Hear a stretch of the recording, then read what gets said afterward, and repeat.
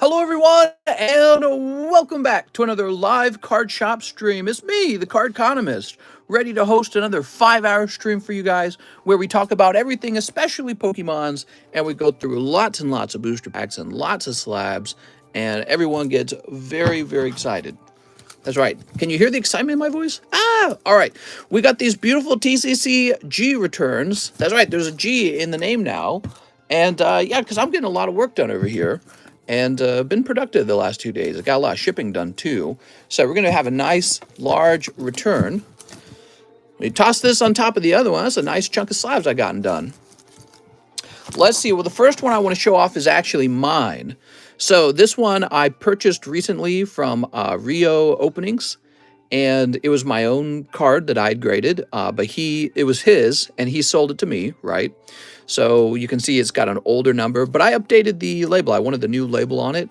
So it's got an updated label. It's just in a fresh slab now, and this is probably going to end up in the live customs or something. I'm not sure. So it's a real cool card, and he sold it to me for just 60 bucks. I thought that was a really good price because I feel like I could sell it for probably closer to 100. It is the Blastoise, and he is not a guaranteed pull in a deck. So if you have a deck of green or red or whatever, or blue or yellow, he's not a guaranteed pull. In fact, usually just one of the starter final evolutions is in a deck, if it's in the deck at all. Many of the decks don't have the final evolutions, the Blastoise, Charizard, Venusaur. Instead, they have the legendary birds, so like Moltres, for example. So this is very lucky to have pulled this. Okay, and I understood that when he put it up for sale. Other people buying it from him might not have understood, but this is a very rare pull.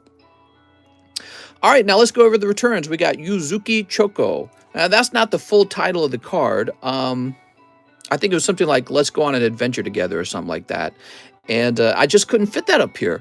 And so I tried different ways of formatting the label, but just putting her name at the top looked nicest. So that's what we got going on here. That's for Joe Harris. Now, I had another one for Joe Harris. Let me go find that. I'll do these together, Joe. I think you had 2 this time. I don't know if you have more. Some of these are quite old. They've been waiting a long time to grade. What's up, Real Anthony? We went a little over 5 hours yesterday, didn't we? We streamed a long time. All right, Joe, your other card is Urshifu VMAX Rapid Strike, and this graded 9, probably because it was too thin on the right. Okay, so 10 and 9 on your grades here. This is Ruben Aguilar. We already revealed this card last time. So when I was getting ready to put this into the shipping box, I noted that the label was kind of tilted.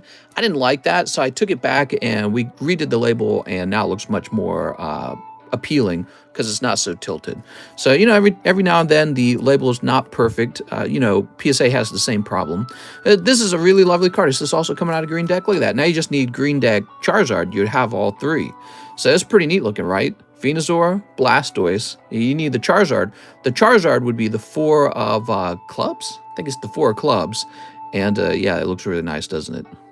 Pretty neat. I could stare at these all day. I might just keep this in my collection. I mean, I was telling myself I could sell it, but actually it looks so nice, I might just keep it. Okay, because again, I know how rare that Blastoise is. Okay, now we've got Robert Wright. We fixed this. Now it says Ace of Clubs. You guys were pointing out correctly that it said Ace of Spades, and that wasn't right. So that's correct.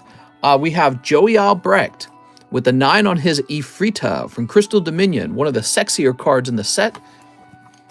Here is Mario Quintana getting a 10. Almost a 9, by the way. Almost came out 9 for off-centering, but, the card was basically perfect in every other regard. And the off-centering was primarily taking place on the back of the card between the left and the right at the bottom. Very close to a 9. But I noted that the off-centering doesn't seem to affect the front of the card the same way it affects the back, and so you got away with the 10. But that's Kobayashi Trusting Dragon Relationship or something like that. Once again, I can't, with these Weiss cards, I can't fit that whole title on. And so, just naming the person, I feel like I head towards that if I can't fit the whole thing on. So that got a 10. It is a signature card. Congratulations. You got Hyun Kim. He has this beautiful Charizard from Top Series 1. It only graded 9, though, I'm afraid. Here is a surprise grade, though. Zach Patch did get a 10 on Slowbro. Wow, man. I got to say, these are really hard to get a 10 on. So I'm pretty happy for him picking up that grade. Just a very clean card, right? And notice the formatting on the label here. blue logo hollow 80.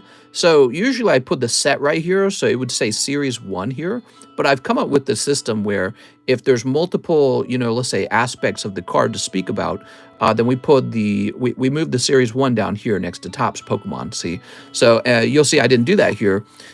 Series 1 made it up on the left. I'm just talking about technical things, really, but that's because there's nothing else to really talk about on this Charizard. It all fits right there on the second line. So yeah, but I like, it's fun kind of playing around with that stuff. What quality do you stream on? I'm assuming that's why quality is so blurry. Anyone order Astral, Radiance, Pokemon Center, ETB? Mr. I see someone in your shorts commenting, talking about you give everything 10s. They're full of it. Oh, yeah, I don't know what they're talking about. I am actually scared that I'm too harsh sometimes. But, I usually help you guys pick out your better cards. And my grading, the truth is, I try to be slightly rougher than I think PSA would be. And that's because I would rather have my grading be looked at as a reliable source for a 10 rather than the way GMA looks. GMA is like, they give out 10s too easily. I don't like that. So I would rather be seen as stricter than softer, right? So here's Pikachu VMAX 10, Vivid Voltage. Many of these cards are modern cards pulled straight out of booster packs, right? So like these 3 cards, they were pulled fresh, all 3 of them. And so they haven't been sitting in anyone's folder. They've been printed probably in like 2021. This was 2020, 22. So these are modern card printers that these were printed out of. Yeah, I mean, look, you got Final Fantasy, and Final Fantasy is real good with their cards. I mean, look how clean that is. It's insanely clean. And it's still got a 9 because during the grading process, if I had to guess, I handed out these grades a little while ago. I probably saw either a vertical or horizontal print line going through, and I said, oh, you're 9 now. You know what I mean? So the grading can be quite harsh. All right, but people of course are going to complain about that. They complain about that with PSA as well. The truth is, if you send a lot of Japanese cards in for grading, many of those will turn into 10s. So here we are, Charmeleon Movie Edition. I wish this one could have been 10 like the Slowbro, but this one, I don't know what was wrong with it. I handed out the grade a while ago. I'm sure there is something causing it to fail the 10, but again, all these cards here, I handed the grade out like a week ago, so I don't remember what caused each of the grades. That's for Darren Thompson. It's a great looking card, by the way, Darren. Here is Oddish, the Weed Pokemon, and that's for Eric Artiega. And you'll notice that the holographic pattern on the card is actually kind of like different colors, like a rainbow. So these are from the same series. They're both Series 1, but this is a blue logo regular holo, and this is a blue logo rainbow holo. See that? Isn't that interesting? So they printed Series 1 with different variations. And PSA does not actually describe that very well. PSA doesn't teach you that when they're grading these particular cards. I think people at PSA are still learning this, but because we open so much of this, we understand it. Here's, we already did this one, I'm sorry. Set that up over there. So now we've got Andrew J. Badonna with Tifa 10. Nice, man. Mister, you're the best. Glad I finally found the channel. Thanks for the great times of pulls. Hey, man, thanks, Dan. Well, thank you for all the support that you've shown and, all the lovely super chats and all that. I really appreciate it, man. It's a mutual thing. I ordered 2 booster boxes of Astral and got them this morning. Damn, dude, that's crazy. So here's Tifa from Crystal Abyss. I believe this is the only Tifa in Crystal Abyss, if I'm not mistaken. It's an okay card. I don't like that you can't really see her because it's a side profile, but, somebody's still going to want it because Tifa's so popular. Trent Caswell, you had me do a reslab. It is not complete. I can do the reslab if you want, but unfortunately, this will not grade 10, okay? So this is world-class grading, I guess. And one of the things I noted about their slab is that their slab is kind of scratchy on the surface. I don't know if that happened later or whatever, but if we zoom in right here, there's like some kind of black speck there. And unless that's meant to be there, I can't give this a 10, okay? So I don't know what that's all about. How could they have missed that? I mean, that's right in the front. That really hinders the beauty of the card. If that's a blemish, that is a very ugly blemish, and you can see it right away. Your eyes are drawn to it. So, yeah, I mean, this card would probably not grade 10. Well, I'm not saying probably. It won't grade 10. The other thing is, overall, it's hard to examine every aspect of the card unless I cracked it out first. But I didn't want to crack it out because I don't want you to lose your 10 with this other grading company. Yeah, this would not grade 10 with me. So I've done your cross grade. Let me know if you want me to reslab it or if you want me to ship it out as is, okay? Okay, we got a few more cards. So we have another Andrew J Badonna picking up a 10 on his Silver Deck Cyndaquil. Very cute. All right. Here's Marcel Torres with a 9 on his Bayleaf. Okay. Madison Payne with a 10 on his Suicune. How cool is that? Man, that's a fancy card. Here's Kevin O'Neill with a 9 on his Pikachu. Kevin O'Neill with a 9 on his Totodile. Here's Hyun Kim with a 10 on his Interlude Diva Ong level 2. That's a secret rare. And Jordan Bruno gets a 9 on his Kangaskhan. Yeah, what is he talking about? I hand out too many 10s. Look at this. Look, 10, 9, 9, 9, 9. Here's a 10, here's a 10. This is an 8. That's worse than a 9. 9, 10, 9, 10, 9. Now, the numbers of 10s versus 9s would be higher if you guys didn't ask me to help you out with like reviews of your cards. Look, this is the 9 pile. This is the 10 pile. They're almost even, which is kind of crazy when you think about it. And this is an 8. So if you toss the 8 in, there's actually fewer 10s than 9s and 8s. Mister, that's why I said they're full of it. Hi, Mister, is the Misty's Tears still here? It sure is. I was going to say you give out advice making the 10s higher. That's precisely right. So actually, if I wasn't handing out advice, we would actually see an even larger pile of 9s probably, or 8s, you know, because sometimes they grade 8. Will there be a Dark Phantasma for English version? Yeah. Real Anthony says, no, the Misty is gone. Yeah, Misty's could be handed out today. It's at $80. Your dollar contribution bring this down. All right, so, and Mr. Trent, that does count as the cross grade. I can re-encapsulate it as part of that. But if you would prefer for it to stay in its original case, I can do that for you as well. Mister, have you graded the Rainbow Palkia V-Star? I put it in before my other express grades. I was wanting to talk to you about that. I didn't see it. So that's why I was asking you what you got in your shipment, because I was wondering if the Palkia arrived in your shipment. So now that you're asking, now I'm going to have to find it.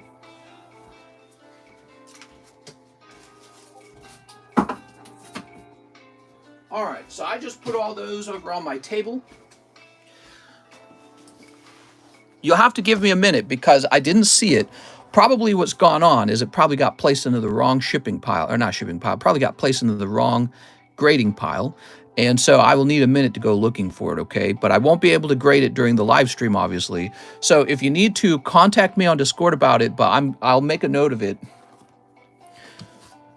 I've already got a note of it in my head. It's like a high priority in my head.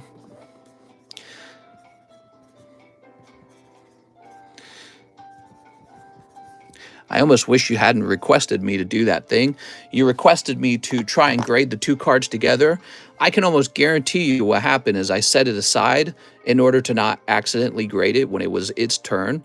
And now I probably can't. You know, it's sitting somewhere safe, I'm sure. But, you know, I spent like 35, 40 minutes looking for it just the other day.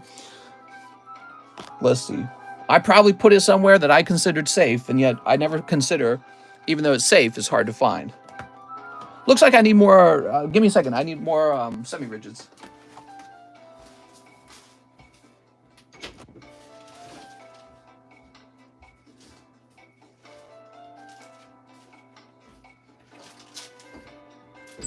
Yeah, I was pulling my hair out just a day or two ago, trying to figure out if I'd already graded it, if I'd already shipped it to you, if it was sitting in a shipping box.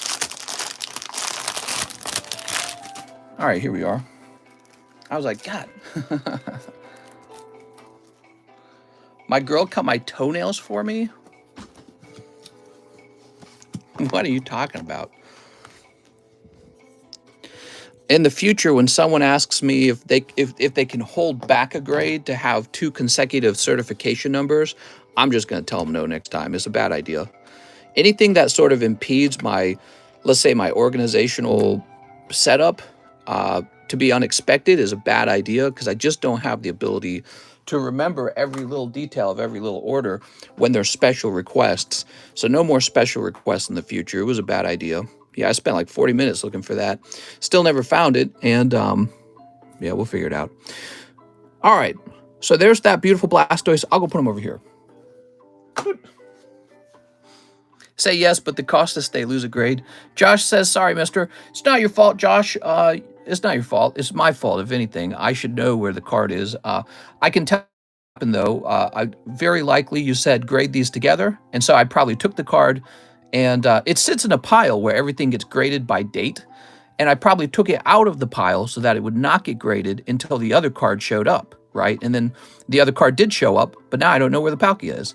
So I put it on some pile, or I put it on some desk or something.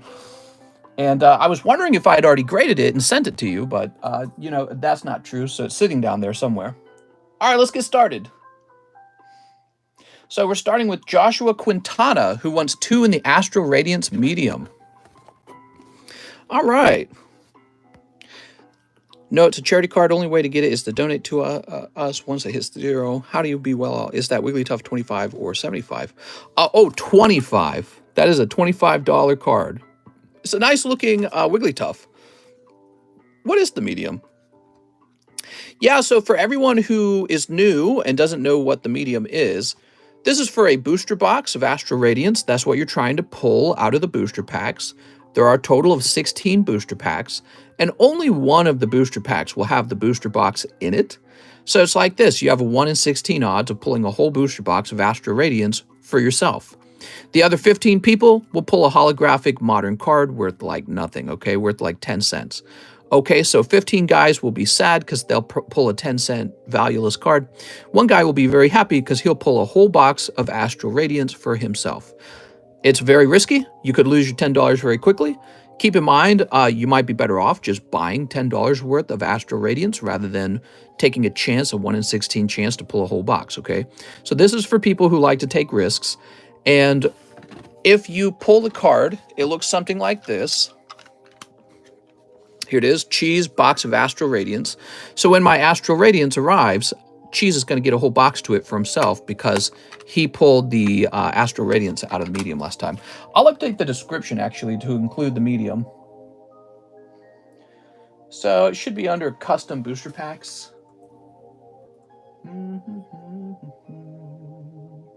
I'll add it in at the bottom.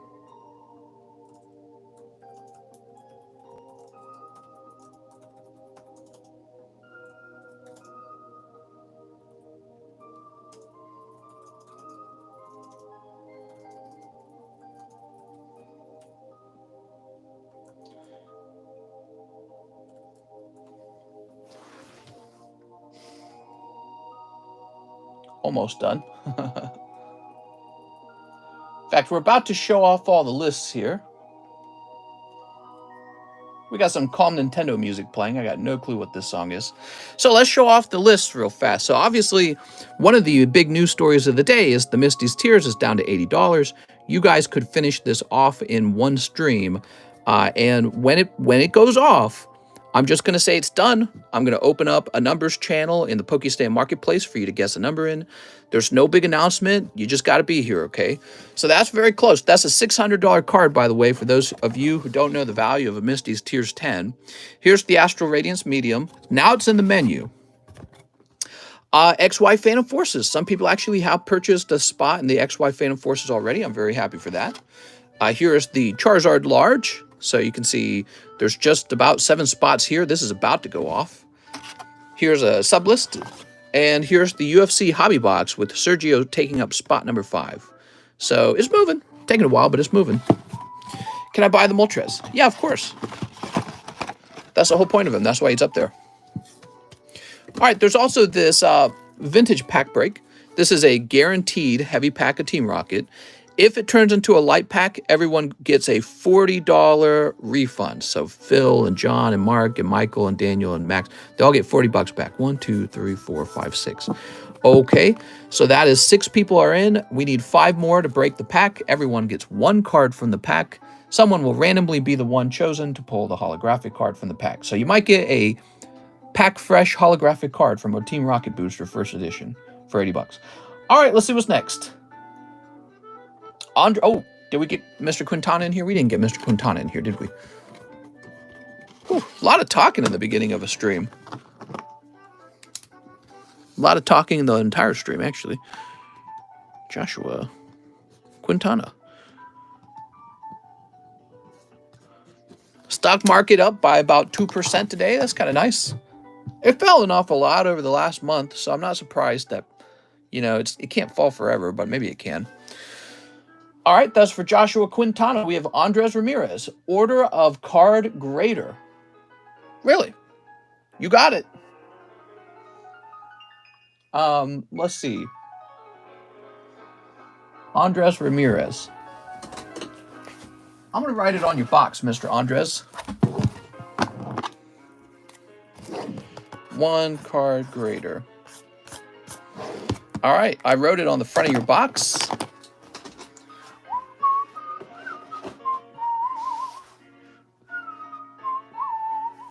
So now we have our friend, Mr. Joey Barton. He wants a live custom and a spot in the medium. You got it, Mr. Joey Barton. How's it going, man?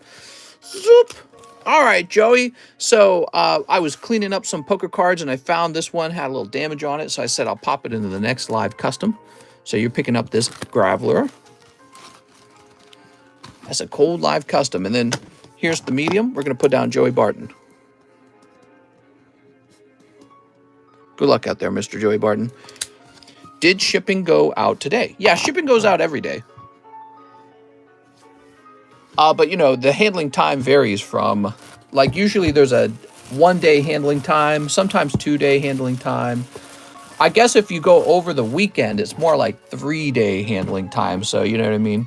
But usually the worst you get is 2-day handling time. That's the worst. But yeah, I mean, if you're going over the weekend, it's going to be 3. Mister, can you show us all the slabs on the table? I could do that, but I'm not going to. Because I never do that, okay? Any vintage packs, says Matthew? There could be vintage packs. Like the Team Rocket Heavy Booster. There we go. Very nice. The problem with requesting that I rotate through all the slabs, every single person requests it.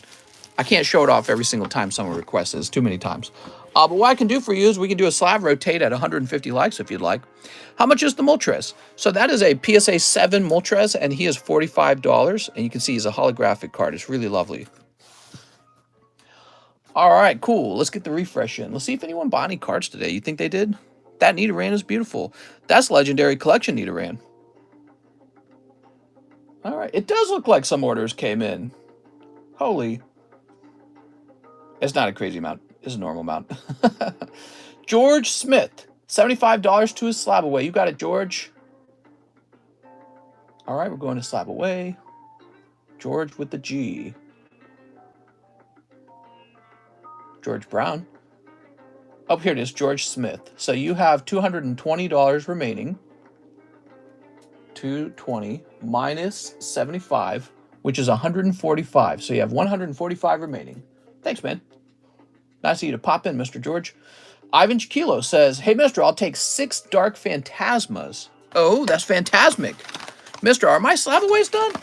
I think you have one that you're still working on. Hold on. Let me look it up for you, Daniel. Let's see. I saw one in there for you. Oh, here we are. What's this? Oh, I see. So you have this beautiful Suicune, pristine Suicune for Daniel Wiseman. It was set to 260. And I'll just tell you how much you have left on it. So Daniel Wiseman has, here it is, $220 remaining on the Suicune. After the stream, can you update the Pricey Slabs channel? I could do a lot of things after the stream, but most importantly, it'll be about 7:30, and I'll probably just go lay down. That's probably what I'll do. I've been working since 8. 1, 2, 3,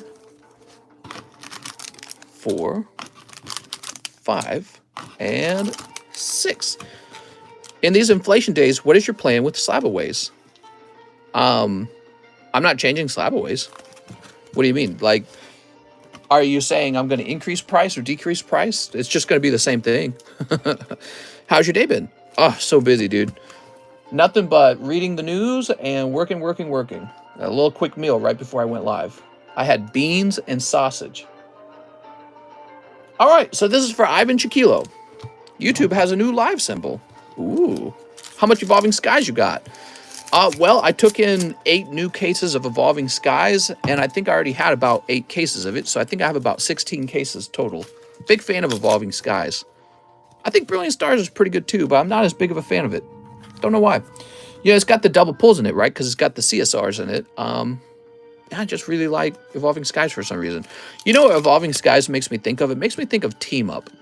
And Team Up's really special because it just has so many solid pulls in the set. And, yeah, I mean, Evolving Skies feels like Team Up. Ooh, oops, Zorark.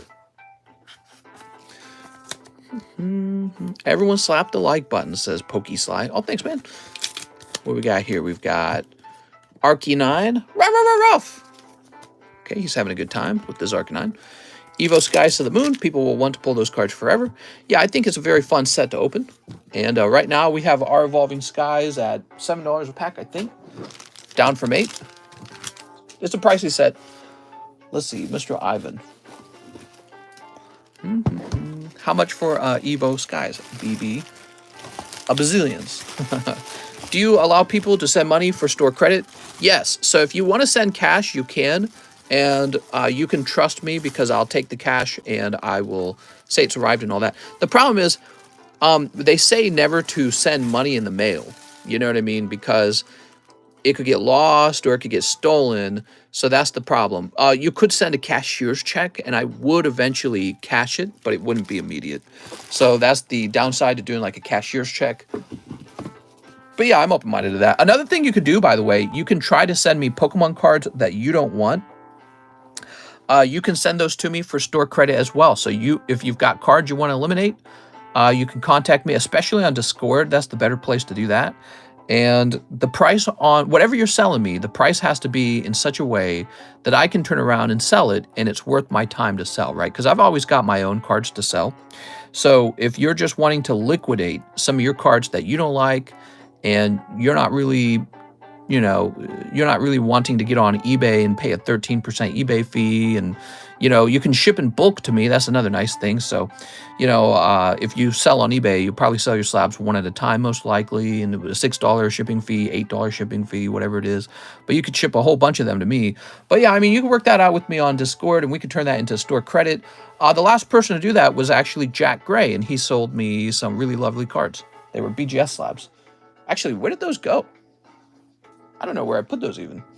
Next up, we got Jordan Estrada. He says, hey, mister, one Bulba Booty Bluester. All right, the Bulba Butts. See what we get out of this Bulba Butt. You got Pipsachu, Surfing Pikachu, and Flying Pikachu. All right, it's a rough pack. 4 Vintage English. You got it, man. 4 Vintage English. All right, let's see. We got 1. If you see a really expensive card I have that you want, that's another thing you can do. You can try trading for it. So if I have like a $1,000 card or $2,000 card, you can try taking your cards and adding them up to be that amount and then trading toward a much more expensive card. And I'll take that trade because I have the means to sell lots of little slabs. I'm very good at it, in fact. So I did that kind of trade with somebody one time. It was a Burning Shadows Charizard. And it was $3,000 at the time, and he traded me a bunch of cheaper Charizards, and they added up to a little bit over the target price for the Burning Chest, so it was worth my time to do the trade. And I just turned around and sold those Charizards later, so it was a nice little trade. Oh, look at that, you picked up Cubone. Cubone, Doduo, Rhyhorn, and Rattata. Trading for Gold Star Charizard. It wouldn't be impossible. Wouldn't be impossible. I'm open-minded to that kind of stuff. I'm always open-minded, especially it depends on how sweet the deal is. You want to make the deal real sweet for me? I'll definitely think about it. So, the more generous you're being, the more likely I'm going to go, yeah, okay, I'll take that, and I'll do all of the work of selling all those little cards, and then you'll take this one big card home with you. All right, let's see what we got. Jordan. You would have to have an awfully good Pokemon card collection to be able to trade for something like that, though. Can we trade for your heart? Don't go breaking my heart. In theory, you could. Every man has a price. There's a price for everything, maybe. Here we go. 3 smoochies and I'm in. I'm down like a clown. Carter Human. Mr. Carter, he says, 1 Donkey Kong. You got it, man. Beautiful Donkey Kong pack. 1 Nintendo game pack. 1 Teenage Mutant Ninja Turtles pack. Oh, I love these. These are some old vintage Topps cards, everybody. Here we are. Look at that, everybody. These are real old. This one's from, does it say? 1989. This is from 1989, and this is from 1982, when you could buy a pack of cards for 30 cents. Think about that, man. Think about how inflation has affected your life. You know, we're only talking about inflation because it's so bad right now, but the government's been secretly, intentionally creating inflation for all these years because they don't want things to get cheaper. Line shout out. Yeah, let's do a quick line shout out. Okay. I'll refresh. We're on Carter Heeman. If you want to know my price, just ask your mother. Oh my God.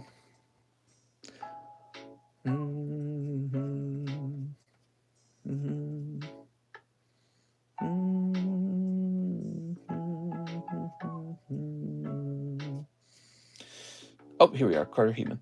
So it goes like this: Daniel Wiseman, Tucker Zuli, Bryce Munzel, Irvin Nava, Joshua Rodriguez, Tyler Nix, Luke Robson, Daniel Wiseman again, Christian Solis, Joshua Rodriguez, Anthony Bejarano, Gustavo Ortiz, Patrick Strader, Maximilian Ubinas, Zach Patch, and PB. All right, that's the current line. Once the dollar wasn't backed by gold, we was effed. What's the grade on the Moltres? The Moltres is a 7. Okay, so back to it. 1 Donkey Kong. Let's get these open. You guys ought to buy a pack of these Donkey Kong Turtles and Mario old Topps packs and just have me ship it to you, and you should just save it and send it out for pack grading. Do you have the gold Giratina Garchomp? No, I do not. Because of inflation, minimum wage has been consistently going down since the 70s. Yeah, well, not going down, but the buying power has not risen, which is sad, because really you would want the buying power to go up, and the price of homes has grown faster than minimum wage. So that is kind of too bad of a problem. Here we are. Another thing that's really changed is the price of healthcare and the price of education. So all 3 of those things became really expensive. The way I see it, the reason they got so bad is because you can take out a loan now to buy a home. You can take a big mortgage out.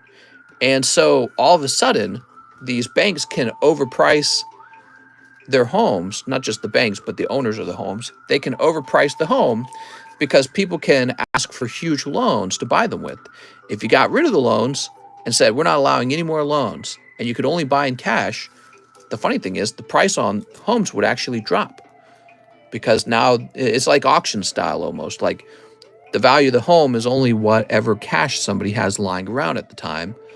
And so yes, mortgages actually allowed the price of homes to balloon. There we go. I feel like food costs more nowadays. It does. Yeah, it does. The price of food costs roughly double for us. My high score. There we go. All right, let's try the Ninja Turtles pack. Print Charizards, not money.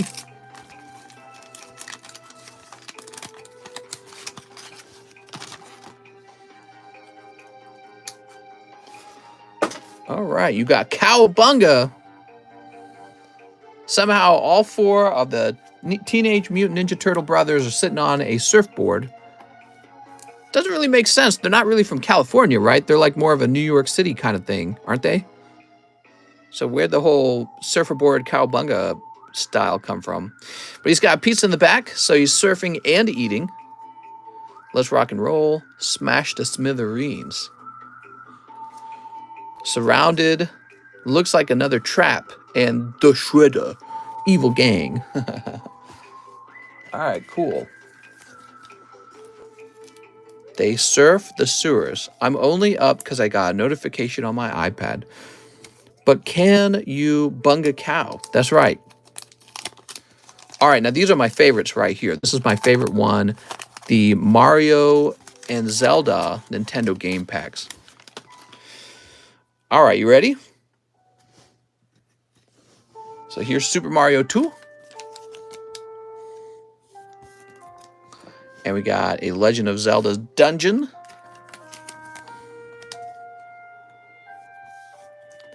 I'll send $20 a week for 1,000 weeks for Subway on that. Chizzy? What's Chizzy? There we go. You talking about the Gold Star Charizard? Well, the thing is, he would probably rise in value faster than, you know, the interest rate on a loan like that. And Punch Out.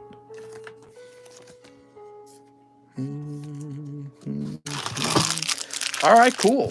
So that was for Carter Hemmon. Hemmon? Carter, now your bag's going to be real thick. Look at all these cards. Yeah, I view these as pretty gradable. Let's not talk about that, says Ryan. Talk about what? Okay, Carter. Let's see. Carl. Aha.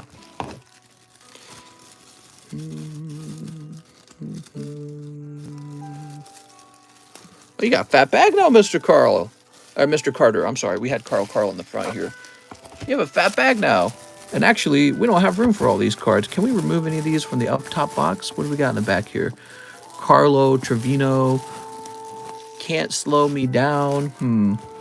Wow, we ran out of room. Okay, so that's interesting. We'll go ahead and take Carl here, our friend Carl, and we will place him on the table now, which is not where you want to be, because next time I have to go looking for your bag, I'm probably not going to guess to check the table. Not until I've exhausted every other location. Daniel Wiseman says 10 of the Digimon Double Diamond, 10 7 Deadly Sin, 1 more Phantom Forces pack, and 6 Team Up. All right, Team Up's probably sold out now. I don't know if I even have 6 left, but they'll be going out of the menu. I suppose I could replace them. 1, 2, 3, 4. So you're going to have 4 now, huh? There you go. Mister, you should make a slab check for a few bucks, just like the line call. Yeah, I mean, if you want, you can do $4. I mean, we had that in the past. The problem is people were constantly paying for it. And so it was so popular that it was causing me a slowdown in opening packs. Of course, that was during the nighttime stream. The nighttime stream was so busy. And this is true. The nighttime stream was so busy that people would wait a full 2 hours to see their cards opened. And that was me running at full speed too, right? But, you know, also that has to do with the time of the year too, right? So sometimes, like during the summertime, we're slow. During the wintertime, many orders. Christmas time, right? It's crazy during Christmas time. So 10 Digimon Double Diamond. My old dog passed away, and we buried him this morning. I hate to hear that, man. He's in doggy heaven now, though. What's the best bait for catfish? We use chicken livers. Yeah, my dad would use chicken livers. That was a potential bait. But you know what bait he used the most? He would catch minnows in a stream. So we would catch fish from a stream or a creek, and then we would hook them just just below their top little fin, and we'd toss them in the water in the river, and they'd still be alive. So they would swim around, and that was his favorite bait to use. Live bait. 1, 2, 3, 4, 5, 6, 7, 8, 9, 10. There we go.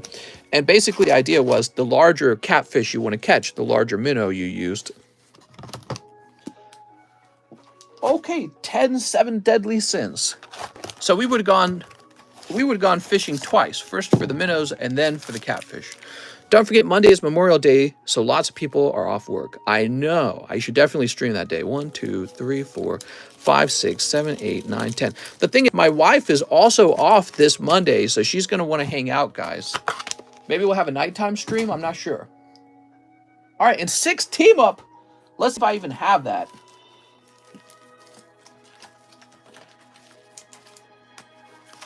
One, 2, 3, 4, 5, 6. All right. I have exactly 2 packs of Team Up left after this. So there are 2 packs of Team Up left. And let's get these out of their holders.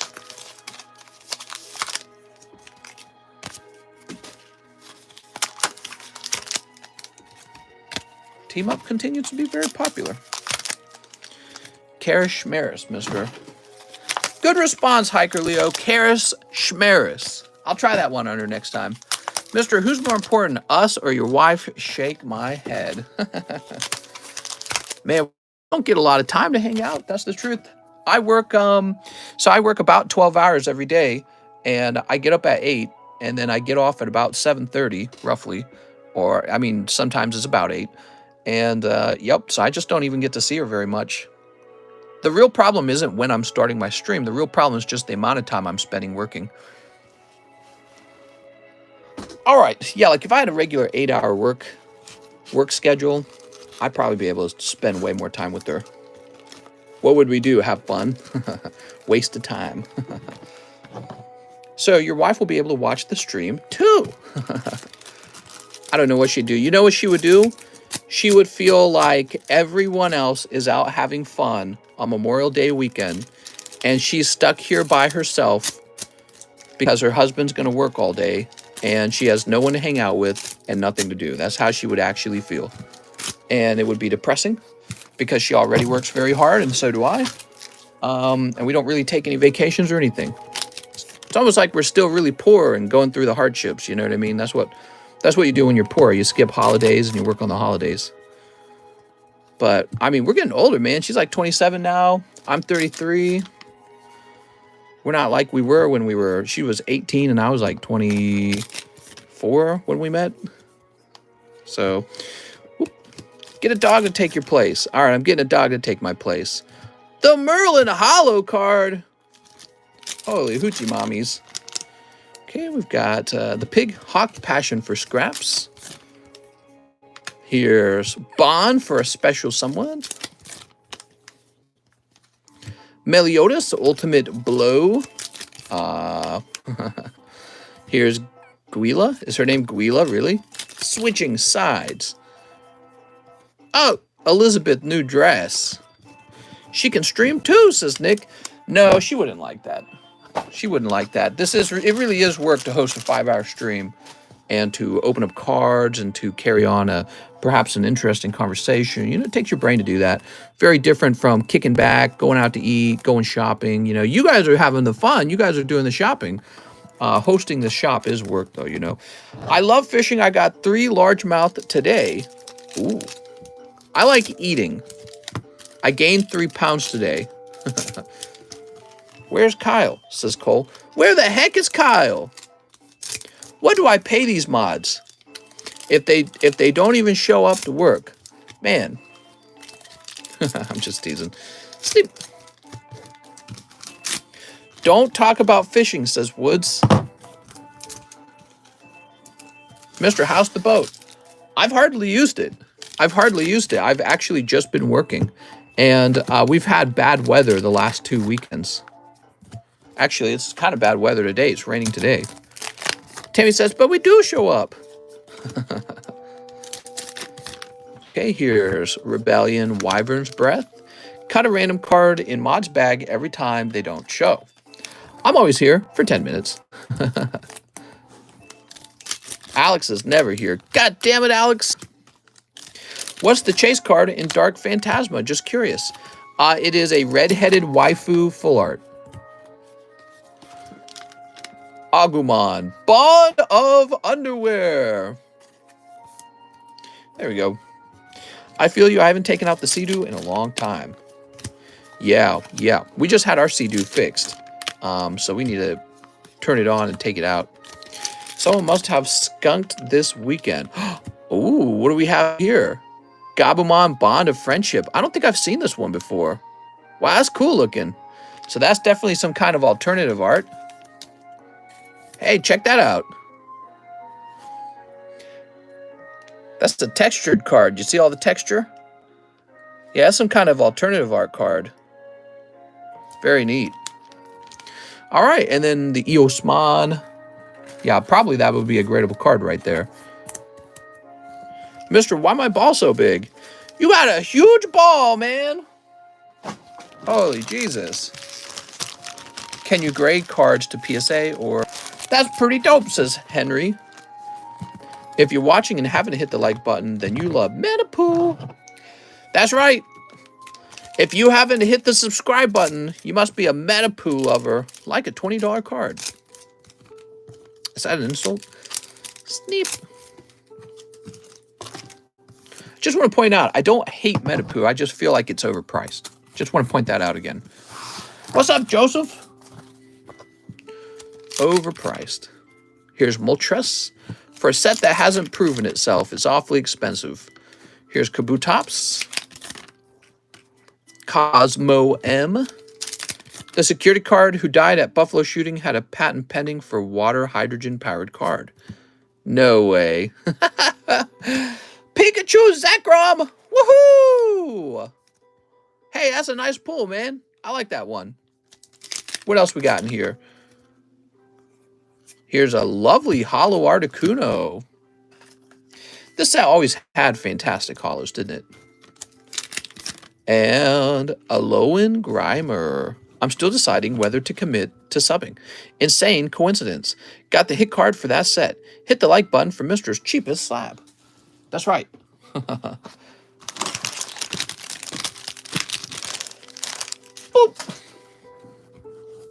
I ought to have you guys do some research on the most fun way to destroy cards, including graded cards, like maybe a shredding machine or a grinding machine or something. And then I'll take some money, I'll buy the machine, and we'll start a series where we destroy Pokemon cards for fun. Especially like Pokemon cards that we want to reduce the population on, or like junk slabs, or just Pokemon that we find very annoying. And we'll like... I'll have the grinder somewhere, and you can send the card to the grinder. Not the best round. Yeah, the Pikachu Zekrom is, compared to the price of the booster, it's kind of tough. It does look well-centered, so that's good. It's looking like a well-centered card. And you know what would have been worse, though, Dan, is if you didn't pull anything. So that's always possible with those packs. You know, it's not guaranteed every round has a big hit in it.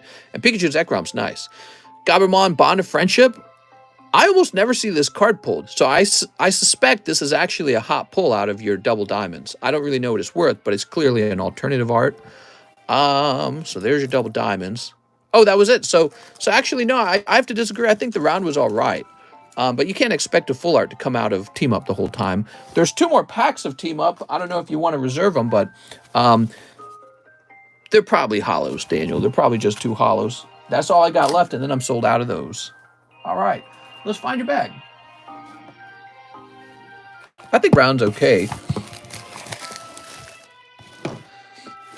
I know from experience that the pull rate on cards is very bad. Card pull rates are always really tough. So I think what happens is if you pull something hot, the feeling is kind of like, okay, my next round's going to be hot too. Well, the truth is, your odds of having a hot round is like, so if you're ordering like 5 or 6 at a time, let's say you're ordering 6 packs at a time, your odds of pulling a hot card are typically still like 1 out of 6. So you know what I mean? So if you've gotten lucky in the past, it can give you a view of how lucky you'll be in the future that might be a little off. Tucker Zuli says 2 brilliant stars. All right, let's get you 2 brilliant stars. How are you, Cole? Here we are. I might have a bag, but it's been a while, so I'm not sure. Sorry about that. My name is Tucker Zuli. It's Tucker Zuli. I recognize your name. You might have a bag, huh? Well, I don't feel like I've run across a Tucker Zuli bag in a long time. But we can take a brief look. Do you know if it's a large bag? I feel like it wouldn't be, actually. Here's Kimiko. It's John. What's up, John? John, get your booty over here. He said June 23rd is when he'll be over here. Here we are. All right, Tucker, you pull Ariados. Pokemon are loot boxes. They're like loot boxes. Pretty good. Break's almost over, though. HBU. Break? What are you talking about? It would be small, says Tucker Zuli. So we're looking for a Tucker Zuli small bag.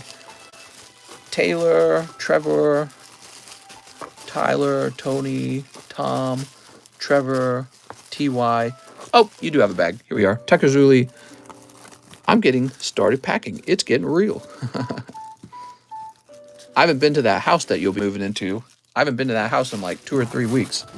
I bet the grass is all super long and gross. Set up a recycling plant in your backyard. Mix slabs then in with bulk recycle and reprint counterfeit version of the card. Some kind of card grinder would be really fun. June 23rd is my wedding. Anyone pull the power plant from Cosmic Eclipse? I love gold. Hey, mister, what's up, y'all? What's up, Mike? Next up, we got Bryce Musel. Bulbas Butt, live custom, brilliant star snipe, and is my rainbow Samuel Rock graded? I saw my Merlin stickers have been graded and the rainbow was submitted before. So I was grading all of the stickers at that time. So no, your other card is still waiting to be graded, and it could wait a while to be graded too. Okay, so you got to go a little early because I was doing all the stickers at that time, from like a current month or something like that. All right, let's get these open. Bulbas Butt. Oh, picking up one of these reverse hollow Pikachus. Nice, man. That's a Japanese exclusive card. And it's actually a hard card to pull because not every card had the reverse hollow pattern. Maybe one card every couple packs had the reverse hollow pattern, and for it to land on this particular Pikachu card was really rare. So this card would come out at like maybe one every 25 booster packs, I feel. Maybe less than that. Okay, and then what's the other? A live custom, right? Cosmo. Oof, cold.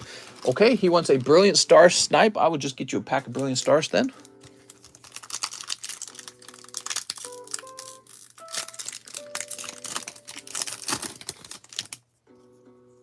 Staryu and Drampa. I was trying to look up the pop for the Umbreon alternative art in PSA 10. I think I saw it was 28, but I've never looked up cards before. Could you help me confirm that? No, that's no way that's correct. The population for the alternative art Umbreon is probably like 400 by now, if I had to guess. Could be higher than that, but yeah, it's probably much, much, much higher than 28. All right, Bryce. Mr. Bryce.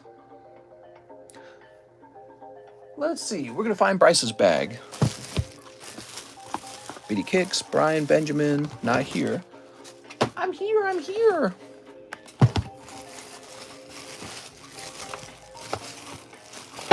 Ah, Bryce, you have a fat bag, Bryce. Holy Jesus, dude.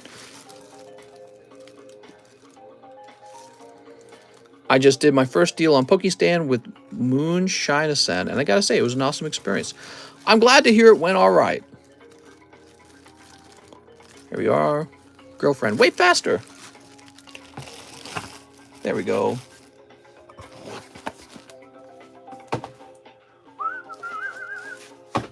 All right. Let's see what we got in this pile. Let's get the most expensive card to the front for each pile.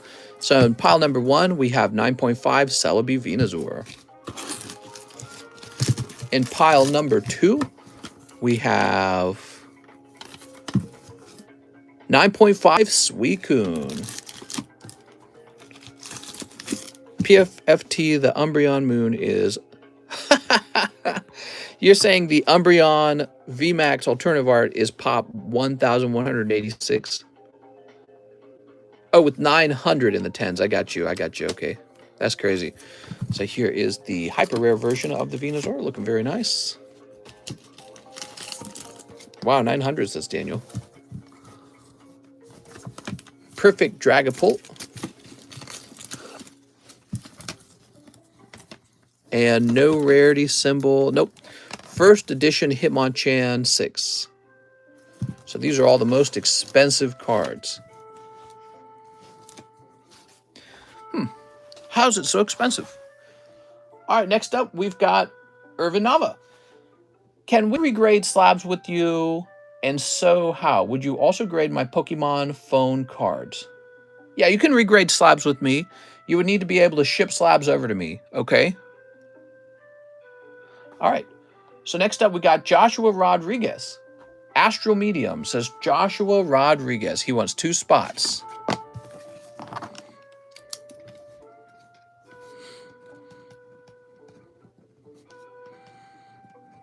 I'm going to start doing ... for Rodriguez names. Rodriguez is a really common last name, and it's a really long name to write out.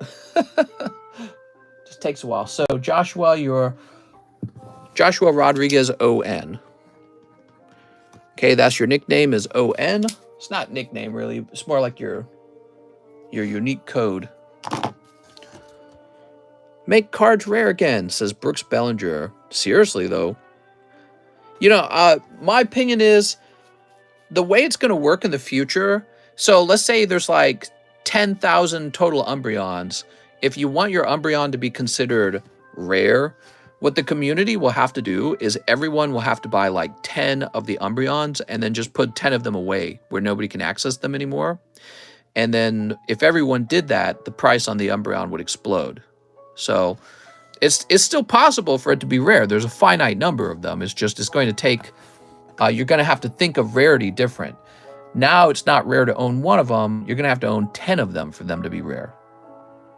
Right? And we don't think of cards that way. We think of cards as, here I'm going to own one of these and it's a rare card. For the Umbreon to be rare, everyone will have to bother buying 10 of them. Okay, so who's next? Now we got Tyler Nix. 2 of the Astral Radiance. All right. Tyler Nix.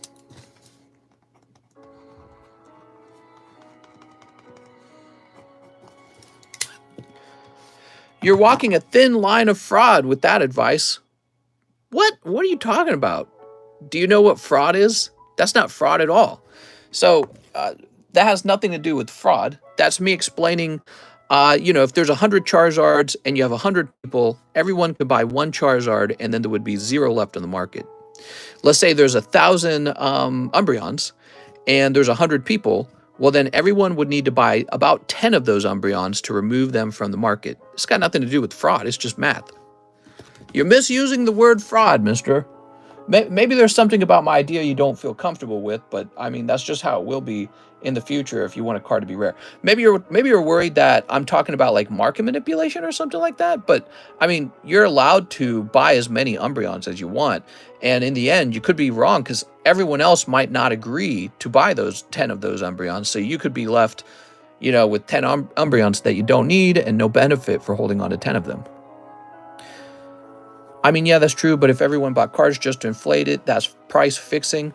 Not at all. No, that's actually not true. So that's how it works. It's like, think about gold. Gold's rare. What if I just told everyone to buy as much gold as they could?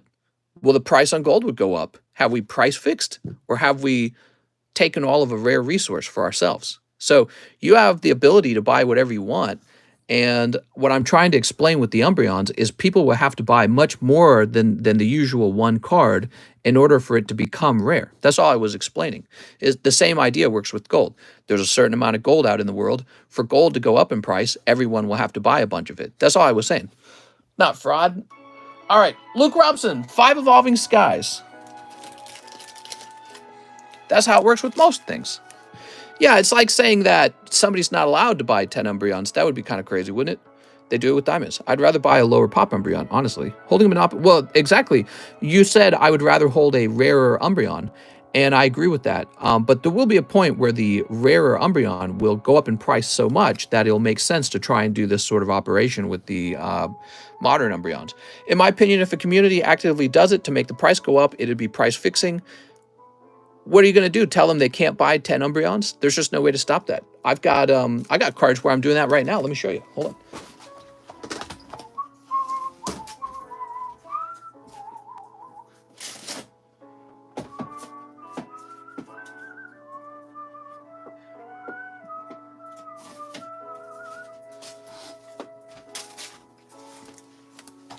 All right, here we go. Here we go. This costs way more than most cards anyways. Karen's Umbreon, 1, 2, 3, 4, 5. So what are you going to do? You're going to tell me I can't buy another Umbreon if I want another one? 41s only!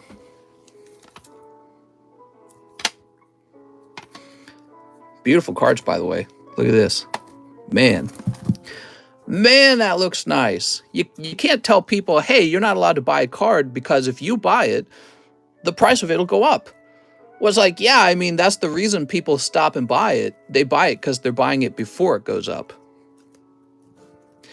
I think you as an individual can have as many as you want. The problem was in making a whole community buy it out just to make it go up. Well, that's what's already happening. How do you think the price of this card got to $1,800? Because everyone wanted to buy one before the price went up. And there's a limited number of these in the world. And so as every time you buy a card, you make it more rare. So I wasn't suggesting we create some kind of cartel where we buy up all the Umbreons and then, all right, so we've done it. As a community, we specifically bought up one card and drove up the price. But let's say that we did want to do that. Who's going to stop us? There's no law saying you can't do that. That's what happened with GameStop, right? You mad because people bought a lot of GameStop all at the same time? Or are you mad because people bought a lot of AMC at the same time? There's nothing, I mean, they take a gamble when they do that. The gamble is maybe GameStop, somebody's left holding the bag because they believed in buying all the GameStop and they bought in at the peak, right? So, I mean, everything's fair game all the time. And the idea that I was trying to show, though, was that you would need to have everyone buy about 10 Umbreons for them to see a price rise. And so that's why I was trying to explain the math behind what would need to happen for the price to rise. I wasn't necessarily saying, let's all go buy 10 of those Umbreons. Of course, you could, and maybe we will pick out a card as a group. Maybe we'll pick out a card in the future, and we'll do that with that card. I don't know. I think that would be very cool, actually, to show that we could have an influence on the market. All right, I got to put these somewhere safe.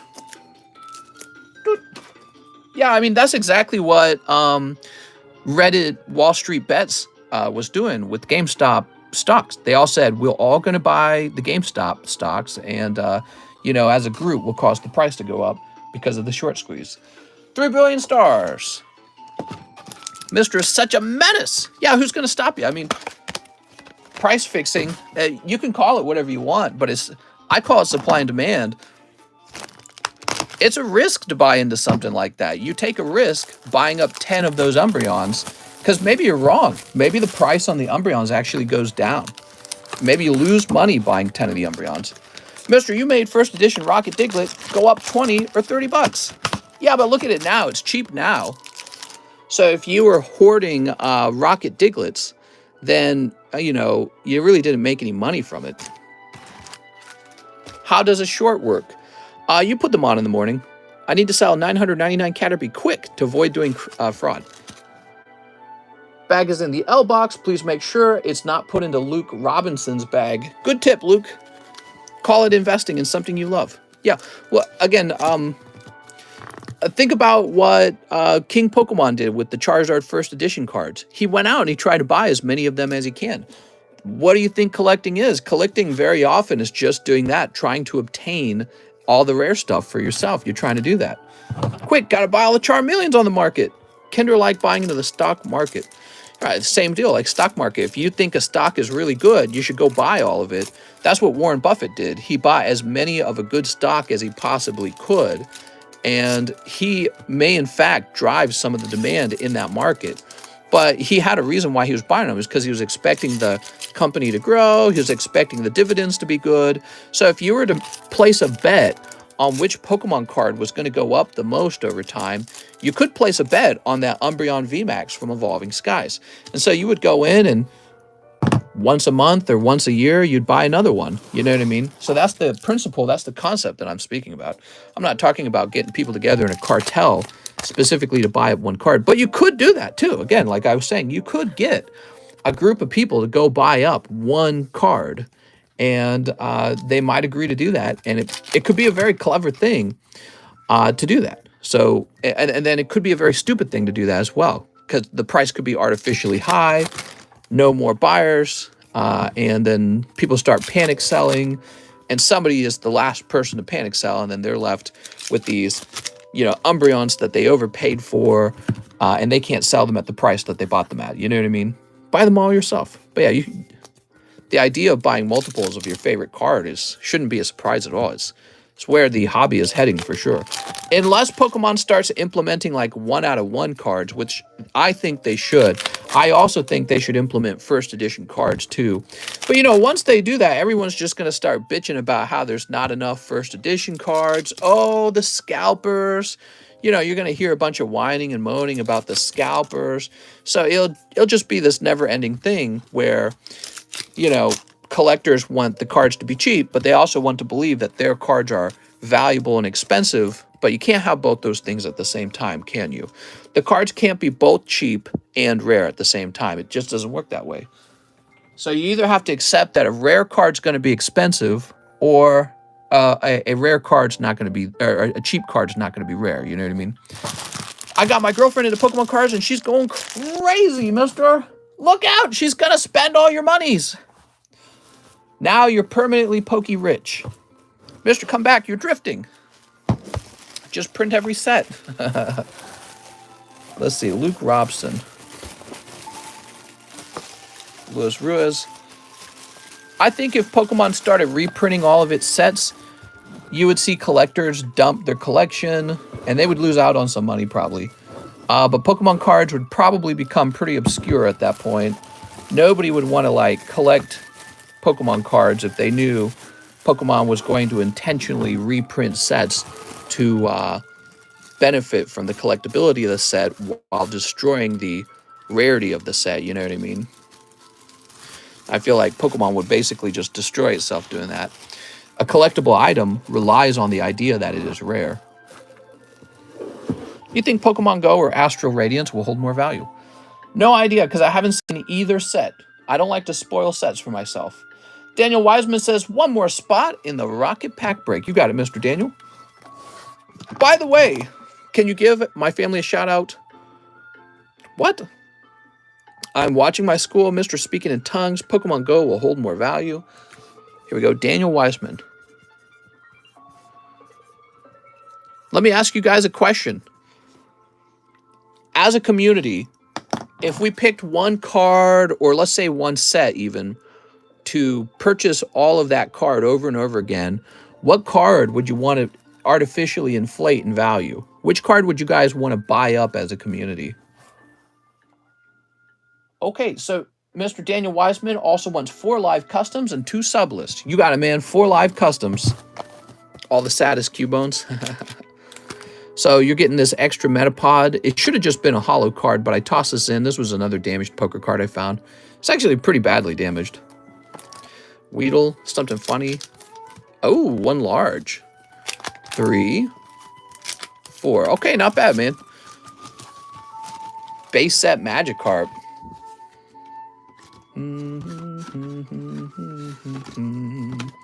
Shining Charizard. Daniel says, I'd love to do this. LBV Alt Art. Champions Path promo Charizard. Now, see, Mike's side's got maybe the right idea here, because maybe you would want to make a card that's not considered rare, sort of a rare card. You know what I mean? But this would rely on everyone holding, and I don't know if they really would. See, that's why I'm saying it's not truly fraud. It really does take everyone. I mean, you can't truly control everyone. It's not a proper use of the word fraud either way. But yeah, it would actually be hard to get everyone to agree to buy that card over and over again. All right, so this is going to say Daniel Wiseman. There we go. Hodl Pokies. There we go. Daniel Wiseman. G2 best pens. I agree. And 2 in the sub list. All right, so I shouldn't put this away so fast. So now you're going to get 6 and 7 as well. So Daniel, you have 5, 6, 7. Pump and dump Pokies. There's 43,000 of those Champion Path Charizards just with PSA. Do you mean 4,300? Evolution's Farfetch'd. That's really weirdly specific. All right.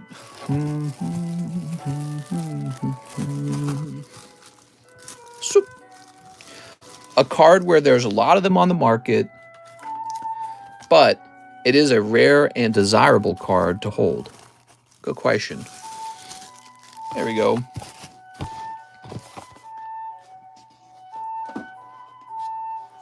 Next up, we have Christian Solis.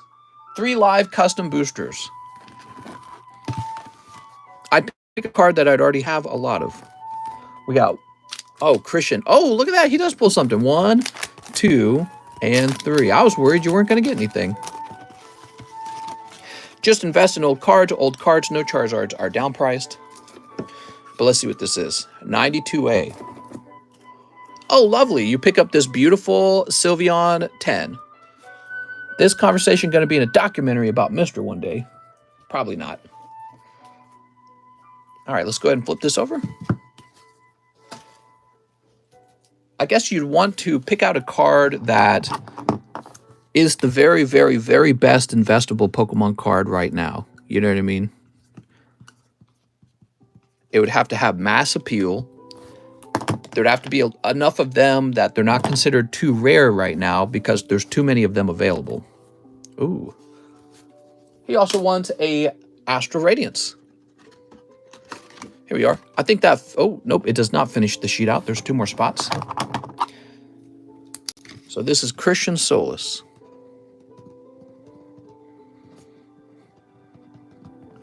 Do we have a Pokemon that's a bit of a mascot or something for this community? I don't really feel like we do. Diglett's all I can think of, really, because we do the whole biggest Diglett, which I think is funny. It could actually be the Rocket Diglett, but... Did you get to my order? What's up, Giovanni? Not yet. Did you have a previous order? Hold on, let me see.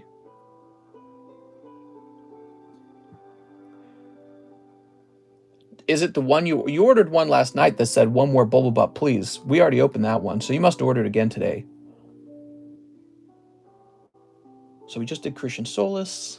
Joshua Rodriguez says another 2 in the Astral medium. Mister, I had 2 orders that were the same. I don't know if you missed it. Well, you had this one here, and I just reached another one that says 2 more in the Astral Radiance. So we'll be doing this. Okay, there you go. So this is ready to go off now.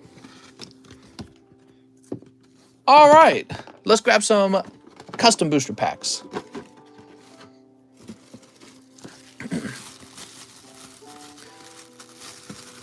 Oh, by the way, we throw this away now because we spent it on the Charizard Large. I just missed it. What was in it, if you remember? I'm afraid I don't remember. It would have been at the end of yesterday's stream, okay? 1, 2, 3, 4, 5, 6, 7, 8, 9, 10, 11, 12, 13, 14, 15, 16. There we go. So we got 16 packs. Why don't you guys vote on the card that we should all purchase?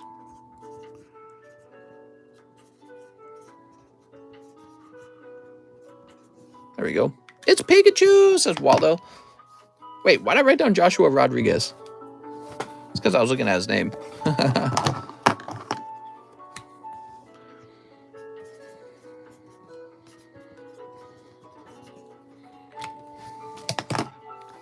Okay, there we go. Please shout out to the brother family, because we all watching. Shining Fates Ditto VMAX. First edition Caterpie. I feel like, you know, picking a card like Diglett will never truly work. You know why? Because we're the only group that's going to buy it. Okay, so we should pick a card with mass appeal as well. So card with mass appeal. I think Mike's side was kind of right when he said something like Champion's Path Charizard. But, you know, in the long run, it doesn't really make sense for us to burn all of our money making the... Yeah, no, this is a bad choice, actually. It's a bad choice. I'm thinking about it from like a financial point of view. There's a lot of people already holding the Champion's Path Charizard out there, and we would just be doing the work of making their card valuable for them by expending our finances in a risky sort of... Because they might not even be done printing that card, and certainly not all of them are done being pulled. I think it's a bad idea. If we did something like that, if we targeted one card, we would probably target it for like an old vintage set or something. But I don't know. I don't know. It sounds overall like a bad idea. All right, here goes. Can I get a number? Hello, mister. I hope you're having a great day. I'm having a pretty good day.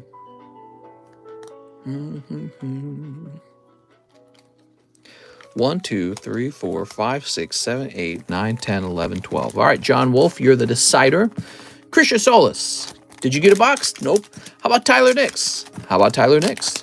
How about Thomas Smart?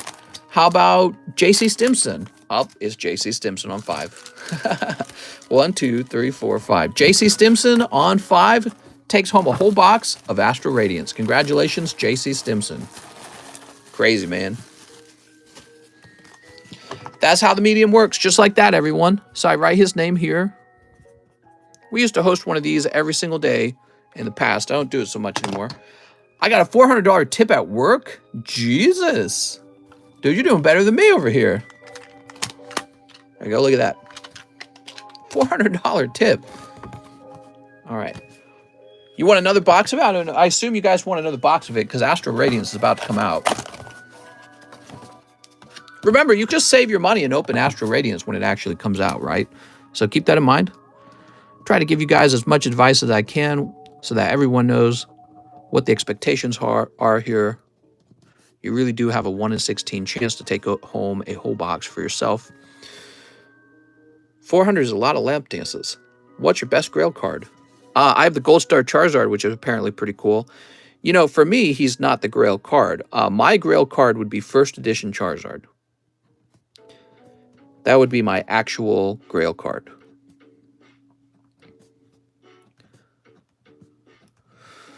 $13, $14, $15, $16. There we go.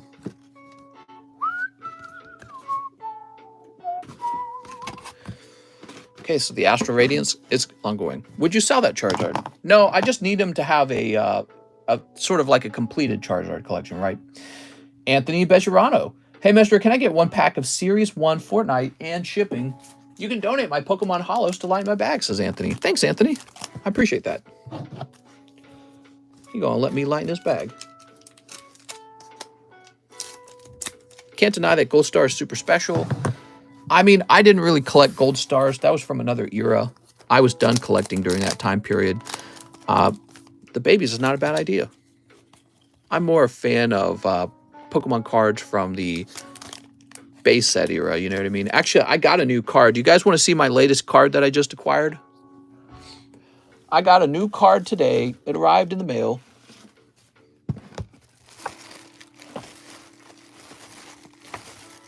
Roberts. Let's see.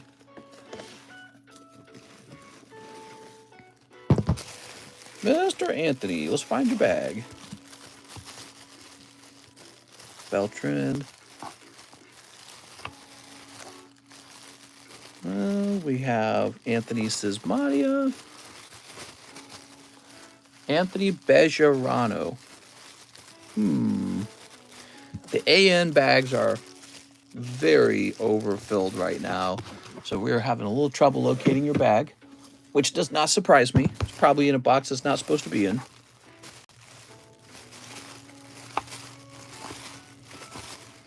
Not in here. Let's try this box here. Anthony Shime, Abigail. Anthony Bejarano. We found you. Cool. Whew. Crazy, dude. That's crazy, mister. Yeah, we had you in a box that you wouldn't normally go into. Now, you said you can donate my Pokemon Hollows to light my bag. Well, that would be these guys right here. I think that's it. What's up, Jack Sutton? How's it going, man? Thanks, Anthony. Yeah, I appreciate it. Anytime you guys donate hollows, I really do appreciate it. Let me jump in. It looks like we're shipping you for the first time.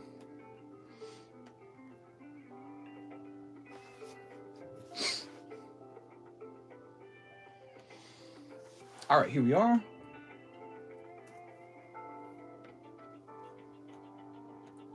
And let me grab your email. I'm using the address that begins with 84.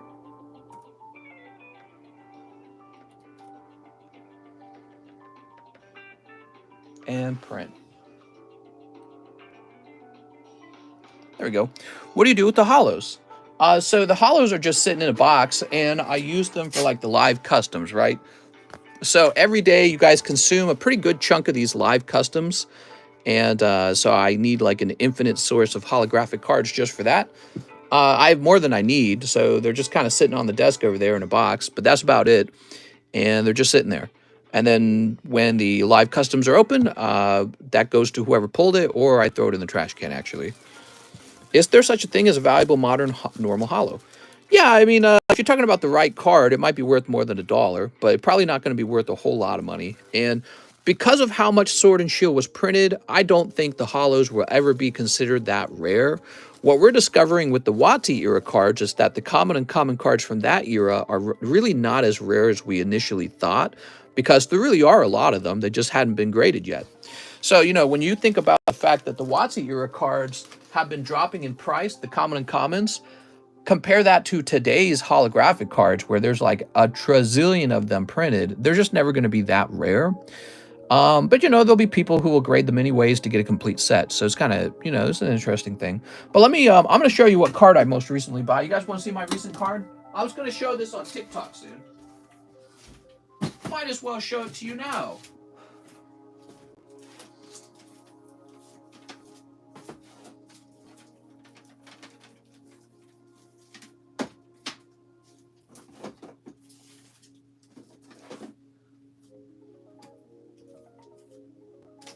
Oh, here it is.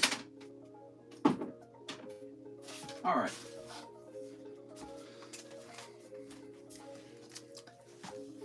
Oh, my neighbor's here. Look at the car my neighbor has. Look at this.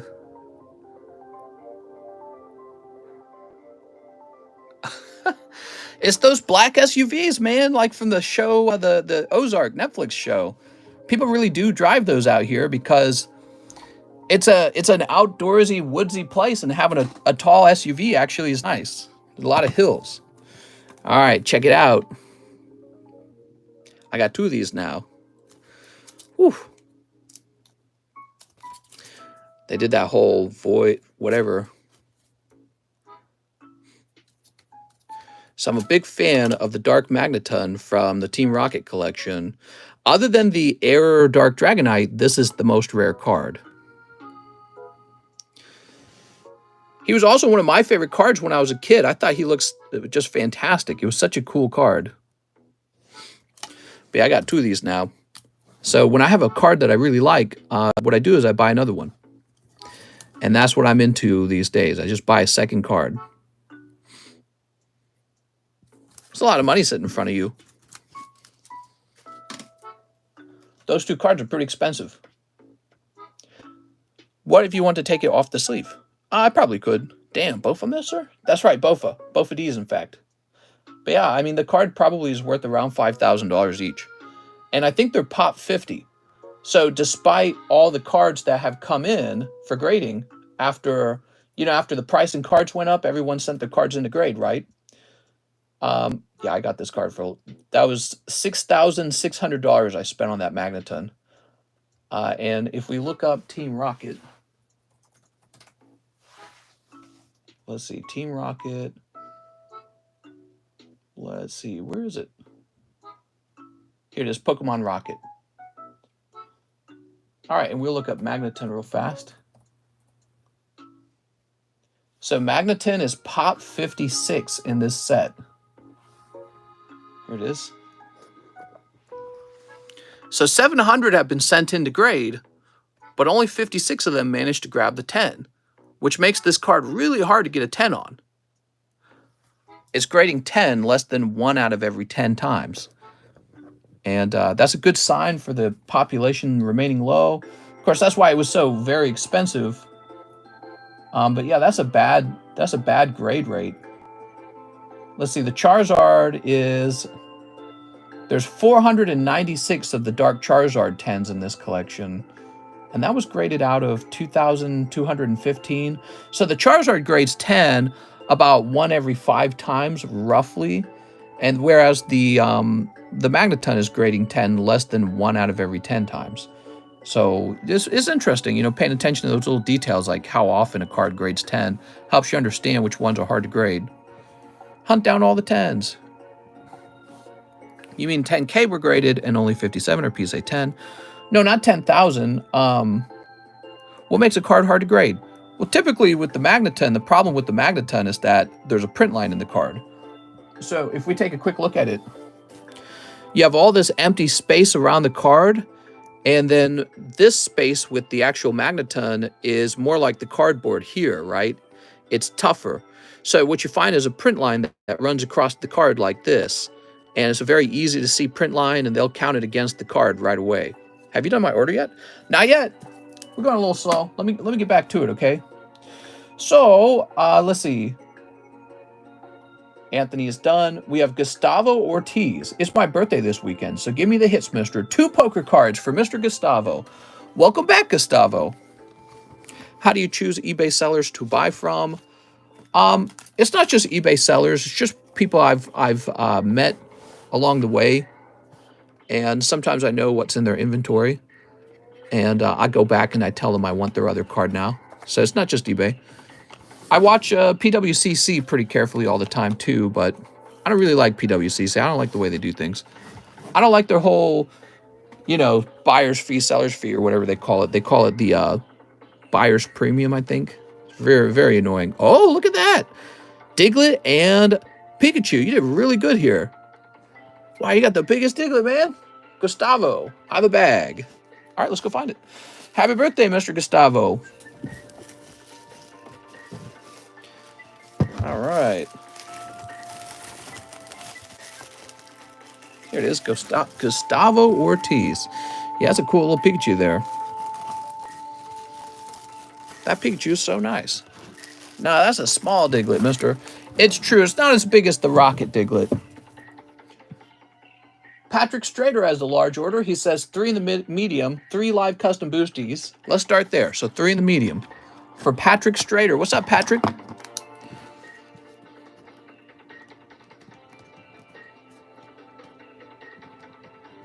We'll give you 4, 5, and 6, okay? My girlfriend says it's the perfect size. Oh, I'm sorry. Gustavo, he says, thank you. No problem, man. 3 live custom boosties. All right, you ready? Are you scared? I'd be scared. 1, 2, and 3. Ooh, what's this all about? My girlfriend says the big Diglett's hurt her. Oh, my God. So, 47. That's not good. That's not matching up with what's in my box. Give me a minute. So this is 36. Oh, and this is 47. All right, very good. I think they're just out of order. All right, not bad. So that's a 9.5 Umbreon and a 10 Grass Energy from the Bulbasaur deck. See, it's got a little Bulbasaur down there. How cute is that? Not bad. So you got those, both of them.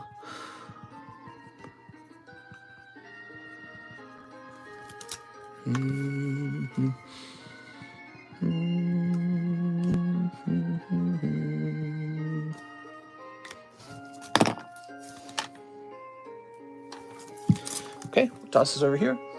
He says he wants 8 Space Jugglers. Okay, let's get 8 Space Jugglers.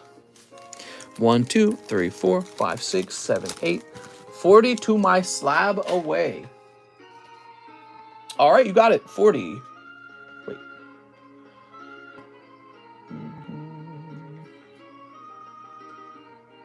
Here we are. That means you have $110 left. All right, let's go ahead and snip this up. What are we going to pull out of here?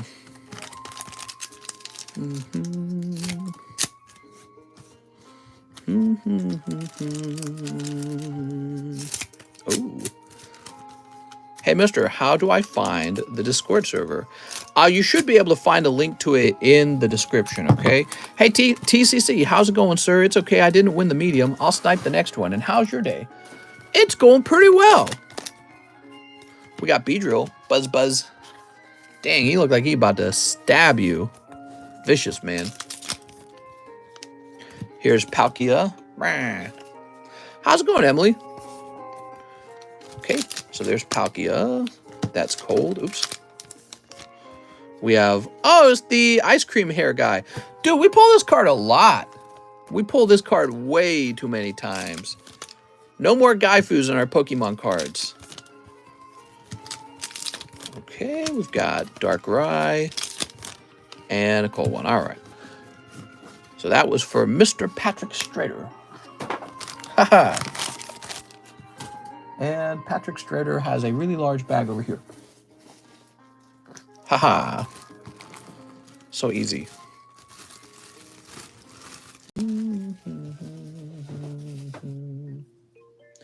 Maximilian Ubinus. 3 live customs. What the heck? You guys suddenly want live customs. 1, 2, 3. Ah, it's cold round, Maximilian. Cold round, Mr. Maximilian. I'm sorry, man. It's everyone's worst nightmare. We have Zach Patch. Bulk grading for 2 items in my bag. Okay, we can do that.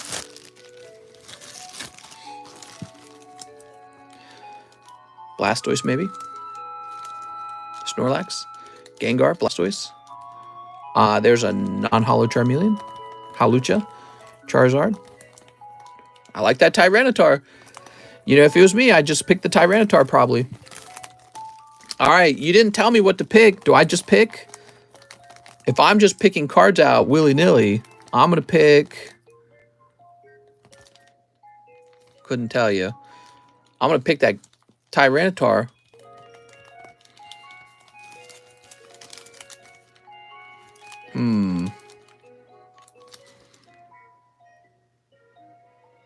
I know you like Charmeleon. I couldn't...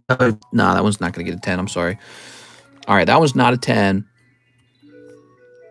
You pick, mister. Probably this Raichu, then. The Raichu's going to be an easy 10, in my opinion. Dark Phantasma seems a little underwhelming, says Kyle. What are you talking about? It's great. The only problem with Dark Phantasma is it's a very, very small set. There's like hardly any pulls in it. So you're done pulling the entire set in like 2 booster boxes. Here we go. There's Raichu. Got no problem with it at all.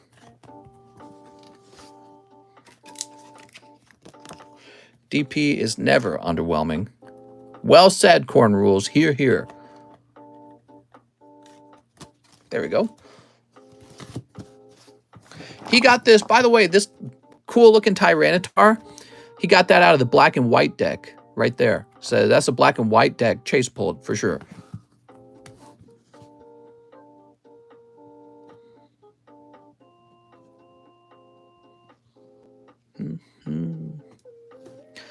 Minecraft, better than all games. Jack, sadly, I only own 1 slab. I got it way back in the day. I already got pretty much what I want out of the Dark Phantasmas.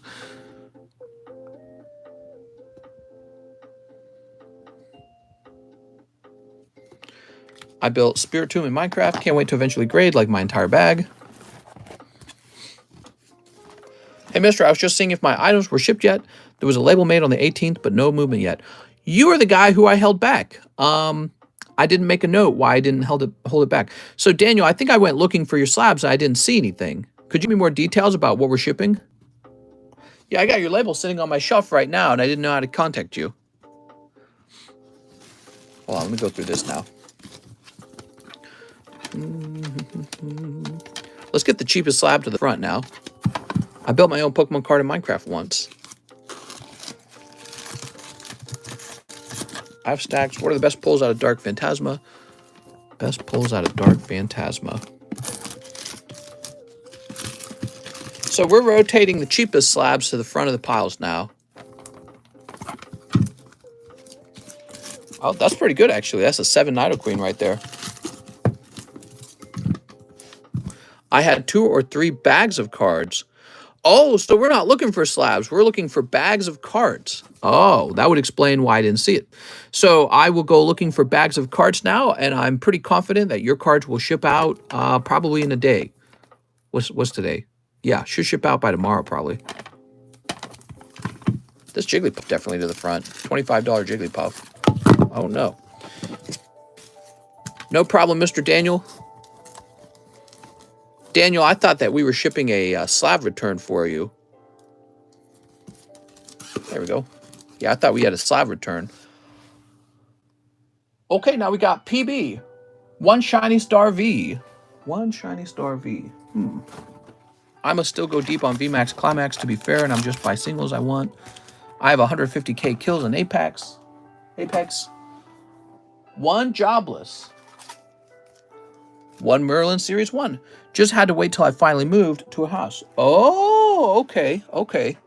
Wow. Yeah, that whole time I thought that was a slab return label.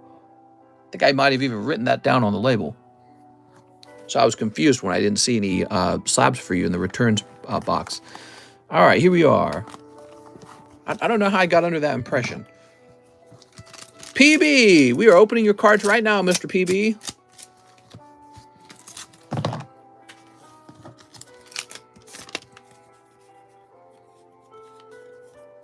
You got 2 hollows. Wow. And let's see what we got in the shiny star. We got Score Bunny. We got Indeedee's Sniper Gang. I just throw those cards away. All right, so those were kind of cold. How about this Merlin Series Sticker 1? You know, I know you guys are scared of Series 2, but it's Series 2 that has the holographic Charizard. You guys know that, right? Surprised that you guys open so many of these, but you don't open the ones that are actually kind of good. Okay, you got a little Psyduck. I mean, you could pull non-holo Charizard out of here, so that's still pretty cool. Also, a holo Charmeleon is kind of neat. Gengar and Snorlax is in Series 1, so it's got plenty of hits. Just surprised we don't see the Merlin Series 1 going. Who's Indeedee? Series 1 is much, much cheaper, says Zach. Yeah, I get that. I get that. Are your slabs listed on Discord? A few of them are. Yeah, a few of them are.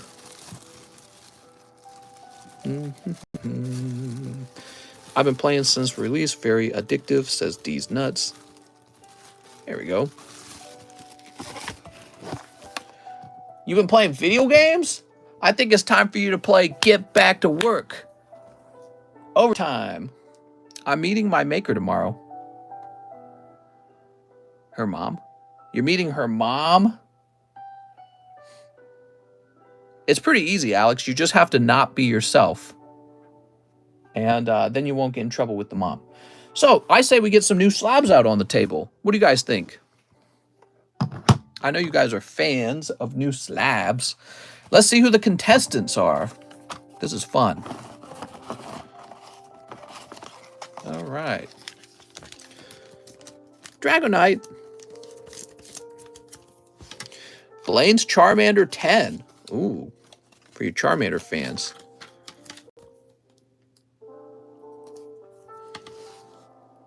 Okay, and now we've got... Is her mom hot? Mister, I'm going on a date tomorrow. Should I bring my Pokemon binder to impress her? Yes, absolutely. Absolutely. There we go. Gardevoir. Okay.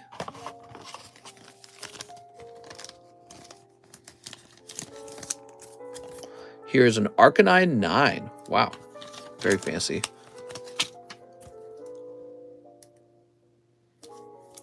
There we go. And here is a Sylveon 10. I'm bringing my signed Shuckle for good luck. Oh my god. Show her your Diglett. You had an unpriced slab in the Nidoqueen stack. Really?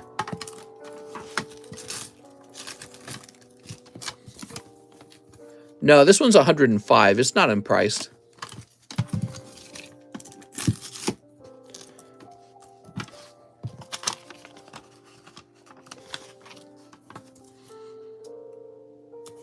There we go.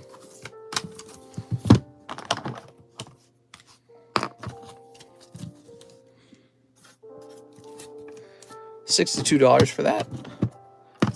And the Metacam is 105.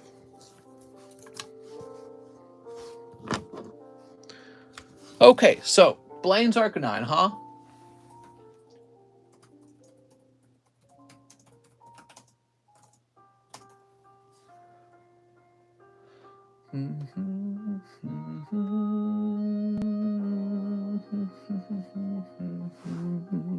Wow.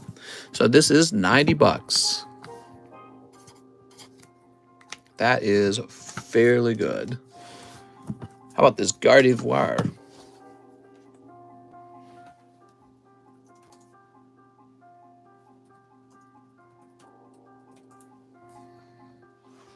Wow, very expensive, in fact.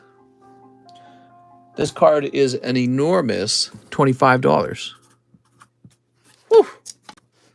That's too spicy for me. Well, how about this cute little Blaine's Charmander? He's actually an old card.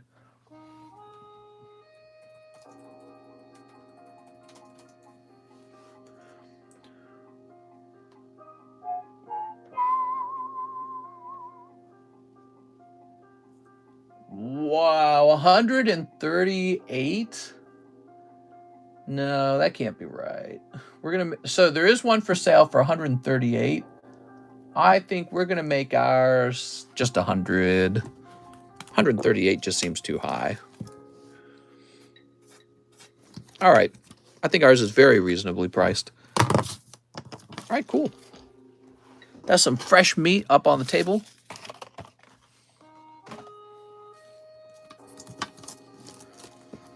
All right, cool. And now we're back to it. Matt Colley says 6 poker cards. You got it, Matt Colley. Wow, that's a big order of poker cards. We got 1, 2, 3. Ooh, you got Silver Deck Part 2. That's nice. So this is much more rare than Silver Deck. 1, 2, 3.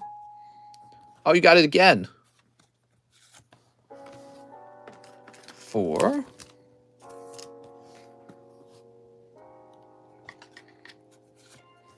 5. Did you see the police didn't do anything for 40 minutes when the shooter was in the school, but it took an off-duty border patrol agent to take the shooter down.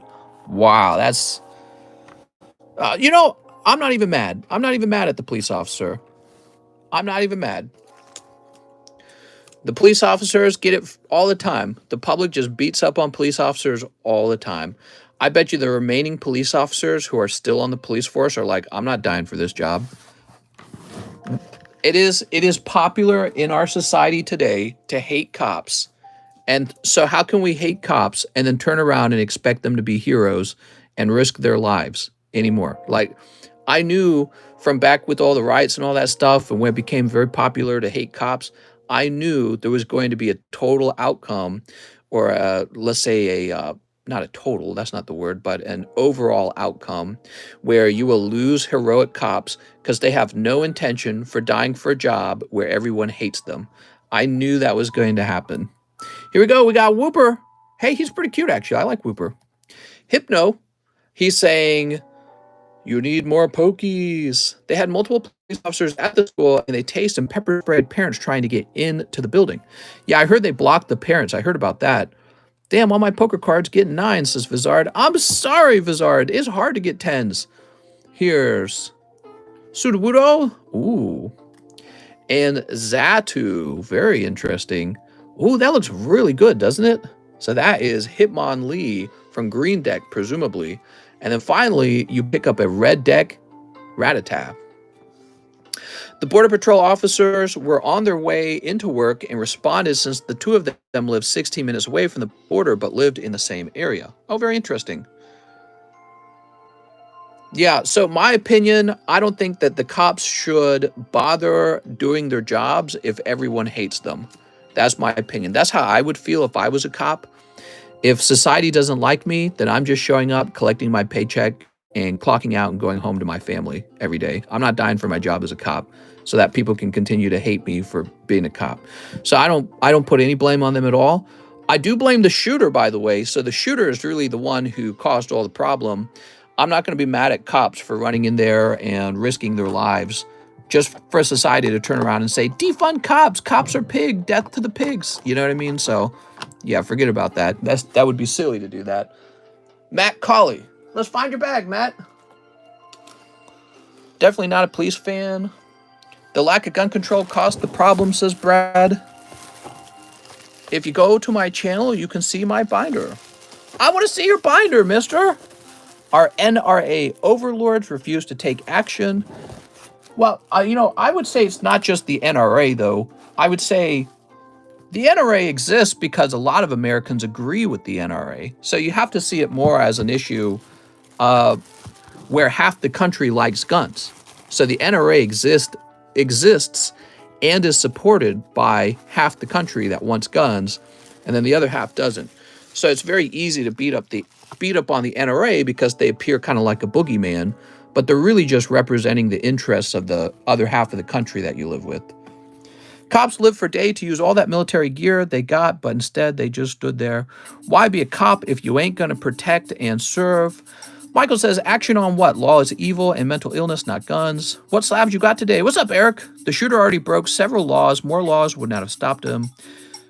Grub says, guns are only part of the problem. Yeah, what we can say about guns, guns make it easier to kill a lot of people. But the other side of the equation is, why do we got so many messed up people that feel the need to go and kill a bunch of, innocent kids? What is going on with like actual people? You know what I mean? So there's two sides to it. Guns facilitate the killing, but also somebody is deciding, hey, I want to shoot up a school today. You know what I mean? All right. So now we've got Sage Boehm. He says 3 dark phantasmas. You got it, Mr. Sage. How about school security? I think there's going to be a rise in school security as a result of this for sure.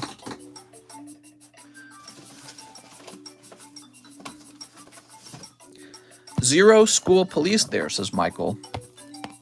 You can't just rush into the building cluelessly. They don't know if there's a bomb. It was an elementary school. A machete would have been more effective because then no one would have heard the shots, says Kenny. Yeah, I don't know.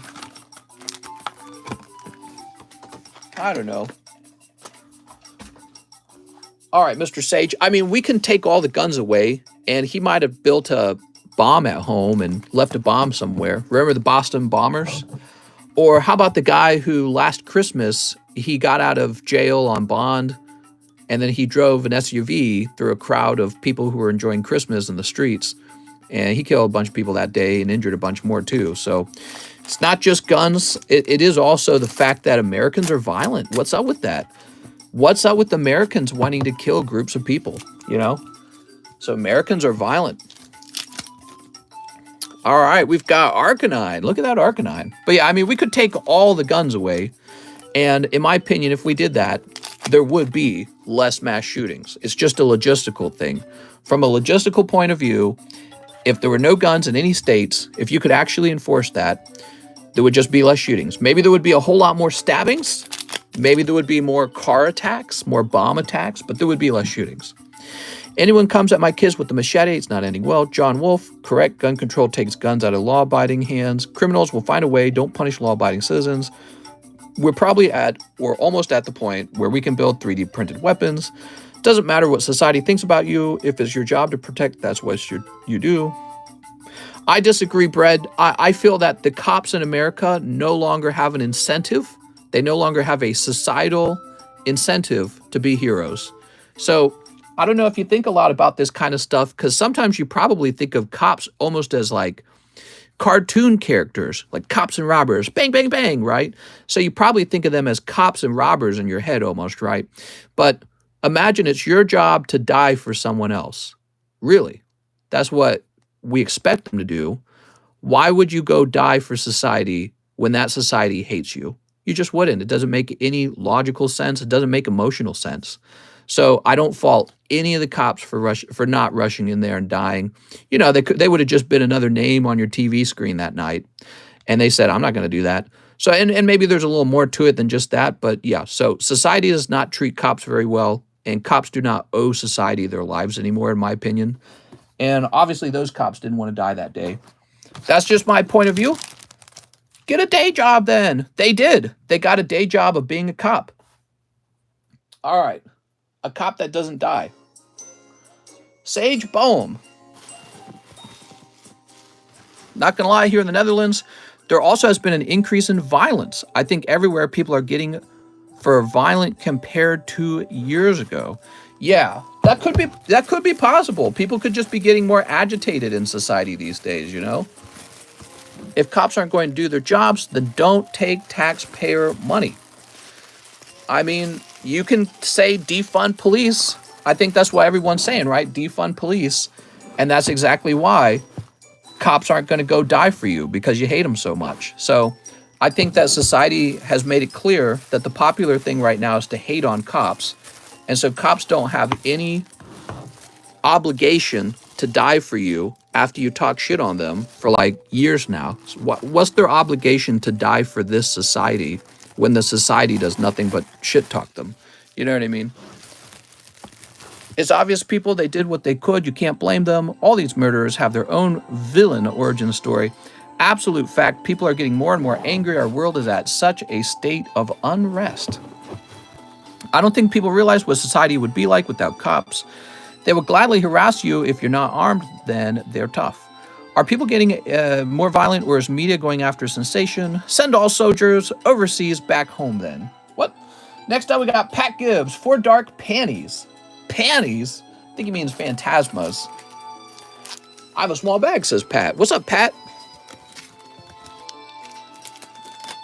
Cops don't have an obligation to be heroes if society treats them very, very poorly. I think that is just how it works.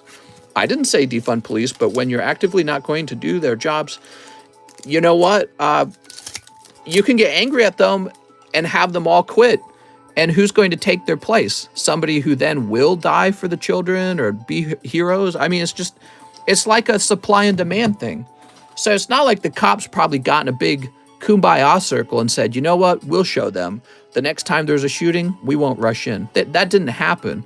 What's happening is the supply of people who want to sign up to be heroes has diminished. So you're not getting cops who are ready to be heroes anymore. You're getting cops who will do paperwork and pull you over for a traffic ticket. You're not getting heroes in the force because you're going to be demonized if you're a cop who is too active or something, you know what I mean? So those guys are going into other fields, and now you have a weakened police force, and still you're mad at the police. You go, oh, you didn't die enough for us.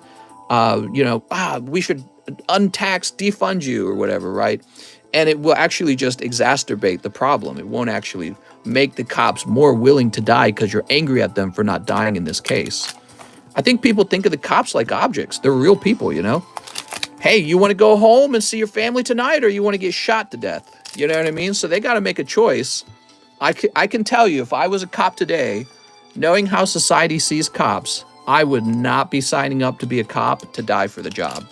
I'd be signing up to do some paperwork and to give you parking tickets. And that'd be about it. Not worth it. What's the reward for dying as a hero cop? They would probably call me a pig and say, I'm glad you're dead. Pat Gibbs, let's find your bag, Pat. And I think over time, that's just what you're going to see from cops from now on. That's just how it's going to be. And everyone's going to get mad at them. And it's like, it's going to only make the problem worse. And over a long period of time, you're going to be like, wow, wouldn't it be nice if we had cops that were willing to die for society? There's nothing to die for anymore. I don't feel like there's any kind of social cohesion to die for. Kevin O'Neill says 3 poker cards. You got it, Kevin. Bunda says, well, they should get replaced. But that's the point, Bunda. They have been replaced. That's my whole point, Bunda. The real cops have been replaced by people who just want to do paperwork and hand out tickets. The real cops quit. They said, I'm not going to do that anymore. They said, I'm not going to risk dying for a society that hates me. Would you sign up to put your life on the line for a job that everyone obscenely hates you for? You just wouldn't. It doesn't make any logical sense. It's like being in a bad relationship. It's like, imagine this girlfriend who hates your guts. She thinks you're the absolute worst. She calls you a pig. She says pigs in a blanket. She says you should die. And then you go, oh my God, my girlfriend's in trouble. I should jump in front of a bullet and die for her. No, that feeling goes away. You don't have the feeling of heroism anymore. You're really just there because she pays you. She pays you to be there. And that's about it. And so your next step is you can be like, oh, well, I'm going to get rid of you then. I'm not going to pay you anything. All right, well then, you'll have no cops now. If you get rid of them, you have 0 cops, which I would say is still worse. But we actually kind of did this to ourselves as a society. Look at this, quagmire. We're in a real quagmire now. Here's Meowth. He's very lucky. And Natu, he's so cute. My local police department are struggling to hire, offering 5K bonuses. Yeah, on YouTube, there was this period of time where there was a we're hiring cops ad, and it was playing nonstop for months. And I'm in a red state. And they can't find cops to hire. Why would you want to be a cop? You're basically a bad guy if you're a cop. Everyone thinks you are anyways. There's no reason to sign up for a heroism job where everyone actually believes you're the bad guy it would be silly to sign up for that job. Here, go die for us. Also, we hate you. You know what I mean? It just is completely illogical. All right, so Kevin says, I don't think I have slabs unless my bulk grade's finished before. Oh, you want to ship out? You got it, Mr. Kevin. Shipping for Kevin. So everyone's all pissed off because the cops didn't run in and die. I don't see why the cops would want to do that. I think people assume if you give someone money, hey, I give you my tax dollars. If you give someone money, what, they're just going to go die for you now? It doesn't work that way. People have to choose to die for something they believe in. They don't believe in society anymore. I wouldn't, not as a cop. You think you can just pay me 40, 50, 60,000 a year and I'm going to go die for you? That's insane. Nobody would do that. Maybe soldiers, but definitely not civilian cops. You'd have to be really dumb to take a $40,000 paycheck. I don't know what they get paid in Texas. You'd have to be really dumb to take a $50,000 paycheck to die in your 30s or 20s or whatever. You'd have to be really stupid to take a paycheck to do that. And they were making a choice not to die that day. They're like, I'm going home to my family today. So the real reason a cop runs in there and he's a hero is because he cares about, his society, and he believes this is a righteous thing to die for. I almost guarantee you those cops don't have that feeling at all. They do not feel, I doubt, I would say probably most cops around the country over the last year were probably shaken out of the force if they really did have those feelings. You're probably left with all the cops that are like, meh, I'll do the parking tickets. Or if you did have a hero cop, he became jilted and said, you know what? I'm not a hero anymore. I'm going to do the paperwork and collect my paycheck and go home. Next up, we got Daniel Wiseman. He says, last 2 team-up packs. Ooh. I have different goals in life than being a cop, also not from the USA.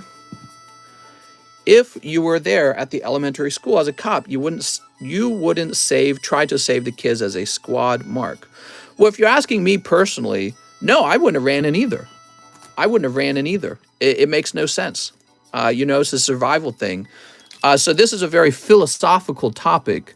Should I die and the children live? I don't know. Whose life is more valuable? Maybe you can make like a utilitarian argument, like there's more children than there are me. But then you're saying my life doesn't have value because there's 2 of the kids and 1 me. It's like, well, I value my life. You know what I mean? Or maybe they're younger than me and I'm older. Or they got more life ahead of them or something like that. I don't know. So you can make like utilitarian arguments about whose life is more valuable. Now, I could run in there because it's the right thing to do. Why am I dying for this guy over here rather than keeping myself alive? Well, you do that when you love your own society. You say, I'm going to die for my society because I love my society. Nobody loves society anymore. That's why this guy's shooting up the school. That's why he's shooting up the school in the first place. Nobody has that social cohesion anymore. Then don't be a cop, says Jared. Well, I'm not a cop, Jared. You sign up to do a job. That's right, cops. Hey, we gave you $50,000 to die. Now get out there. Seriously, cops probably earn less money than most decent paying career jobs, and they're just supposed to die, huh? Why would anyone take that job? Nobody would take that job. So the real reason cops were taking that job is because they wanted to be heroes. Now that the job is all like, everyone hates them, all they're the pigs, right? No one's going to take that job anymore. The only people taking that job are people looking for a paycheck, and that's it. All right, let's snip it up. Infantry soldiers earn nowhere near that. That's the government that needs to pay them more. How much do you want to be paid to die in your mid-30s? Would $90,000 be enough? You want to die at 35 because the government was giving you $90K? I wouldn't. Who cares about the $90K? The only way to get somebody to die is because they believe in something. They have to believe something is worth more than their lives. And I would argue American cops, if I was an American cop, I doubt they all feel this way, but I bet a lot of them no longer feel like there is a reason to die for America. There's no reason. And that's an argument I make for U.S. soldiers, too. I don't think American soldiers have the same drive as perhaps soldiers from another country, because what are they dying for? They don't know what they're dying for. Daniel Wiseman, 10 chili rains. Let's get those 10 chili rains. People die all the time for money. Here we go. 1, 2, 3, 4, 5, 6, 7, 8, 9, and 10. But, you know, I'm not saying that I'm not trying to say all soldiers are unwilling to die for a cause they believe in, or all cops are unwilling to die for a cause they believe in. I am just saying that in general, there's probably been a they're demoralized. That's what I'm trying to say. So after the last couple years, I would probably not be surprised to find out many of the cops have been demoralized and are now looking at their jobs differently. They're saying, I don't want to be a hero today. I just want to go home to my family and kids. You know? Mr. S, the Charizard large went off. Soldiers die for very little, actually. The cops did put themselves between the kids and the shooting, and 3 cops were shot. He had body armor, and cops couldn't get a headshot on him. Yeah, that's another thing. So I think people almost expect these cops to just go kamikaze. Hey, you should have just gone full kamikaze and ran straight into, some sort of entrenched shooter situation. Maybe they actually know more than you do about the scenario, and they were making the most logical choice or the smartest choice. I mean, the story could have been 21 dead plus cop or something like that, And so if a cop died and the kid ran off and killed all the children as well, it would only have been a worse scenario. So this is all. There's a lot you can say in this story here, what happened, what the outcome is. I find it funny that people are so quick to jump on the cops and be like, why didn't you run to them like a kamikaze? You should have ran straight in there and gotten shot at. God, we should defund you. You know what I mean? People hate cops so much that there's no way that they feel obligated to die for you when you think so very little of them and you're so quick to doubt them. Well, no one does their job anymore. They just want money and don't care about the work, no matter what it is. Why? But my argument is, why should they? Why should they care about dying for society at this point? Do you feel like the cops have an incentive to die for their society at this point? And when you say, oh, well, then they shouldn't have their job. Okay, so who should? Is there somebody waiting to replace the cop? There's nobody. There's nobody waiting to replace these cops. All right, we got Bond Suite. Also, there are always going to be bad cops. Maybe we need robot cops. It's RoboCop! Ray Liotta died? I don't know who that is. Ray Liotta? It's a thankless job, mister. I think it's worse than a thankless job. I think it's a job where people openly hate you, and you may even be at risk for being a cop. You got like cop killings. Yes, it's worse than a thankless job. It's not kamikaze. It's showing how little training they have. That's true. Maybe they didn't have the right training. Becoming a police officer takes way less than enlisting in the military. Can you make me a free bag? I sure can. Did you know that local cops at Uvalde get their kids out before the parents even had a chance to be with their kids? We need a better society. Yeah, we can all agree on that. Goodfellas actor. I'm going to go back. I want to go back, but have to think of my 5 girls. Can you make my free bag, please? Of course! I believe that what they could, but believe all schools should have a cop present at all times. It's just a ploy to push getting rid of the First and Second Amendment. It's definitely not just a ploy. I feel like when people say that kind of stuff, they just make conservatives look crazy. The school shooting was an FBI setup to get rid of the Second and First Amendment. Can I see my free bag? Yeah, Regalia, it's right here. Look at it. Oh, it's so nice. I'm putting all your free cards in right now. Ray Liotta was in Goodfellas. Oh. Was he the main actor? He just passed away? I hate to hear that. Let's just see it real fast. Yeah, he was the main actor. Ray Liotta dead at 67. That's actually quite young. The average age is 74 or something like that.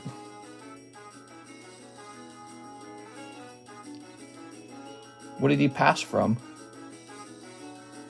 Probably cancer, if I had to guess.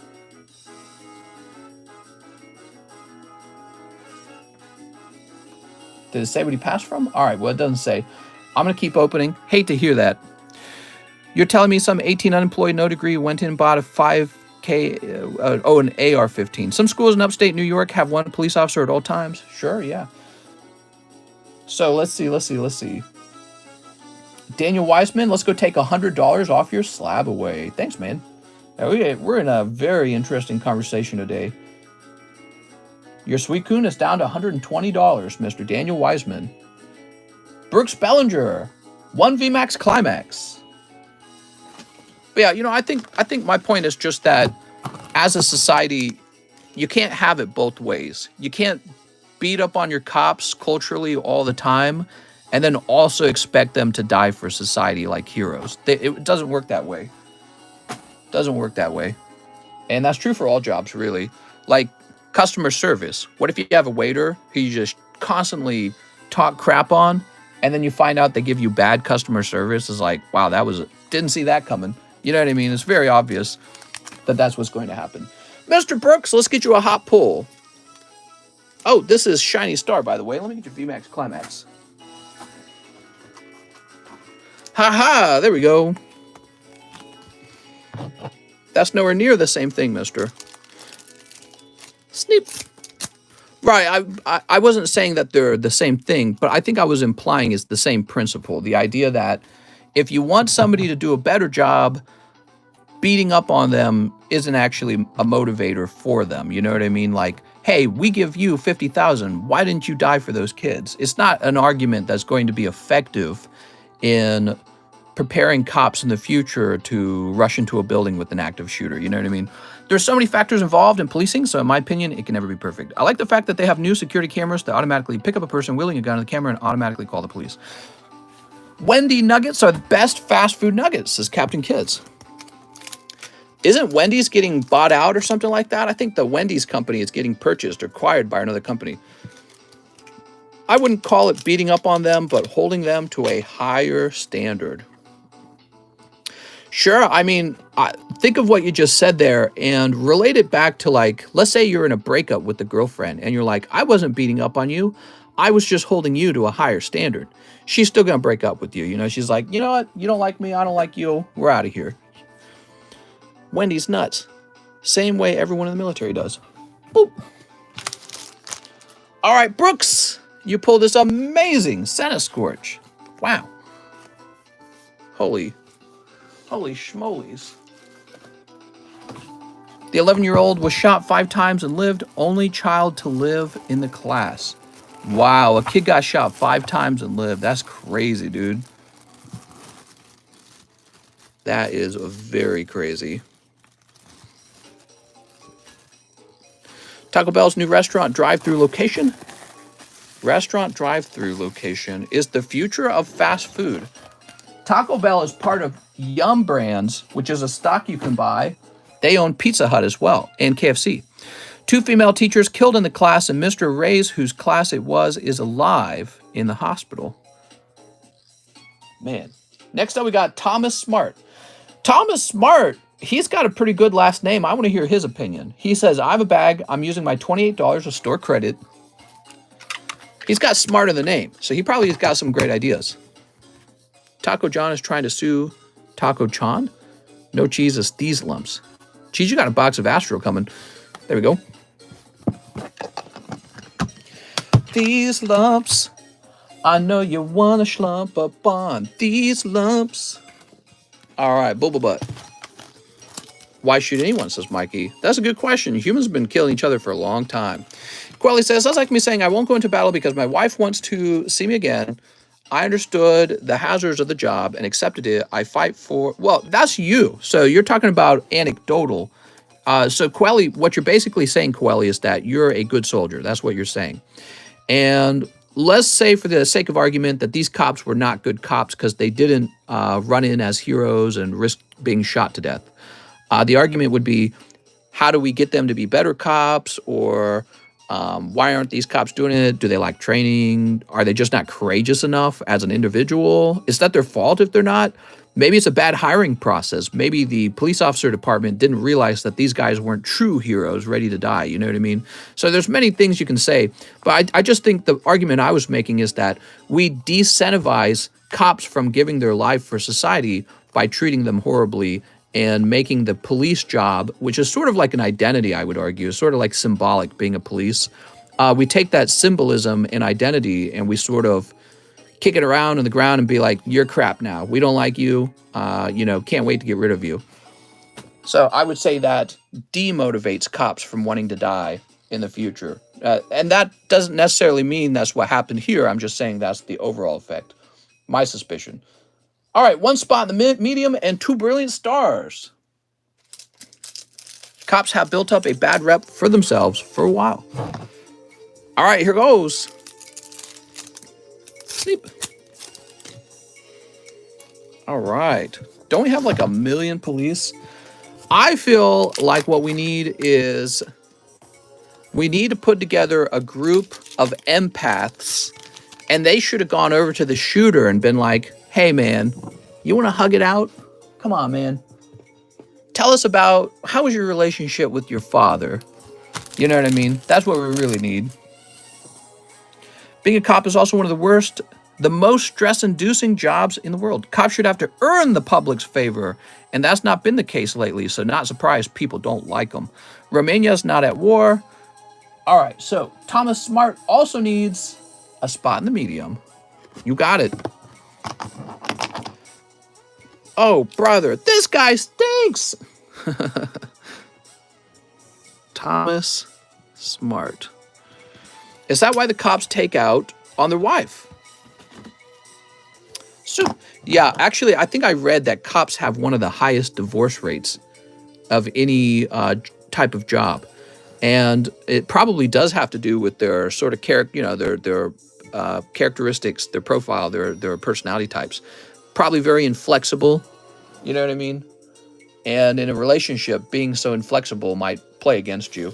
But that's not to say that there have been 0 successful relationships with cops, you know what I mean? So I feel like you always have to take that statistic with a grain of salt because there's probably women married to cops who are very happily married to a cop. Here we are. Aha! Next up, we got Cole Kokoschke. I'll try my luck, mister. Put me in the medium. You got it. Anything for Cole Kokoschke. Are people saying cops did a mistake? All the bad cops at home thinking, I would have ran in. All the cop experts at home saying, I would have ran in. There we go. If it was me, we're cop experts, all of us. All right, let me turn my fan on. It's hot in here. He shot his grandma before he went to the school. I believe he did not like women because the relationship he had with his mom.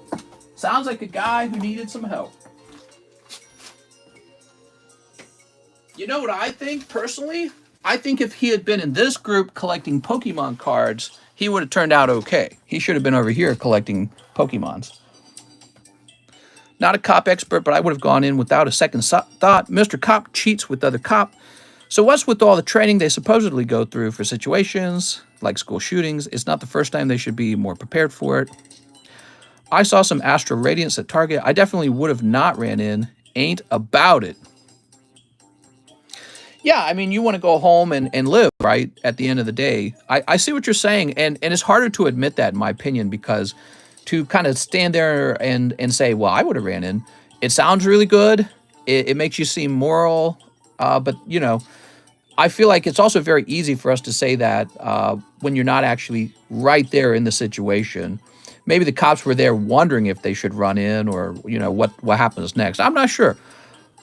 You can't rush in. Also, to put other cops in danger, right, they got to follow policies. It was a small rural area. The cops probably knew or had kids in there. They probably wanted to rush in, but common sense. I would have just quit, says Molokayan. All right, I'm about to quit doing Pokemons and become a cop. I'm going to prove all of you wrong. I don't know what we're talking about. So, we went ahead and did that for Mr. Cole Kokoschke. Now we have our good friend, Joey Barton, he says, one large sub list, please be lucky. It's been cold. No, this time, though, it's going to be lucky, Joey Barton. All right, Joey. Majority of time, people that run in and try being a hero end up getting hurt or killed. Joey Barton. They need to fix mental illness. You know, I really feel like we never will fix mental illness. But there's definitely something going on, right? Because I feel like, again, all these school shootings were not a thing when I was a kid. Before the internet, it was so rare. You know, every now and then you have some kind of terrorist act. You know, they happen in other countries too, but they're pretty rare over there too, right? But every now and then you got some kind of terrorist act that occurs in society. And it just seems to happen a lot in America. And especially lately, it happens a whole lot. I don't know. Maybe people want the attention or something. Maybe they want to be special and this is their way of being special. I'm not sure. Maybe it's like a cry for help in a way, but it's like the very, very worst possible type of cry for help.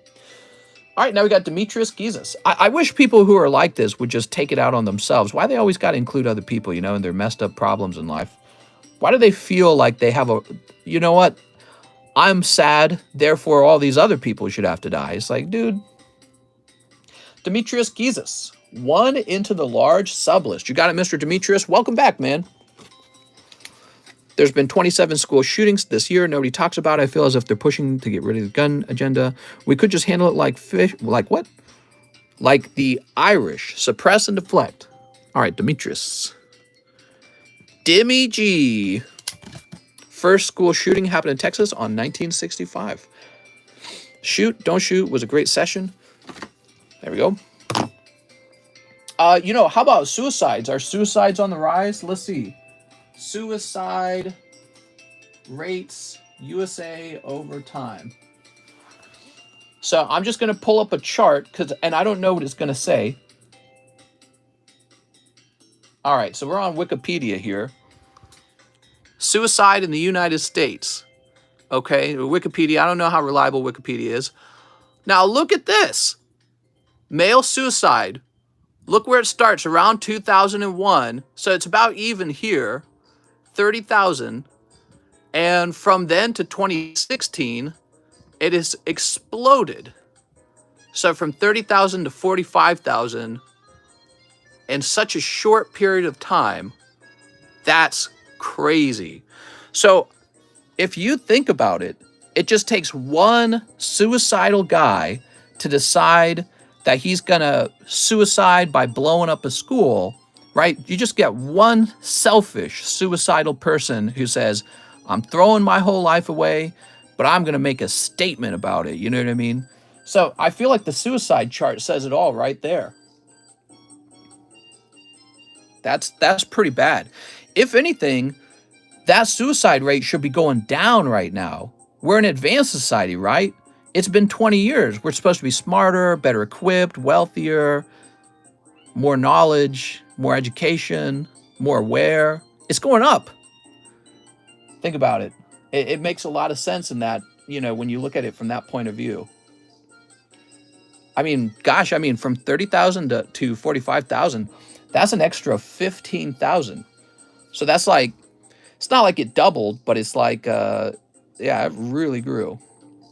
I mean, it went up by 50%, right? Crazy. Suicide rate's up 50%. You just got to get one crazy person and he'll decide instead of shooting himself or whatever, he'll shoot everyone else.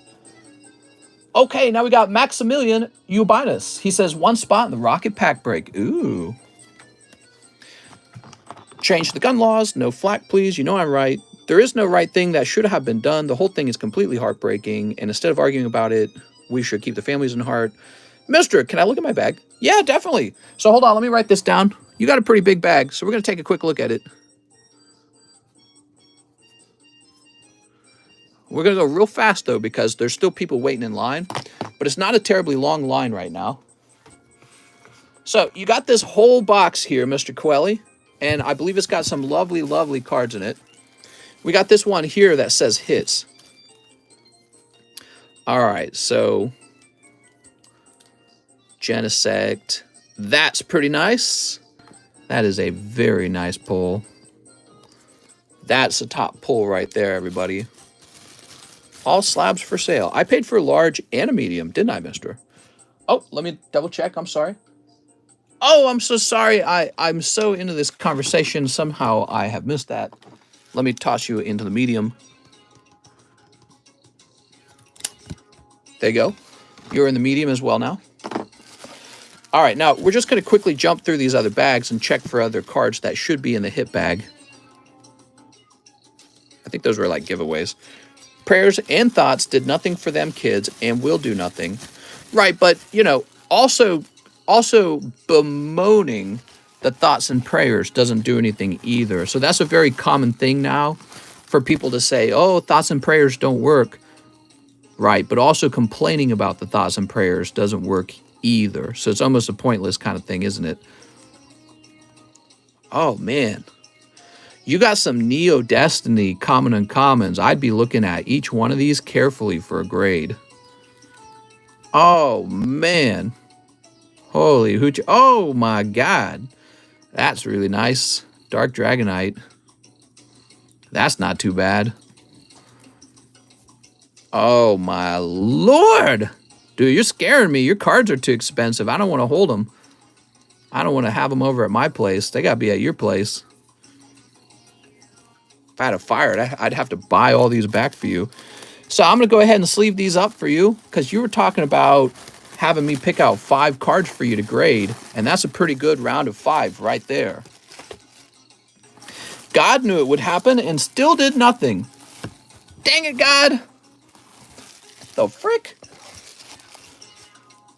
It helps comfort some, but I definitely agree. We got to remember some people really are still religious. All right, so beautiful Charizard. Tyler Nix couldn't have said it better. When people say thoughts and prayers don't help, they mean about prevention. But I do think it is a little bit helpful for the parent to have support from the community. It's, you know, yeah, I agree. It's like saying anything emotional to another person. There's nothing wrong with expressing sadness when something is sad. And the Democrats want change.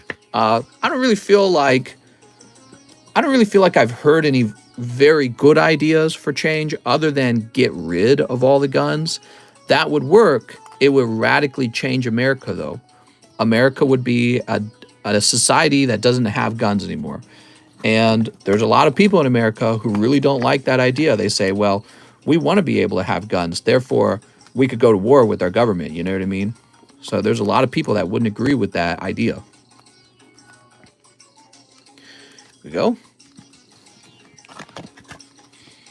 And one more. Quelly, I think I'm going to grade a card for free for you. Let me just pick a card out of your bags. So you're going to have push through common sense law, like better background checks and ending the trade shop loophole. Yeah. Let's see. I feel like if you really sat down and talked with people about the gun laws, people probably would agree with some changes to the gun laws. The thing is, I don't know if that really would have stopped this guy or many of the other shootings. How about the Las Vegas mass shooting? Remember that guy? Although some people think it's like, there's people out there who think that that wasn't done by him. They think it's the CIA did it. But let's entertain the for the sake of the argument, let's say that it was just him and he was just acting alone.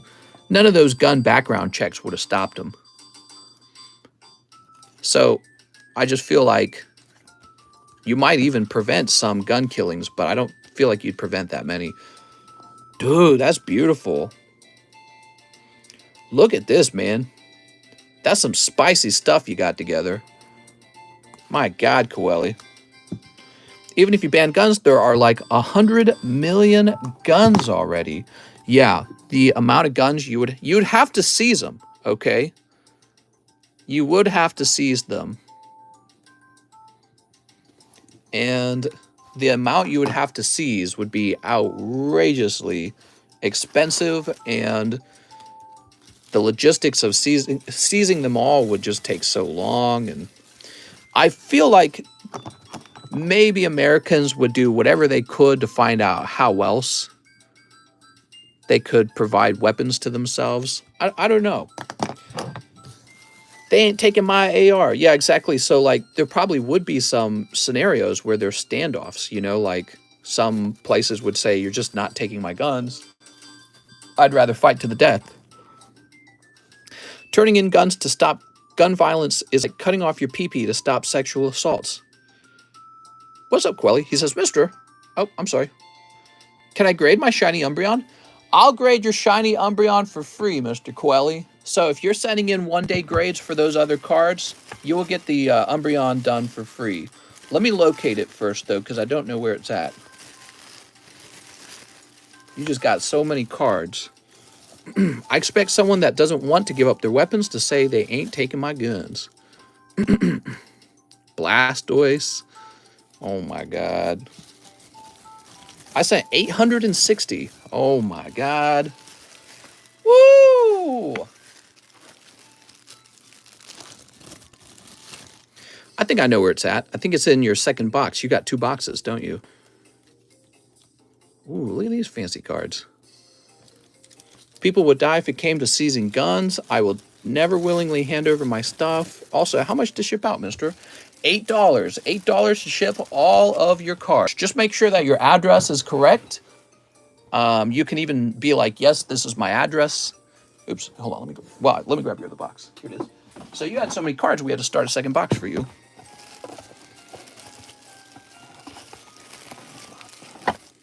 Setting right now, mister.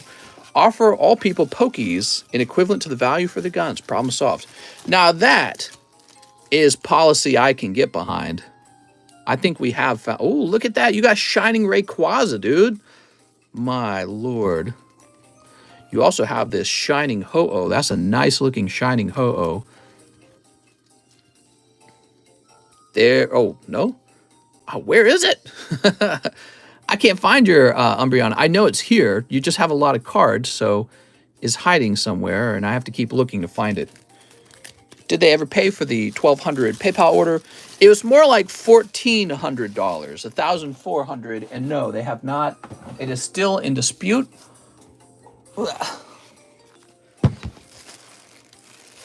Imagine if all the money spent on guns were spent on Pokies. Pokies would honestly go straight to the moon. That's exactly what would happen. They'd go straight to the moon. All right, so give me a minute, Mr. Quelly. I'm having to do a deep search for all this. Hits Vintage? Could it be in the Hits Vintage bag? Oh! Oh! Oh! Oh! Ah! What is all this? The banned Moo Moo Milk's banned arcade game. Bro, how I forgot how much you opened with me. You opened some expensive stuff, dude. Hits Modern. Dude! Blast. Oh my lord. You were going deep. Oh! What is this? All right, I got to grade this one for you too. All right, and there's the Umbreon. All right, we found the Umbreon. Wow, dude. That's crazy. You went all out, huh? I appreciate all the business, Mr. Quelly. I'll make sure all these get graded for you. And we use the money from the one-day grades to get all of them.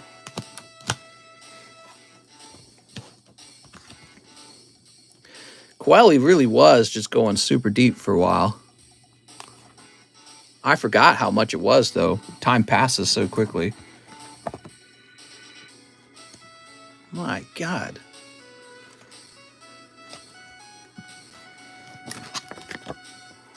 You can just put the rest in my bag. It was a lot, says Coeli. It had to have been a lot. You guys want to see everything we're grading for them, though? So let me show you everything we're going to grade for them. How do I grade my cards? I'm from the United Kingdom. How's it going, JBL? Currently, I only grade cards that are here that you opened with me live. That's the only way I grade right now. So you'd have to open some cards with me and tell me which ones to send off. I really like this one. I hope it gets a 10. There's your Charizard too. Ooh, it's a nice looking Charizard, man. Shining Rayquaza. Wow. Not to exclude the expensive slabs as well. Right, right. 1, 2, 3, 4, 5, 6, 7, 8, 9. So you did, I think, 5 one-day grades, but I'm actually going to do 9 for you. And it will look super nice when it's all done. I don't mind. I mean, you bought so many cards with me. Whew. My lord.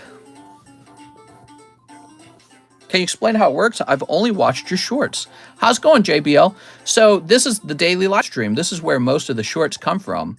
It's a live card shop, meaning you can buy cards every time we're live. We go live pretty much all week long, except for maybe Saturday. Sometimes we skip Sunday. We go live around lunchtime in the United States. And it's real simple. We take payments through PayPal. And you can start up a PayPal account if you need one. And then you just send over a payment for what you see in the menu. We got a menu in the description, right? And just to add up what you want, send that over and leave a note in PayPal what you ordered. And I'll open it up for you live when it's your turn. Okay, so Maximilian got into the rocket break. Patrick Strader says he'll take the Gardevoir. How do I pay if I was to buy a pack? Yeah, so we only accept one type of payment currently, and that's PayPal.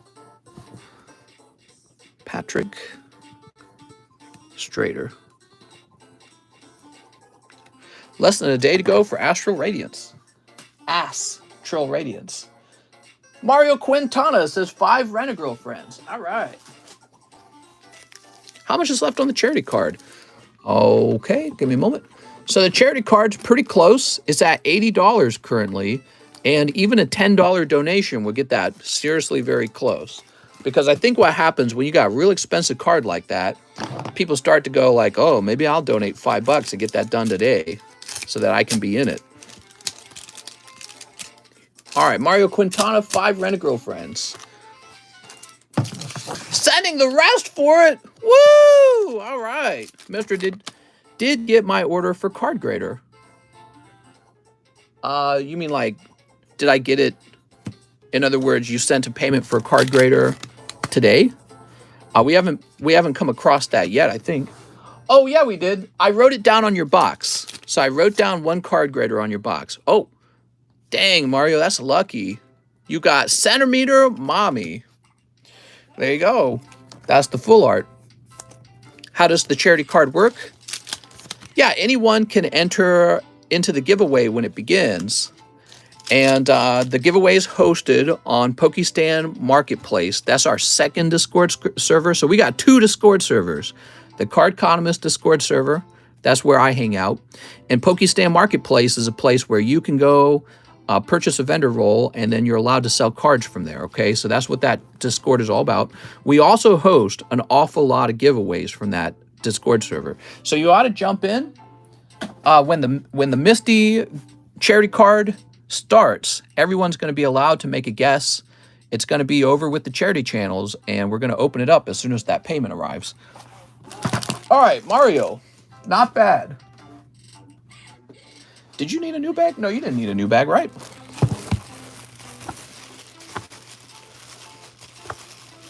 Let's see. It's me, Mario. Wahoo! Here it is, Mario Quintana. Bring in the extra viewers. Payment sent for the charity card. Wow. Very cool, man. How about that, guys? Also, we should thank Devin Barales, who gave $100 toward that card. Devin Barales did. That Misty card is a $600 card. Of course, we started the price at $500, so it's actually gone up in price over time. It's gone up in price since we began this charity run for this card. So you guys know I give away cards myself. This is a card that you're able to give away by paying it down. Paid the same for mine, says Coeli. Whew. What if I just took this and then I took it outside and then I smashed it up with a hammer right now? All right, we're starting the Misty's Tears giveaway. So we just finished Mario Quintana. Mr. Martel Calderon would be next. Okay, Martel, but we're going to do this giveaway first. So let me go ahead and do a quick refresh. Also, you can just give me free cards, says Alex. All right. $80 for the charity card and $8 for my shipping. All right. Sounds good, man. Exciting. So let me come back down here to Mr. Martel.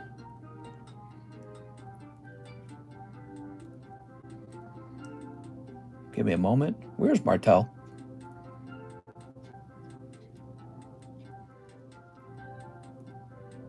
There it is, Martel.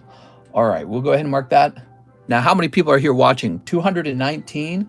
So the giveaway, it's going to be 1 in 200. Well, I tell you what, since it's 219, we'll make it 1 in 220. Okay. So let me create the channel. And we're going to change the channel to say charity card giveaway 1 in 220. All right, and then we're going to change the permission so that you can see it, but you can't add anything to it quite yet. All right, so everyone, you should be able to see the charity card channel now because it has been added. And now I'm preparing to make it so that you can make your guess. Everyone gets one guess, just one. I'm unlocking it right now. All right, you guys have fun. While you guys are guessing your numbers, your one number, I'm going to go step out and take a drink of water because I don't have a drink with me.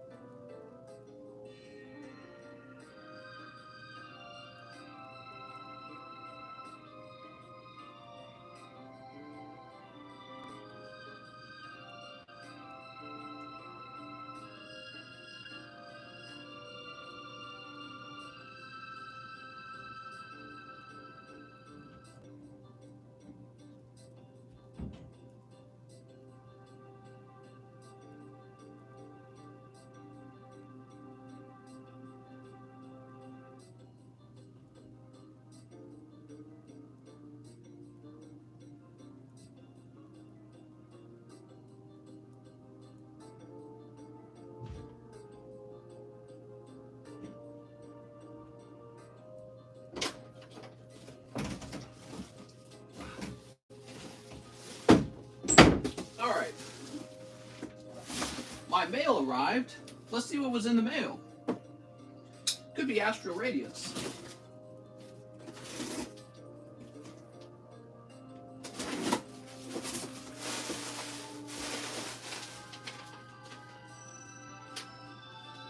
Astral Radiance. All right, guys, we got a new card set in the middle of the stream. We got Astral Radiance right now. Whew, man, that's heavy. Wow, we lost like 40 viewers. Is this just because I stepped out for like 1 second? My God, you guys.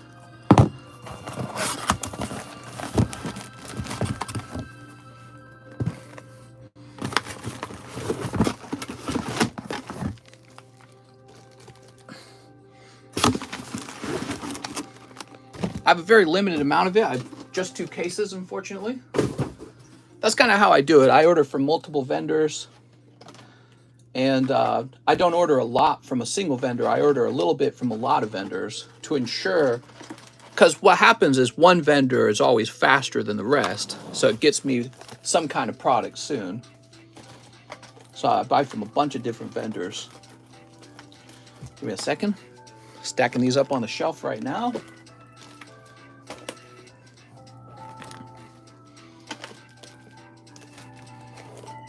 All right.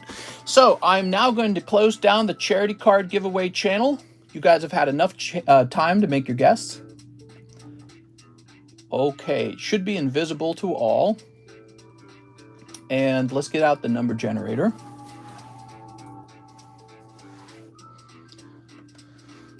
One and 220. Here we are.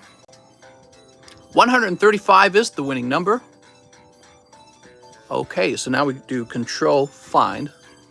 What was that number again? It was 135? Yeah, 135. So we're going to say 135. Alex Silva. Right there, actually. Look. Right on our screen, huh? So now we're going to check Alex to make sure he didn't guess twice. Alex is like, let's go! All right, I didn't need to look that up. So it says he only guessed one time. That makes Alex Silva the winner. Wow, congratulations, Alex. Alex Silva, this is a very expensive charity card that you were just bestowed. You want to see how expensive one is to buy one right now. We're going to say Gym Tiers Japanese. Come on now. How much for Astral? I don't know yet. Hold on. Look at that. That's the cheapest one is $650. Wow. Alex Silva. What was the number? 135 was the winning number.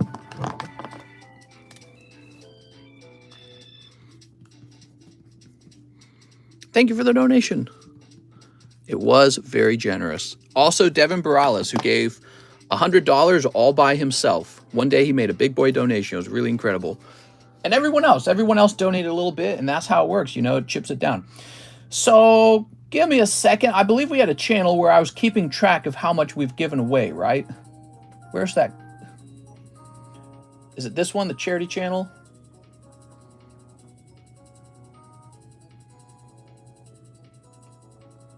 Is this hidden? Can people still see this?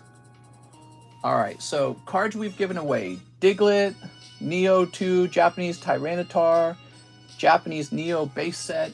So we forgot to add the Articuno for $2,000. And Misty's Tears for $500. Wow. So I'm going to add up how much you guys have given away in total. You've given away 180 plus 390 plus 180 plus 2,000 plus 500. So as a group, you guys have donated $3,250 to the audience. Crazy. My God. All right, now we just need a new charity card. And I feel like for once we should have a cheap card because we've been doing these really expensive cards. Let's do a cheaper one. I say we do a cheaper card this time. Something, let me pick the cheapest cool card on the table. Because we always do like these really big expensive cards. They take forever. What's the nicest cheap card we have? You guys really have donated $3,250 back to the audience. Ooh, I like this one. So this Venomoth 10 for $169 is the next giveaway. That's a vintage Venomoth. It's got a big ass swirl right there, which looks fantastic. And yes, this is the next giveaway card. That one's only $169, so it should end relatively quickly compared to the Misty.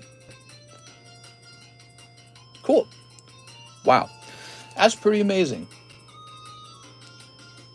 All right, so now we return to the list, right? I'm not going crazy?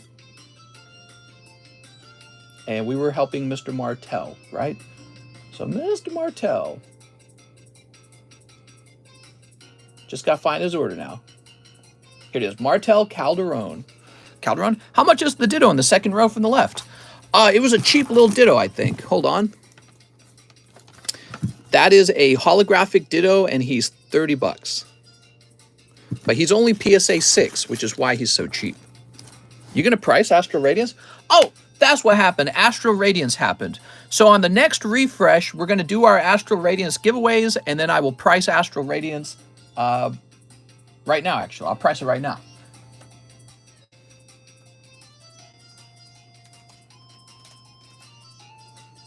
All right, so give me a minute.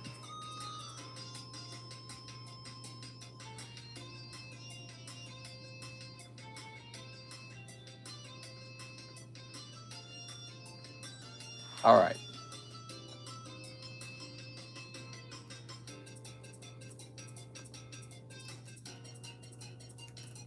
Astral Radiance is going to end up being $5 a pack.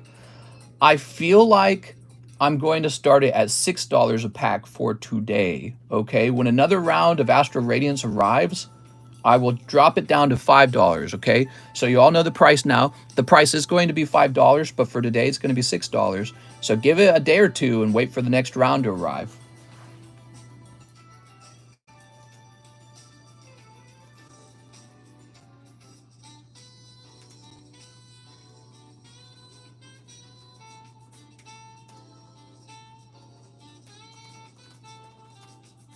All right. Give it a day or two, and I'll receive a full order of them, and then the price will go down to $5. But for today, we have a limited number. 2 boxes of it are already sold, and then a third box is going to be committed to that medium that we're currently running. So what we really have right now is a case and a half. That's all we've got for Astral Radiance. We don't actually have that much. So at $6, we'll probably run out of it. Mr. Martell says 6 packs of Dragon Ball Z Realm of the Gods. All right.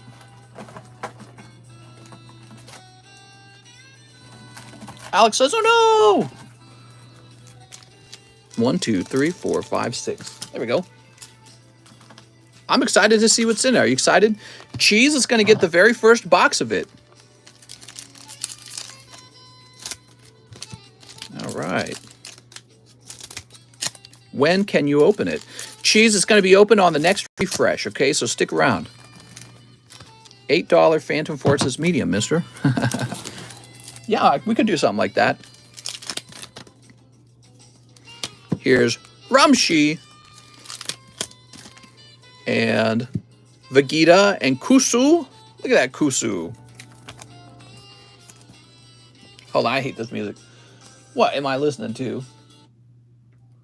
There we go. Supreme Kai of Time. Here's Golden Frieza. Cheese, how many packs will you cut? Goku Black. I better get Irida or Roxanne or I'll go watch Pokerev. Cheese!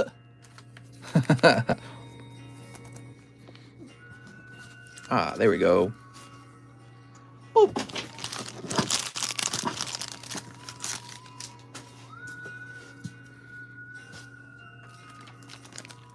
There we go. Okay, so that's for Mr. Martell. Martell, let me find your bag. Martell, do you know I had a professor named Martell who taught homeschooling when I was younger, and he taught me some algebra? He was a real smart guy. We called him Professor Martell. He was homeschooled when he was a kid, but he became a professor later in life. So later on, he joined our homeschool association in St. Louis. And we all met in the church room. The school room of a church. They had a separate building for school. And we had a homeschool organization with like 500 families. It was massive. Did you say you had a bag? Hold on.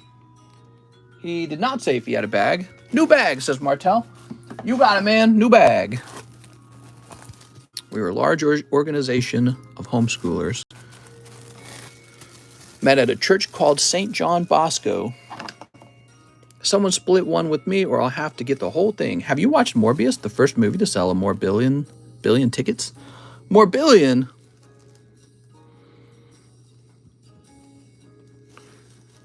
Isn't that just called going to school? No, because we only met once a week.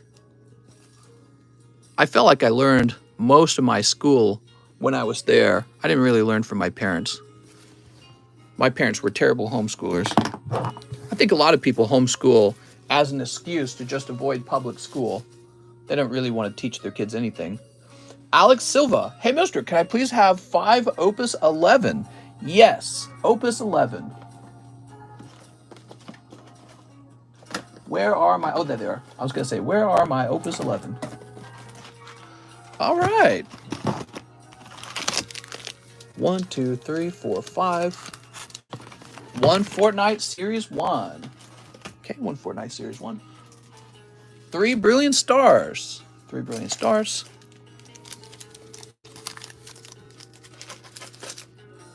Please put $1 toward the Misty slab. Aha, now it's $1 toward the Venomoth slab. So Venomoth comes down to 168. We'll put it up here.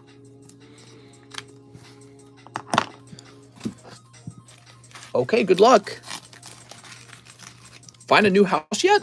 Oh no, we don't have the money or the time for that, but it's on our mind, okay? It's on our mind. There we go. What's up, Thug Stackin'? It's Mr. Thug Stackin'.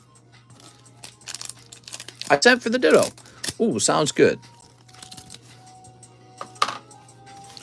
That's a $40 Jungle Pikachu right behind the ditto. It's a nice looking card, isn't it? You ready? All right, here we go. Sukinoa. Here's Monk. Spelled out Luca Rosa. Kadaj. Princess Sarah, Fiona. I wish the Arcanine was a 10. He's a nice looking Arcanine. Maya. Thug Stacking got the gats for sure. I think I'm going to update the title of the video to say that we have Astral Radiance. Lilty. G2CU asking for a friend. How long you been with PayPal, mister? I've been using PayPal since I was a kid, basically, because I was 13 years old when I started helping my dad with selling items on eBay, which was his wood business. That's how he started. And this was back when eBay came out in the 90s. eBay had barely gotten even just like a year or two old when my dad started playing around with it. He loved technology, which I guess was a really good thing for me. And he taught me how to use PayPal. And then I opened a PayPal account as soon as I could. I don't even think I was 18. I think I was like 16 years old when I opened my PayPal account. It's a really old PayPal account. And yeah, so it's a pretty old account. Back then, you had to have a PayPal account with eBay because eBay and PayPal had an agreement to work that way. And they only recently kind of split up into separate companies. Acerola. We got, ooh, there you go. Arceus, V-Star, Hyper Rare. Nice pull, man. Okay, that's Baltoy and Luminion. All right, Alex. Thanks, man. I noted Alex didn't mention if he had a... Hey, you're the guy who won the slab. You had an order with me, too. How cool, man. And here is your bag. You must be in a good mood today, Mr. Alex. Alex must be in an awfully good mood. Yep, I have a bag. Here we are. Imagine casually picking up a $500 card like that. My God. All right, we'll put this over here. And let me update my title now.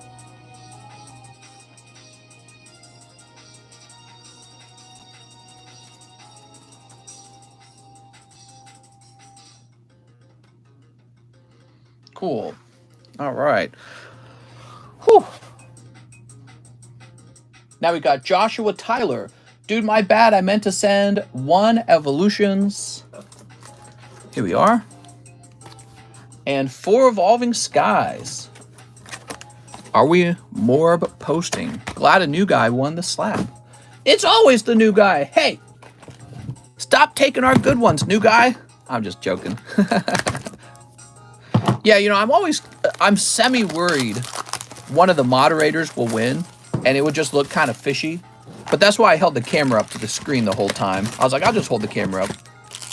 I feel like moderators definitely should be allowed to have a guest, because it's like, if anyone's participated in the community more than anyone else, it's the moderators. They're always here.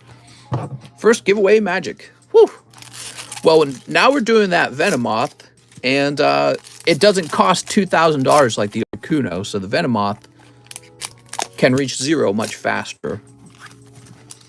I win 25%, said Alex. Hey, I'm Joshua Tyler. That was a request. I fixed it with my send. My bad, man. Oh, yeah, I saw that. You sent a bill is what you mean. Here we are. We got Charmander. Hitmonchan reverse holo. That's kind of nice. He looks like he's about to punch your buns. Cheese and Mike get all the luck. Alex and Cheese are never here. Shake my head. All right. Moderate both of these. Here's Arctovish. Dude, this is an ugly Pokemon. Boy, we were having an intense conversation before the giveaway and before the Astral Radiance arrived. Here's Lucky Ice Pop. Yeah, we were having an intense conversation. There we go. Joshua Tyler, let's find your bag. Did you say you had a bag? Doesn't say you got a bag. Left is very thin on the Hitmon, sadly. Here's Joseph. New bag, Mr. Joshua. Let's see some abandoned bags. No bag. Oh, okay, so we're going to get you a new bag. How do I buy that Arcanine? You have to use PayPal, and you got to tell me in the PayPal notes that you're buying it. So you're allowed to leave a message to the person you're buying from. There we go. All right, Joshua Tyler.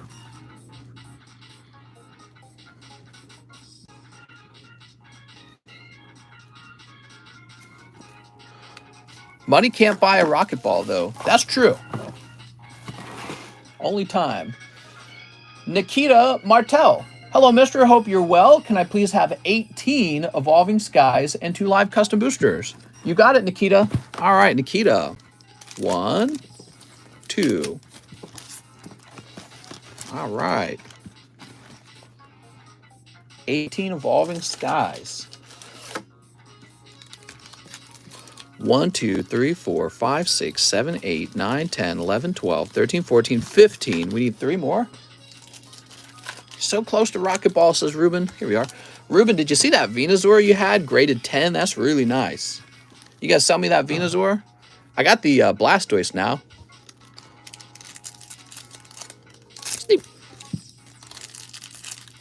Sneep. But money did buy it. Sneep. Well, yeah, he did have to pay $2 a month for the membership, but that's nothing compared to the amount of time it takes to actually get the Rocket Ball.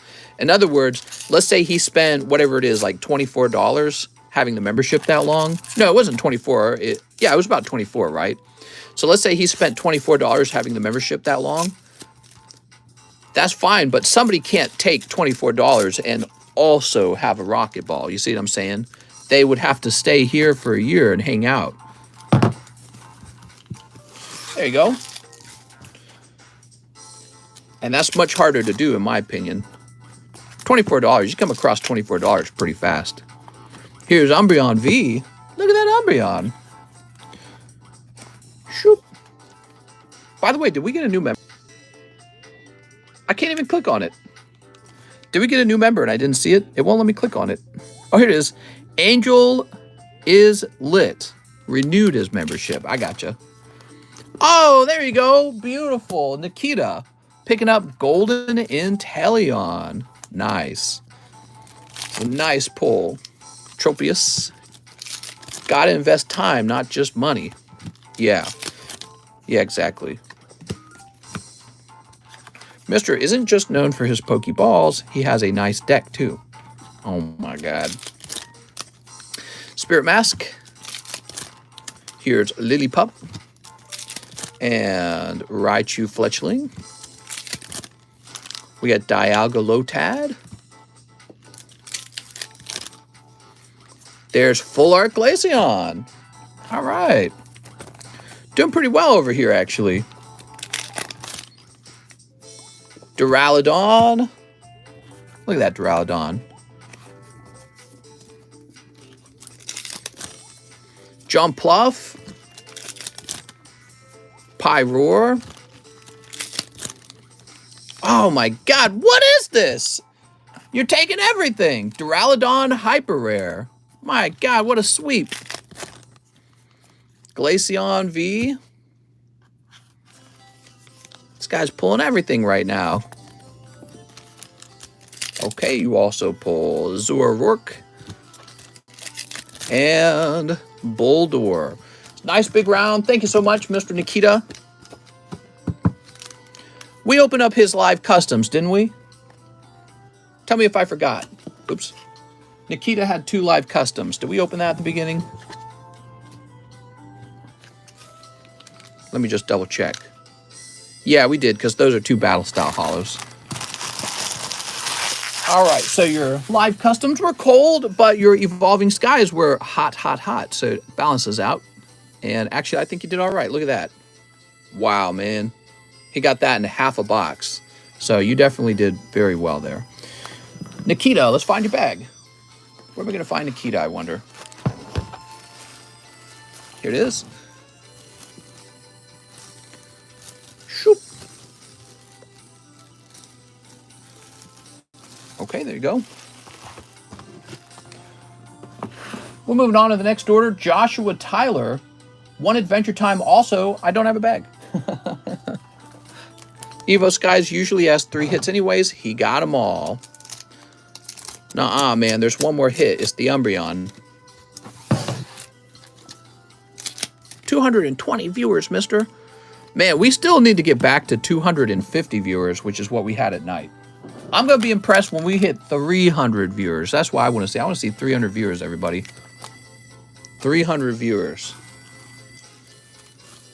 All right, there we go.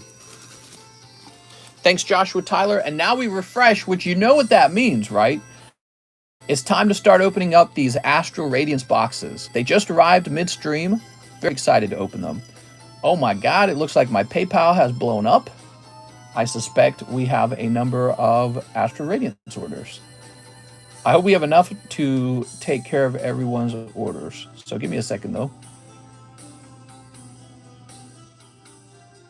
Gotta find out where we left off. Here it is.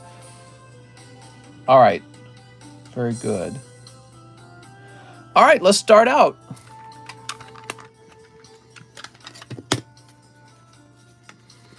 We got Cheese and JC Stimson. They both need a whole box opened.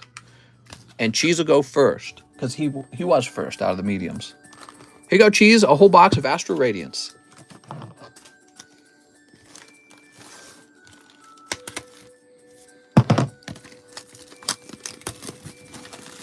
Ooh. Legends of Time and Space.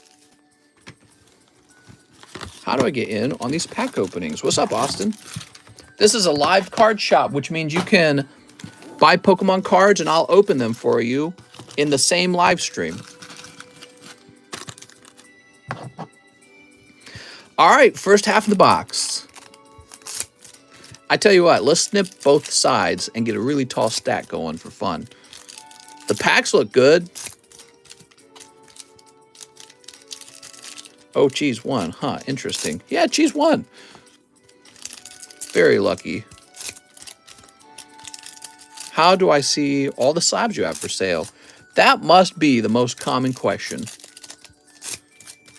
Better get Irida or Roxanne. He's got his gun out right now. All right, there we go. I'll pay double to cut every pack. Oh my God. I win because Mr. Let Me win. Cheese, you're up to no good. Let me snip the other half now.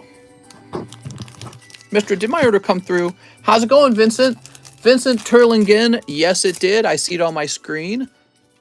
We're letting Cheese and JC Stimson open their boxes of Astral Radiance first, though, because the Astral Radiance just came in, and so we want them to see what they pulled, because they won their mediums quite a bit earlier than anything else that has happened. So it's basically, it's their turn next. They've been just waiting for the Astral Radiance to arrive. Pull them a choy, mister. I'll pay triple to cut all of Cheese's packs. All right, I accept. Steep. What's up, Tulipy? All right, we got a towering pizza of brilliant stars. Name the price, mister. You'll see how that looks. Doesn't that look nice? That's what I see. You guys can't see that so easily from the camera. I can see it, though. Looks good. Okay. Only hot ones. Cricketoon. You got Kamado. You did it, Cheese. You got the Gaifu. Cheese, I know you're really more into Gaifus anyways. You don't have to lie. No one's here to judge you. Okay, we had Togepi Lilligant.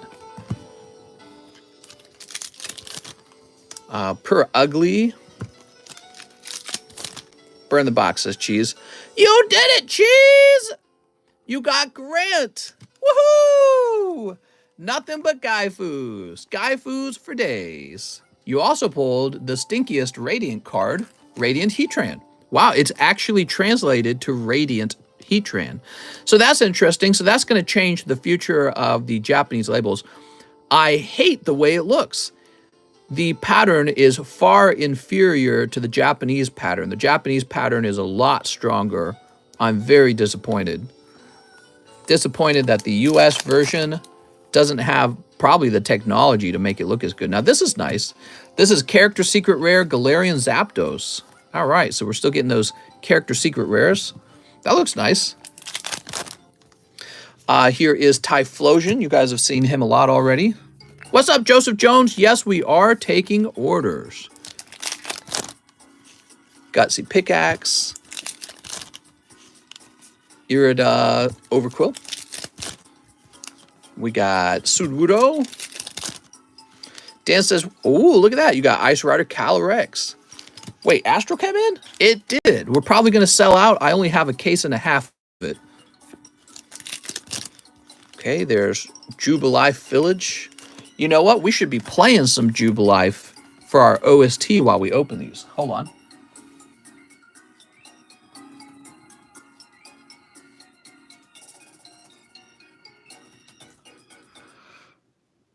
All right.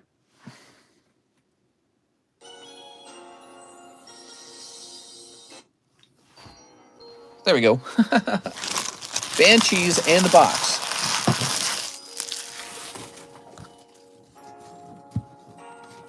Gaifu has me dying. I call them Gaifus. Gaifus and Girlfus. Ice Rider. That's the My Little Pony card. My Little Calyrex. The Calyrex is very expensive right now. Oh, nice. You hear that? It's a good pull, Cheese. Avalug. He's kind of cool. Stantler. I'm an Avalug kind of guy. Obstagoon. Silly Obstagoon. I know you'll never grade this, Cheese. It's going into a deck sleeve. Isn't that funny? The moment I saw it. Here's Sneasler. All right.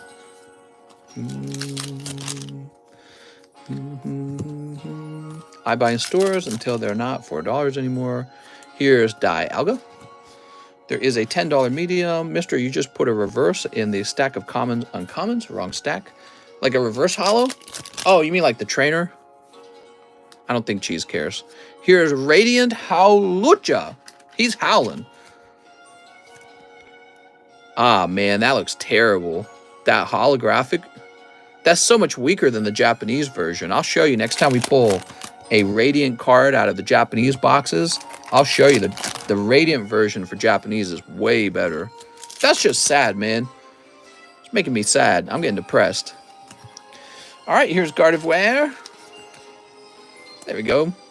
And Origin Form Dialga. She's been real quiet since the Gaifu.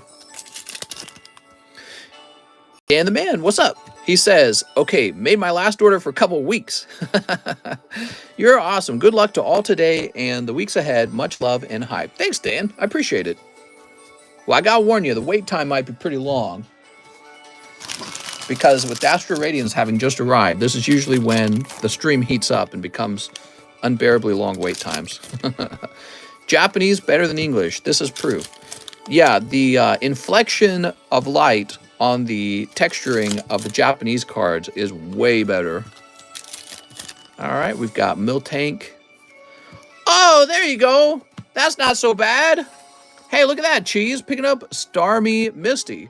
So in battle regions, this is really hard to pull. I don't know how rare it is in the English version, but that might have been a hot pull right there, Cheese. Misty Box. Maybe a line shout out so I know when I can come back. Ooh, okay. A little line shout out. Cheese says woo. Box saved. I would say so. Okay, Myena. Oshawott. Here's, watch this be common in English. Hopefully not. Bronzong. Yeah, the Misty and the Cynthia were the two hardest cards to pull out of Battle Region. You'd open box after box and you'd never get them. Wow, I felt like that was crazy how many pulls you got there, Cheese. So if we take a look.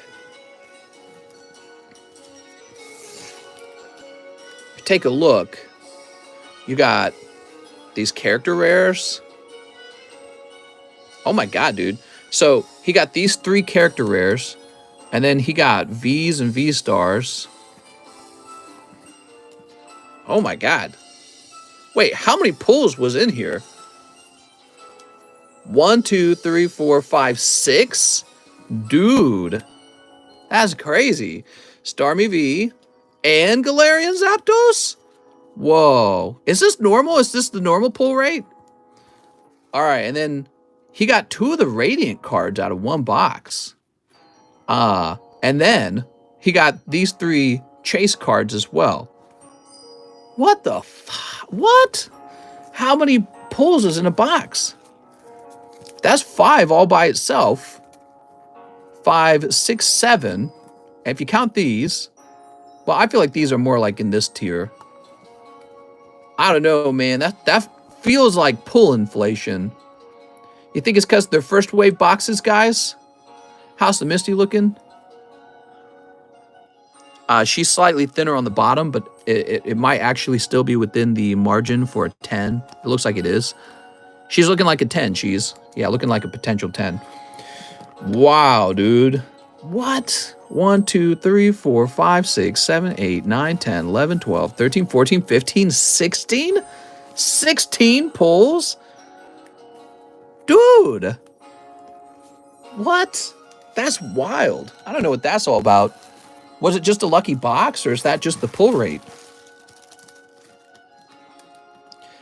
Biden even got inflation on cheese pulls. Shake my head. 15 is average and the quality is awful. Everything is off center. Yeah, the Misty is off center, but I looked at her very slightly thinner on the bottom. So it looks like you will still be eligible for a 10 on the off centering on that. All right, so that's 1 box. We also have to open a box for JC Stimson now. He also won a box. Misty equals hot box.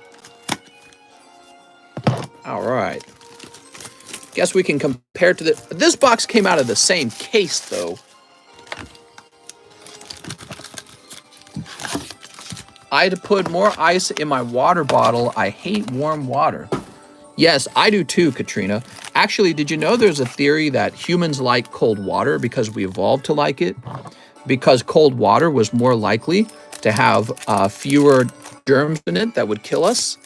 Also, that's the theory as to why hot places enjoy spicy peppers so much, is because the plants that produce spice, those spices actually are capable of killing bacteria. It's antibacterial. So cold water became like an evolutionary preference since it was safer to drink, just like spicy food was also an evolutionary preference because it killed bacteria.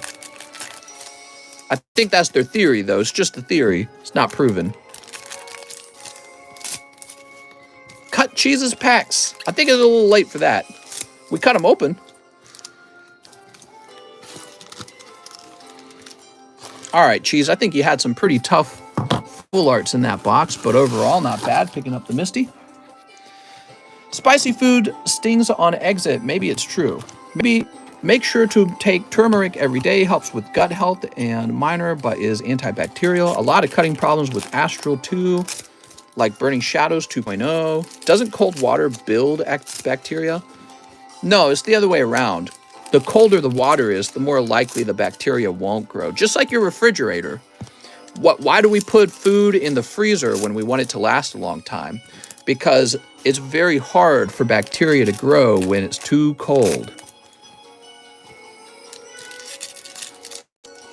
All right, there we go.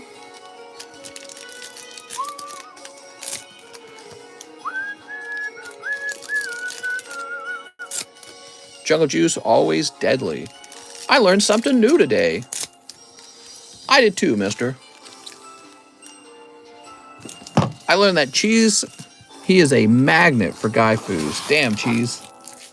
Cheese, you've been playing for the wrong team. That's the problem. All right, so let's see. I want to get the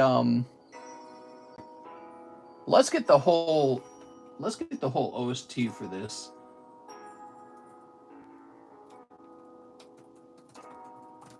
So we're just playing that one song on repeat. Let's get the whole soundtrack. Pokemon Legends of Arceus.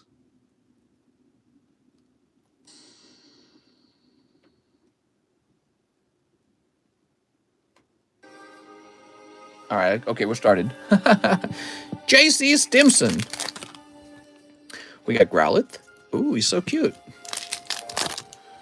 Here's... Oh, another Radiant Heatran. How ugly. Yay, you're so ugly. Dude, we pulled 2 Radiant cards out of that box, too. What is up with the pull rate from those boxes? That was really crazy. Mister, I just pulled a Fisted Edition Charizard. Maybe these are special pull rates for the first wave because Nintendo knows that everyone's going to show off the first boxes opened, and so they need to leave a strong impression on the first ones. Garchomp Full Art looks fantastic. Look at that.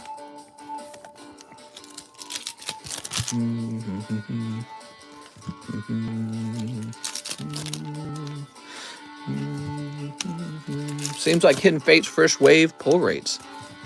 Yeah, people were claiming back then that Hidden Fates had a better pull rate on the first wave as well. Although that, again, these kinds of things are not proven. Surprised no one bought that Pikachu slab. He's a nice Pikachu.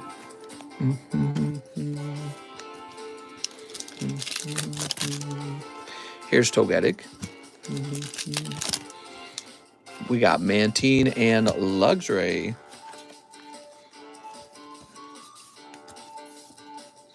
I hate that song from Arceus. This one?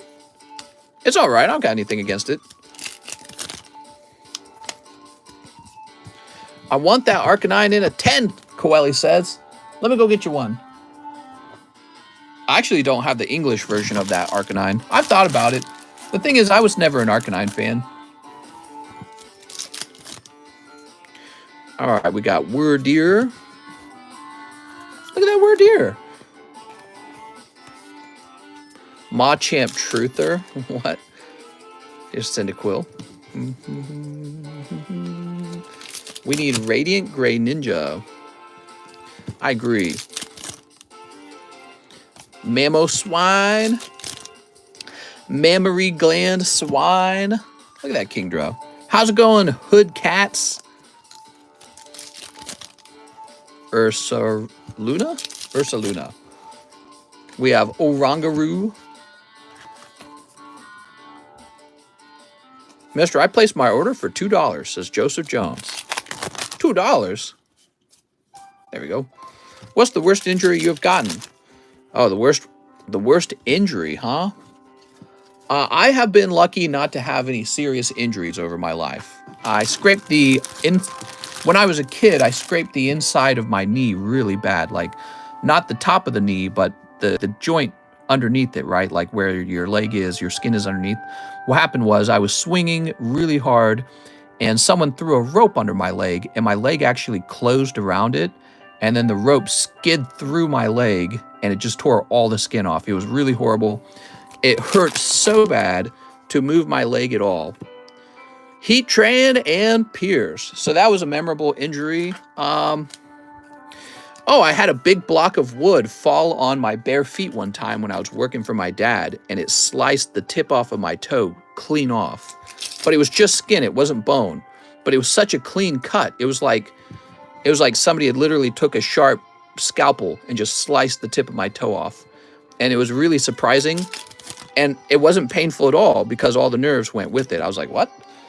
I couldn't believe it. But then I also had a moment where I was thinking, why am I out here working barefoot all the time? I would work barefoot in this garage full of tools and cuts of wood that would weigh enormous amounts, and my parents just didn't care. I was like a factory worker in India or something, and that's how I was for my dad.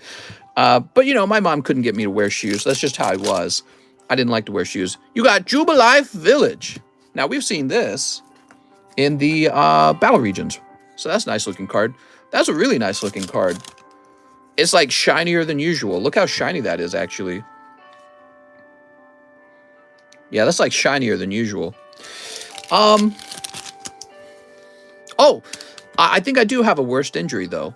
I was working with the wood lathe. Have you guys ever turned wood on a wood lathe?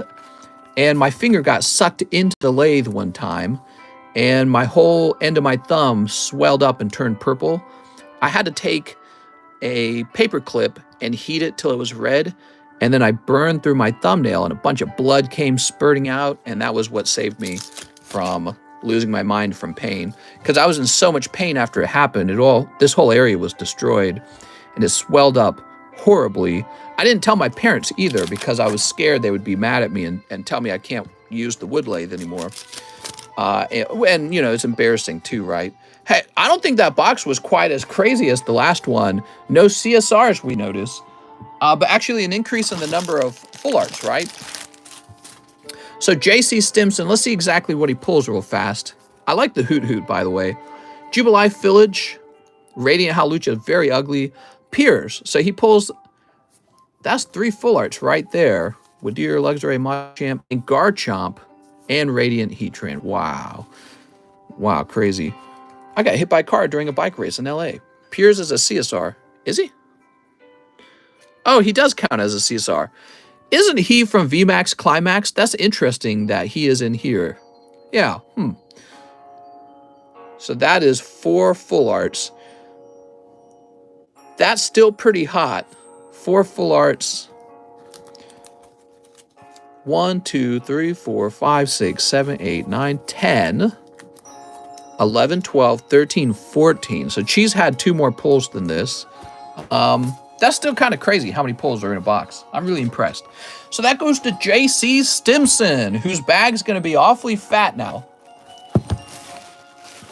This bag was already getting kind of fat.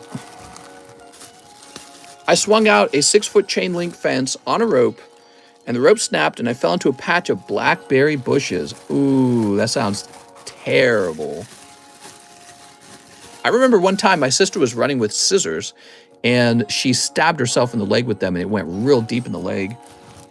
That was pretty horrifying. But I was a pretty nimble little kid. I usually avoided injuries. I didn't get injured too much. And yeah. All right, so now we move on to Vincent Terlingen. Vincent, 2 Shining Legends for Vincent. Vincent, I might need to go get more Shining Legends. I do. I'll be right back, everyone. I need more Shining Legends for this.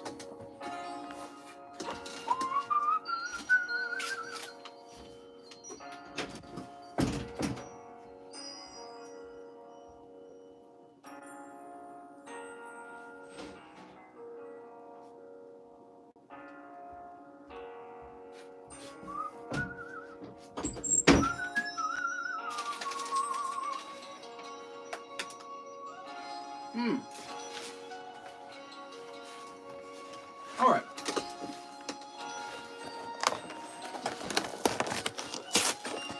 So I just gotta open this box.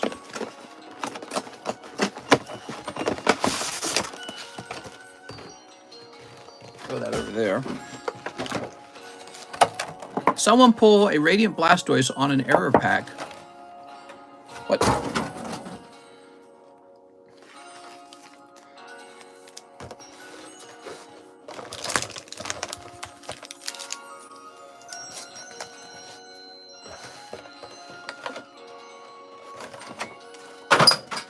All right. So 2 Shining Legends, you say? 2 shiny stars. You got it. You got it, mister. 5 Dark Phantasmas. That's phantasmic. Here we go. Hey, that's a big order, man. All right, cool. Is this Kingdom Hearts? No, this is Pokemon. You don't recognize it? This is a Pokemon stream, mister. How can you not recognize the Pokemon music? Sneep. Big order. It is kind of a big order. The Shining Legends are pretty pricey. I'm actually ready to take them off the menu because I'm almost sold out of them. All right. The Blastoise is a Pokemon Go card that got sorted in. Oh, nice. So somebody got one early, huh? That's cool. Oh, Cramorant. Okay, you got Cramorant. Whoop. And Lapras. You got Lapras. So nothing crazy coming out of your Shining Legend, unfortunately. These are all kind of cheaper ones. I rolled my car 5 or 6 times, broke my neck? Bro. Never done anything like that. I'm usually a pretty careful person, actually. When I go driving, I've been driving since I was 17. I basically stole a car from my parents, and I drove it in the winter illegally with no license and no experience. That was when I ran away from home. I took a car from my parents, one with a broken head gasket, because I knew they wouldn't care because they weren't using it. So I basically stole a car from them. They retrieved it later, but I used it that winter, and I was driving around illegally with it, and I had never driven a car before either, but I had to go to work, and I've never crashed. I've been driving since I was 17. I'm 33 now. I've avoided crashes, so that's what, like 16 years, no crashes. Not a single crash. All right, what do we got? And I did a lot of driving too, that's the other thing. What do you think about the Radiant Blastoid? The Radiant Blastoid? Strippers are saying we are headed toward recession because the clubs are empty. Oh, no. Oh, yes! Vincent! Pulling beautiful Shining Mew from Shining Legends. God damn, that's a pretty card. Don't you guys love that card? What a great card. All right. Wow. So that's for Vincent. He says he's new. That's that new first-timer luck. I swear to God. Why are the new guys always so lucky? I was talking to a friend, and he had a friend that had a seizure during sex ed class. His fit caused him to laugh, and they all thought he was taking the piss. Then they realized. Let's go, Vincent. All right, Vincent. Your patience has paid off.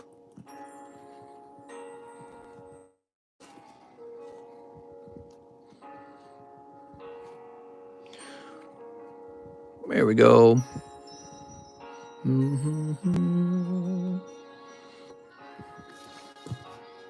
I broke my pee-pee once. Apparently that's a real thing. I've never done that. Never broke my pee-pee before. Jeff Leon. Our friend Jeff says 2 brilliant stars. 2 brilliant. 3 fusion. 3 fusion. 2 Evo Skies. 2 Evo Skies. 3 Chilling Rain. Ow. I got a hangnail. 1 Rent-A-Girlfriend. I have a box, says Jeff. There we go. I am, yes, hello, Coeli. What? Sneep. Big order. Is huge. This one's decently sized. There we go. Did I miss the Astral Radiance? There is an Astral Radiance medium still going on, a new one, and then we actually have Astral Radiance here. Although it's probably all sold out. If it is, I'll have to put you guys down on pre-order. Oh my God, that is crazy, man. Sniping Luminion alternative art on the very first pack. Those are some great hits coming out. I missed 2K orders with Mr. We got an XY Phantom Forces break going on. If you want a spot in there, you never know. You could pull the Dialga. There's a small chance, but you know the way it works. If you're not in there, then you have 0 chances. Alt art on the first pack should be a good sign of luck. Well, it is the luck. He's got the card. Here's Sylveon. I want to keep opening those XY Phantom Forces till our group pulls a Dialga. That's what I want to see. I want to see a Dialga come out. Show it off to everyone. Here's Spheal. Pissimian.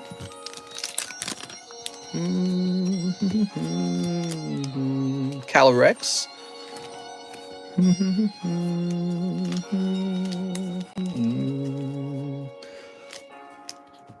All right. Next TikTok. So I invested in 8 XY Phantom Forces cases.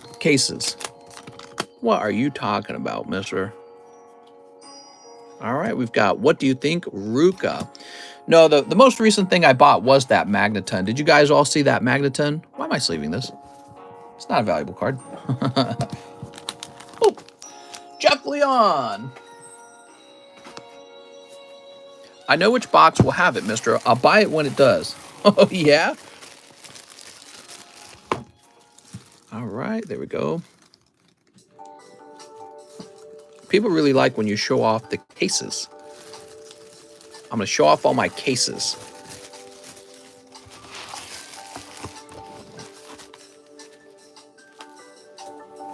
All right. Next up, we got Joseph Vargas. He says, I'll take a spot in the Astral Radiance medium. You got it.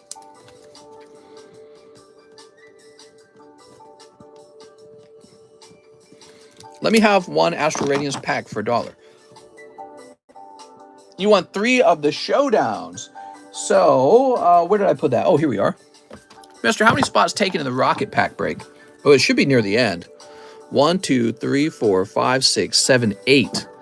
So we got 8 spots, and there's 11 total. Would deck boxes be a better option than the bags? What? Soup. No, man. Bags forever. All right, Joseph Vargas. What's left on Misty's Tears? What's up, Zeke? Zeke, you missed the Misty's Tears. It's over now. Yep, the Misty's Tears has been handed out. We moved on to a new charity card. This is a cheaper charity card this time. It's the Venomoth charity card. Here it is. So this is the next charity card. Somebody already donated $1 toward it. Bruh, I left for like a half hour and the Misty went off. That's right. I kept telling people that's how it would go. I wouldn't do any kind of announcement. Oops, kind of wiped that off there, didn't I? I said I wouldn't do any kind of announcement. You just got to be here when it goes off. You know, once it gets within range, you never know what's going to happen. Coeli donated $80 to finish it. Who won? Mr. Silva won. All right, that's Quick Assist Krillin. Here's Yamcha and Kefla. Dang it. Crazy how that is, right? But you know, you have to look forward to the Venomoth, which is next.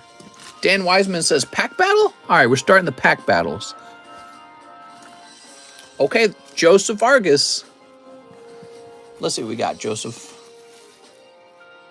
He didn't say if he had a bag, did he? Checking here for Joseph Vargas. Oh, he's right here. I donated to Misty in my order, but just put it toward the new one. Sounds good, Joseph Jones. Does anyone know what was the hit in yesterday's Rocket Pack Break? Holographic Dark Golbat. Neo 4 Pack Break? Francis Santos. How's it going? 5 Dark Phantasmas. You got it. 1, 2, 3, 4, 5. All right. This is for Francis Santos. Sneap. We're going to do a pack battle with 2 Crystal Guardian packs. Imagine losing that. You would just like lose hundreds of dollars. Who won the Misty? His last name was Silva. Alex Silva? I think it was Alex Silva. There we go. All right, Mr. Francis, just 1 card this time. You got the whatever her name was. What's her name again? Inimorous? Alex Silva got it. All right, Francis, let's grab your bag. Nothing crazy coming out of that round, huh, Francis?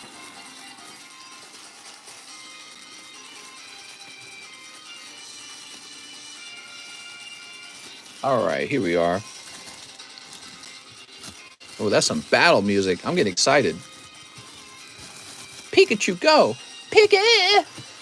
Next up, we got Coeli Jimenez. 5 one-day grades. Pay off my Misty Slab, or pay off my Misty Slab and 10 Hidden Fates. Oh, 10 Hidden Fates, huh? Okay, let's get those 10 Hidden Fates.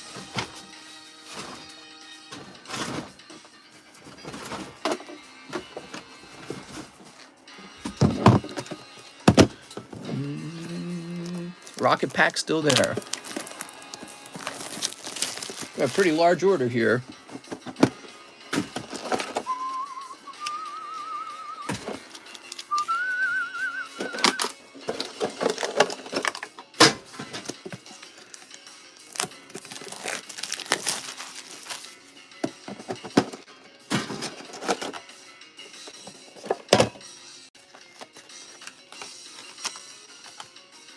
This Charizard looks okay. I can't tell if he's damaged.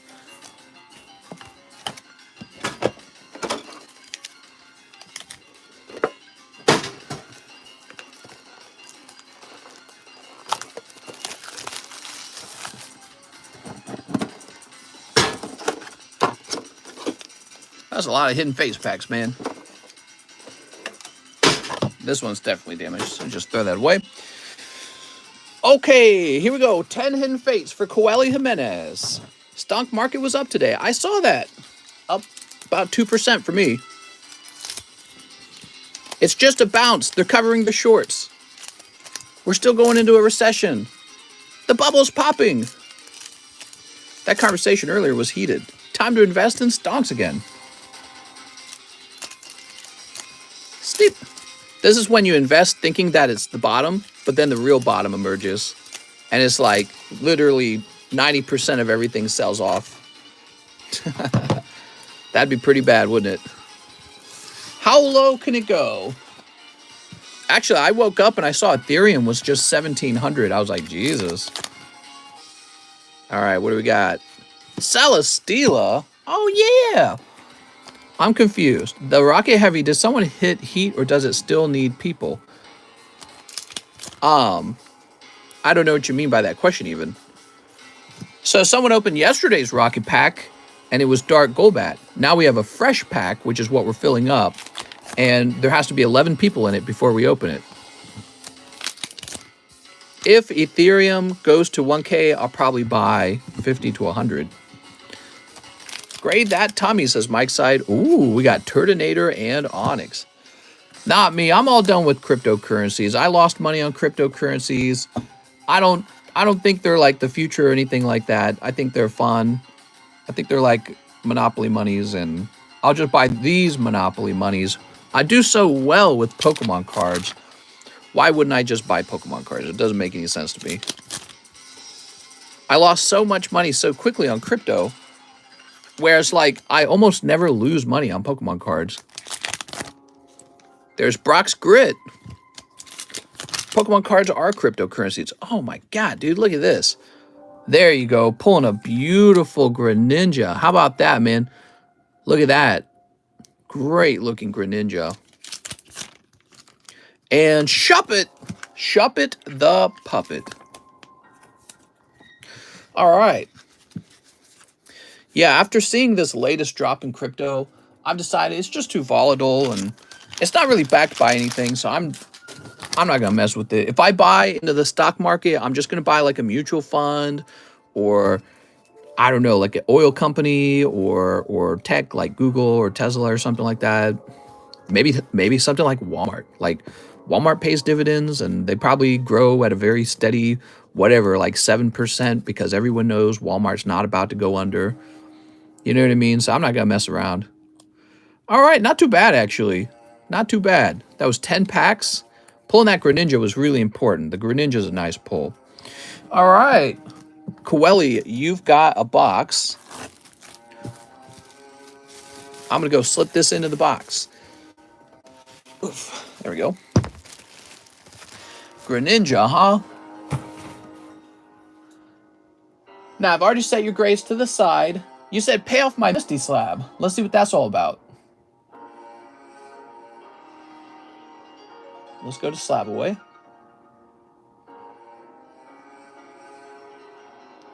Oh, you've got to miss these tears. I see how it is. Okay. From March, huh? And let me go looking for it. Ship everything out. Sounds good.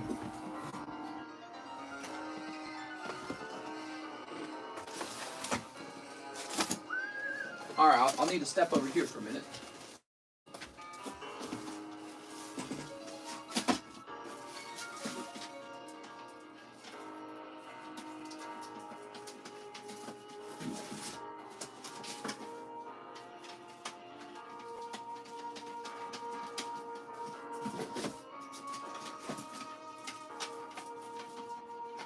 Aha, here it is. Very nice. Okay, we'll grab this. Dude, it has been raining non-stop where I live. Will it ever stop raining? Here it is. Looks real nice. Oh, we already got your name on the back. And we'll place that over there. Perfect. All right, and then you made the donation to the Misty and you ordered shipping. So let me go ahead and get you that shipping. Turn that down a little bit.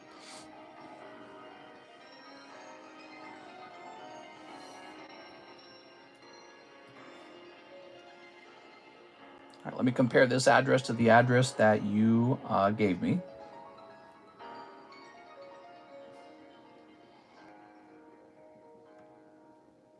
All right, it's looking good. We're going to use priority mail shipping. And if I have to print you a secondary label for a second box, we'll do that.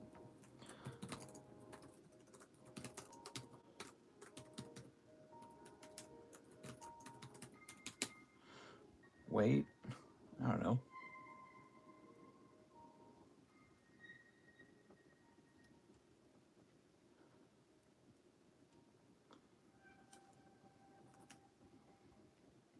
All right.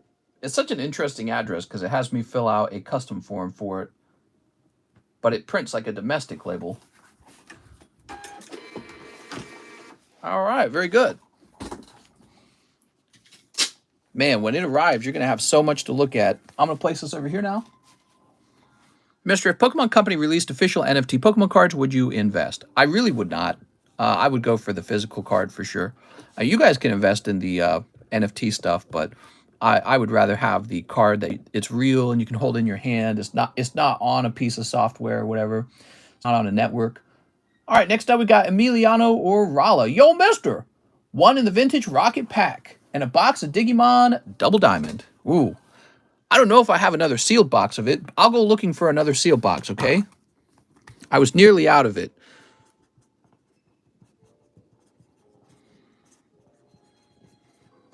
Here you are. So you are in the Rocket Pack break now, Mr. Emiliano.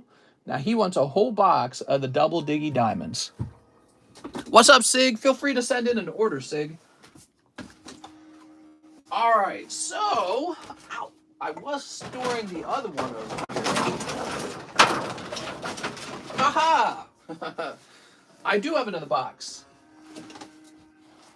But now I'm nearly sold out of it.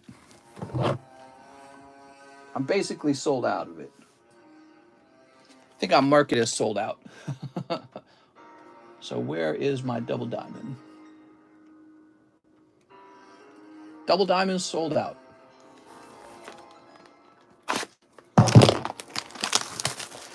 All right, Mr. Emiliano, the man with the box. Let's see what you got.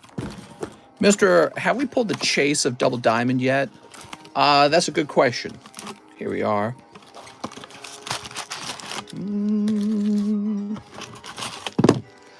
There we go.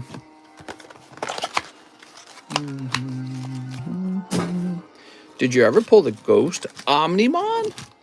I pulled all the Omnimons. Slab rotate? I will be happy to give you a slab rotate, Mr. Coeli. Let me finish this order first. Let me finish this order. We'll do a quick slab rotate, okay?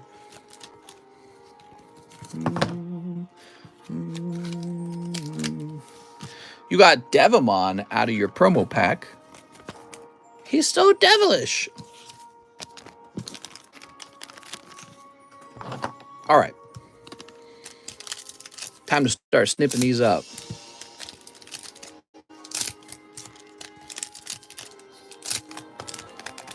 Get these excellent snips going on. Mister, how many spots left in the Rocket Pack break? Maybe 2 spots, maybe. Could be sold out, actually, but yeah, it's pretty close to the end. Yeah, we might be opening it up this stream. What's up, Devin? When will we be getting the Holo Live? Holo Live could take a little while, but it is on the way, okay? I didn't even realize it had come out because I can't keep track of all. There's all these different franchises, and I don't have, like, any kind of business software that helps me keep track of the latest thing. That's why I created that newly released channel, so that you guys can fill me in on what card set is coming out next. I wonder if I could just pay somebody to get all the different card set franchises and create a schedule for me, and that would be it. That would be their whole job. All right, here goes. Ogremon, Entmon. We got Manticoremon, Sistermon. All right, this is for Mr. Emiliano. You can pay me for fun. Sistermon. All right, here's your fun paycheck. All right, that's the first couple of packs. How about this? Tie. So this box came out of a sealed case, and we have not seen the special pull, which makes me think a special pull is not 1 per case. It is less than 1 per case. Pay them in bulk. Here's Eosmon. Eosmon is okay. I'll take my salary and pokies. Mister, it only takes 1 pack. That's right. It only takes 1 pack to break your back. Am I Asian? I'm super Asian. I'm like the most Asian guy you've ever met. Yeah, I would do that for free. Here's Gabumon. Watch me snack that. Machmon. Are you going to peel the Ditto cards? Oh, I'm peeling all the Ditto cards. When does the guy from Hawaii start? June 23rd, which is like a whole month from now, which is a really kind of a long time when you think about it. Yeah, it's not ideal. The start time's not ideal because we've already had like a month or 2 pass by. There we go. It's funny because after he said he would come down here, woo, we got the Boobymon, Beal Starmon. Damn, look at that long tummy. All right, I'm loving it. But you know, it's just how it is. But it's funny because right after he said he would come down here, I get like 3 guys who are like, hey, I'll come down. I got like four guys immediately apply. That is a secret rare Alphamon. Very nice. A lot to move my whole life. Oh, I agree, man. That is the truth. Mr. loves himself a long tummy. That's right. Long tummies are the best body part. Boop. Go ahead and sleeve this up. Mr. is going to have all the dudes on the boat. That's right. Forget about boat babes. It's all about boat boys. Wow, that sounded terrible. That Bill Starman is an alternative art. It is, yes. Okay, and there's your box. Over some fat cheeks, mister? There we go. I'm not a butt guy. I've never liked big butts. I've never understood the obsession with big butts anyways. All I can think, when a girl has a really big butt, all I can think is like, they probably don't wipe very well, you know, after going number 2. Probably crusty and not that yummy. Mr. Emiliano, but yeah, there's this weird thing going on in our society where it's like men want women with big butts.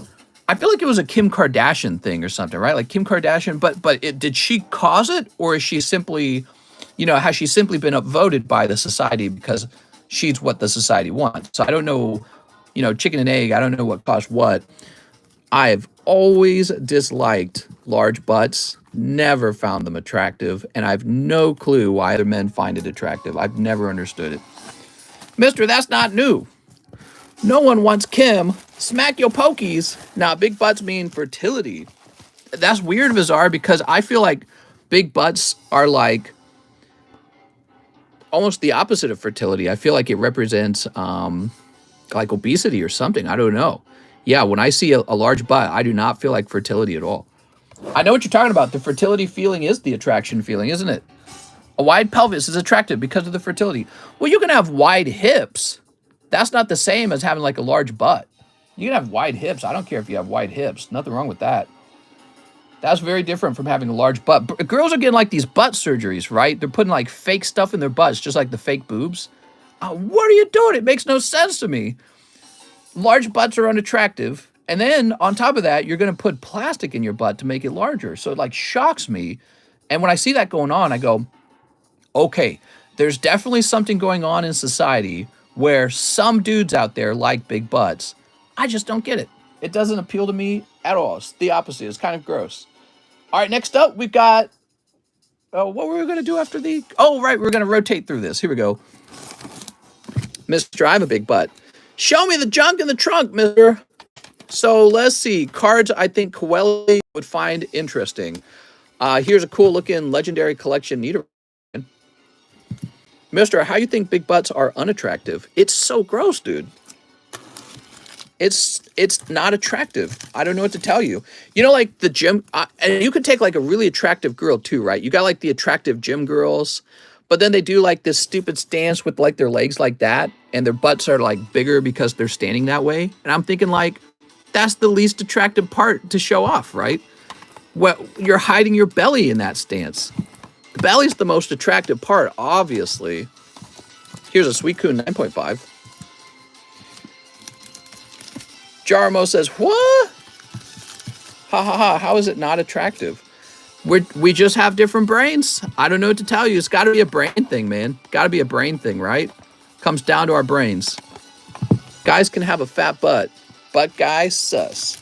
Successfully not only birth well, but rear good children, keep them alive because they have significant comfort, because they're softer. Personality makes women attractive.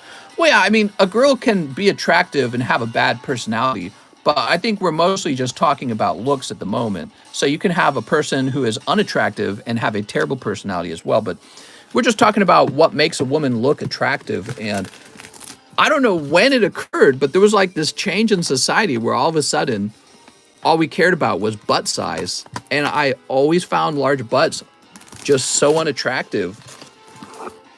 Here we are. Thigh gap, says John S. Here's a first edition. Oh, here's a nice card. Aha.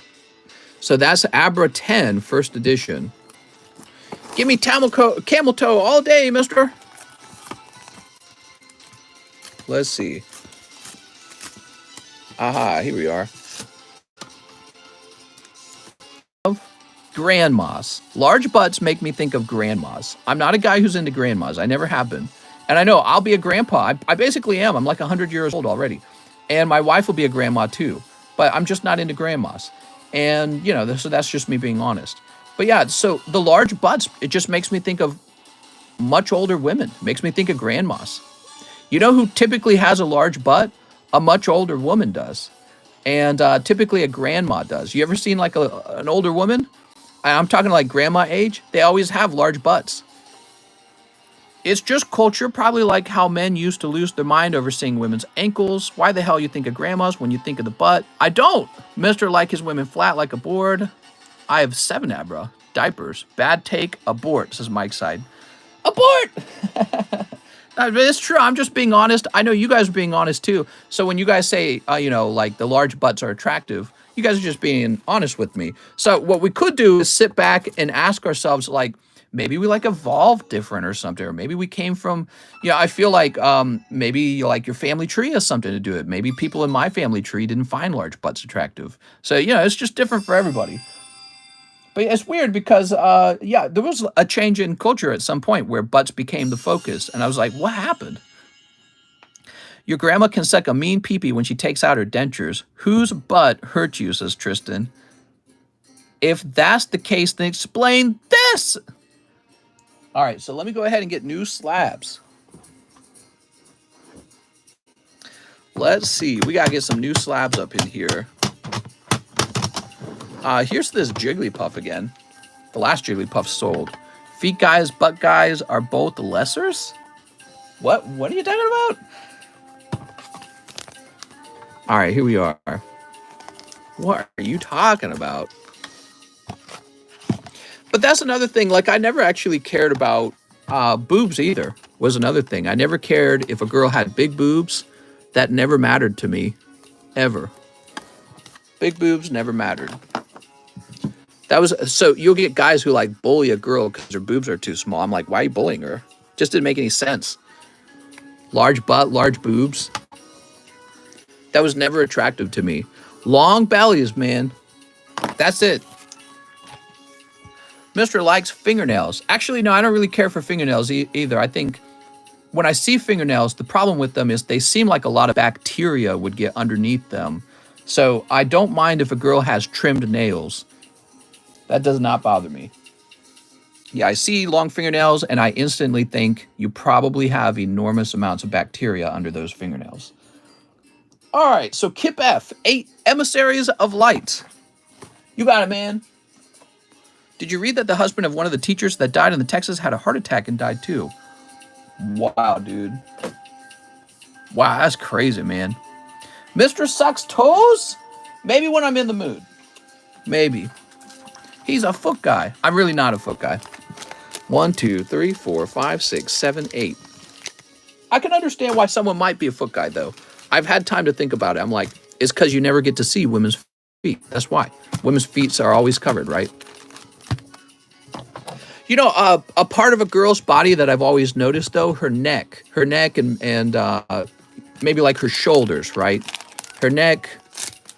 I like girls who have like a nice neck and I don't like broad shoulders, obviously. I don't know if anyone likes broad shoulders on women. Somebody probably does. An elegant looking neck. That's attractive. Elegant looking neck and a flat tummy is insanely attractive. I don't really care, you know, if you have large boobs or a large butt at that point.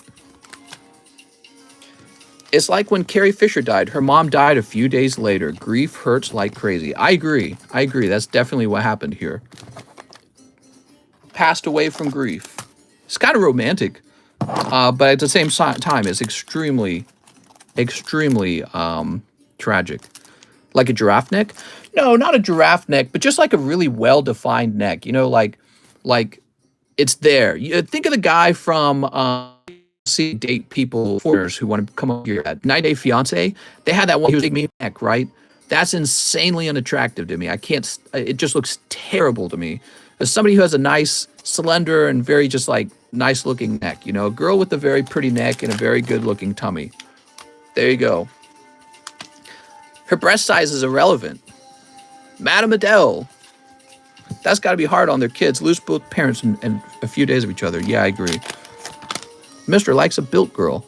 I don't know if built's the word either. I don't really care if she has muscles or not. Actually, she might be less attractive if she had too much muscles, I suppose. There's Shantoto. I hate when I date a girl without realizing she has no neck, just a floating head. Mister, I need Gen 2 slabs. Gen 2 slabs. I agree with Mister. I like necks and no double chins. There you go. There you go. That is actually very important. When the double chin comes in, the attractiveness falls dramatically. But also that's true for guys, you know. Guys get double chins too. So I don't want to just beat up exclusively on girls. Guys get double chins. We all get double chins. Actually, it's kind of a problem here in America that we're so fat, where everyone's fat. But yes, so like a slender neck and a slender tummy, very, very, very attractive.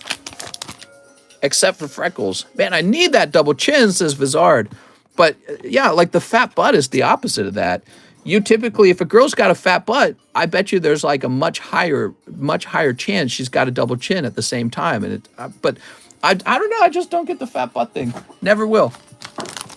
Guys can hide their double chins with beards. I suppose so could girls.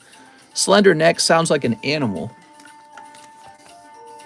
Well, we are animals, right? So talking about attractiveness is very animal. Here's Kieran. The way my fiance walks is super sexy to me. It drives me wild. Sure, yeah. I mean, that's the thing, definitely. Yeah, the way a person walks says a lot about them, I would say. Somebody with a lot of energy. You want somebody with a lot of energy. That's what I would like. If a girl walked like she had no energy, I wouldn't like that. I love a good dumpster, says Guillermo. Here's Noel. Oh, my God, Noel. I wonder if Noel's a butt guy. All right, that's for Kip. So nice. I want a woman that eats her entire Chipotle bowl.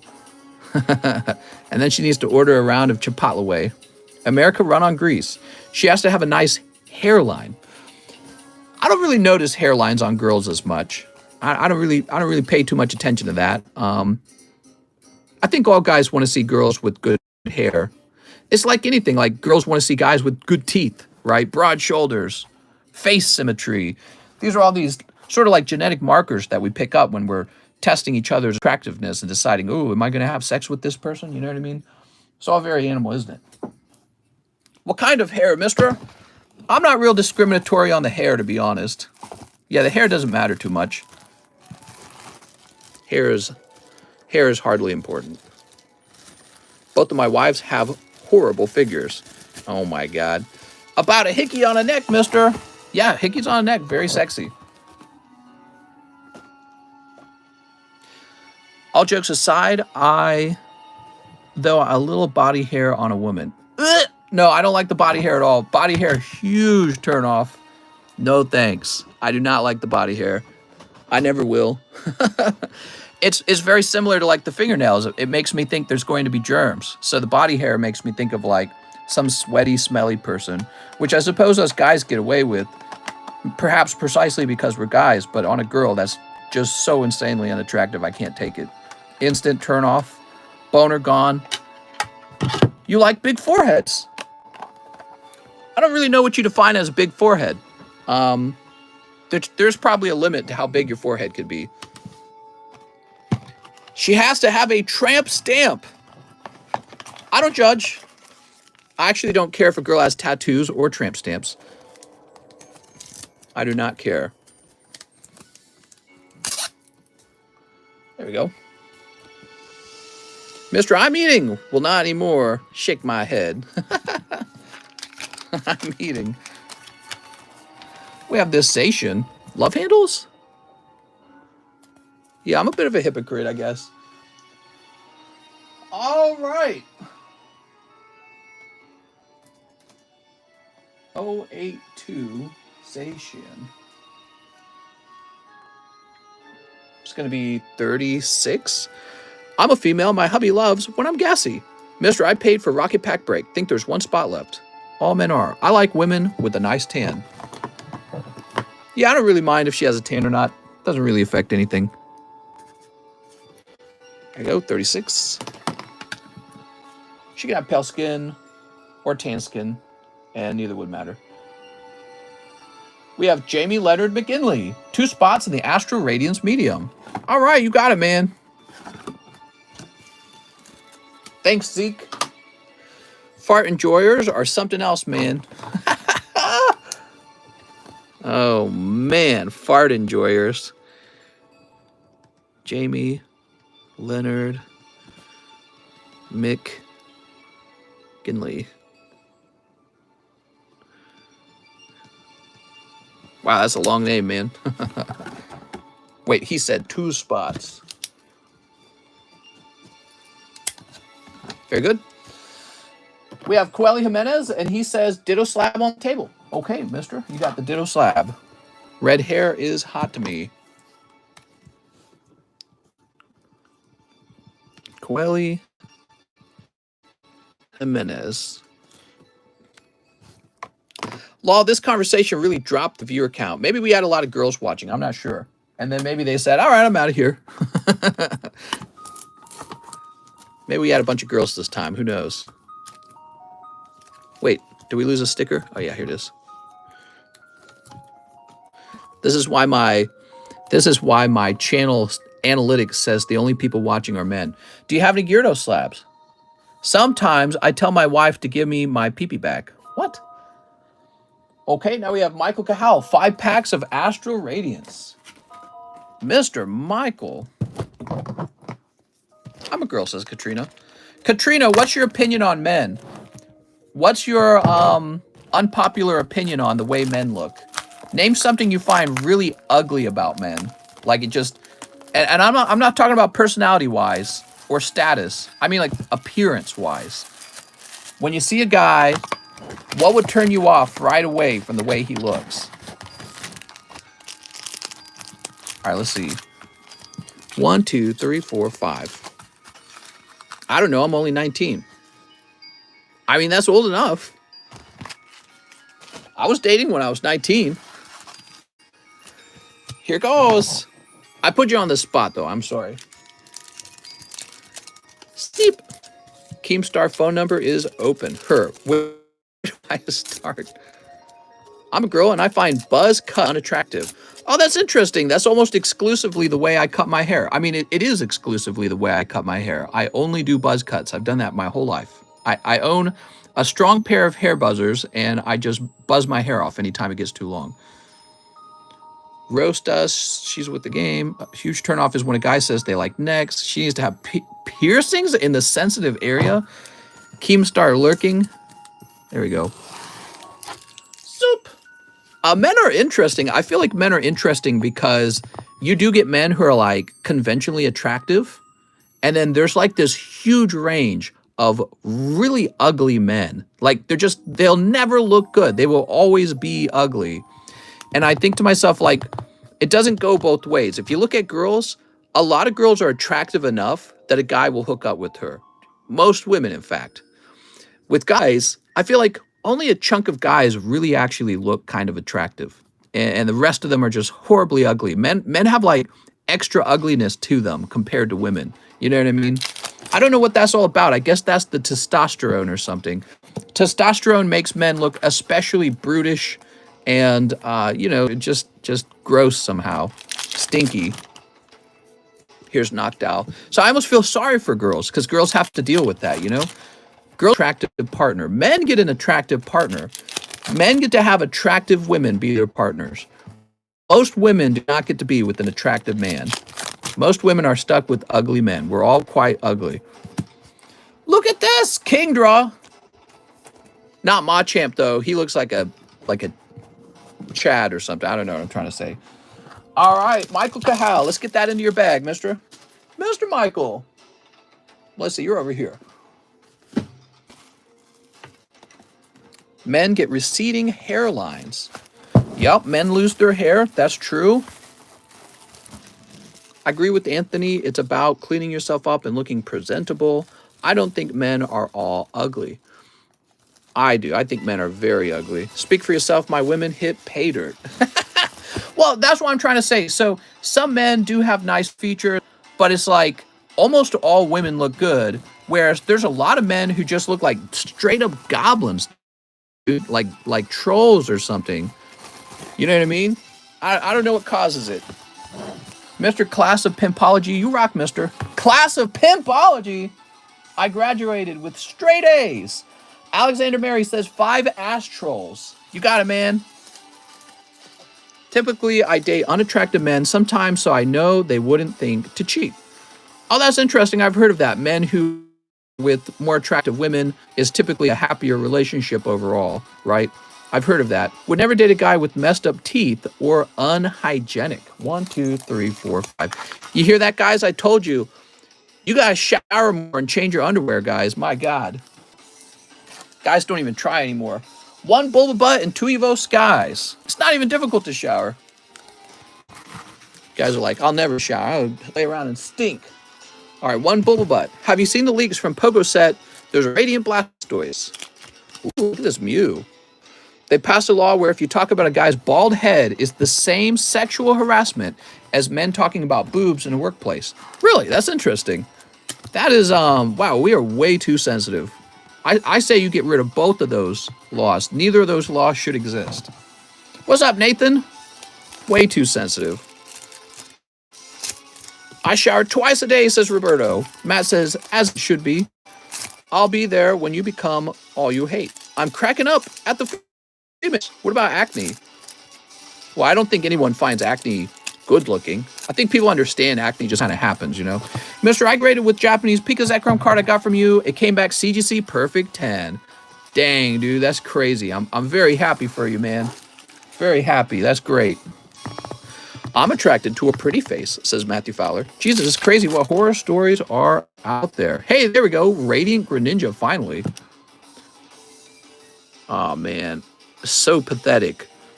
The hollow contrast is terrible compared to the Japanese cards. Also, this is wildly off-center. Look at that. What the hell?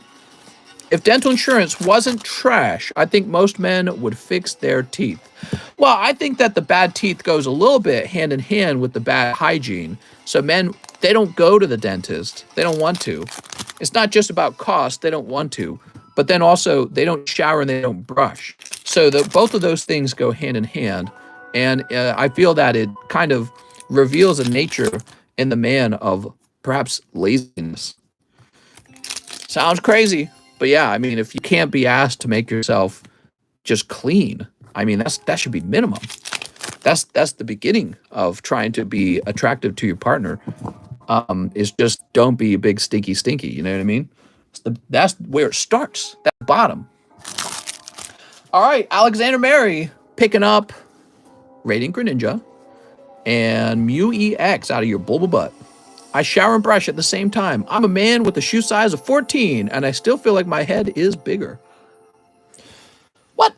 All right, let me grab this. I lost my teeth in the car accident because implants were like $18,000. Holy Jesus. Sorry to hear that, man.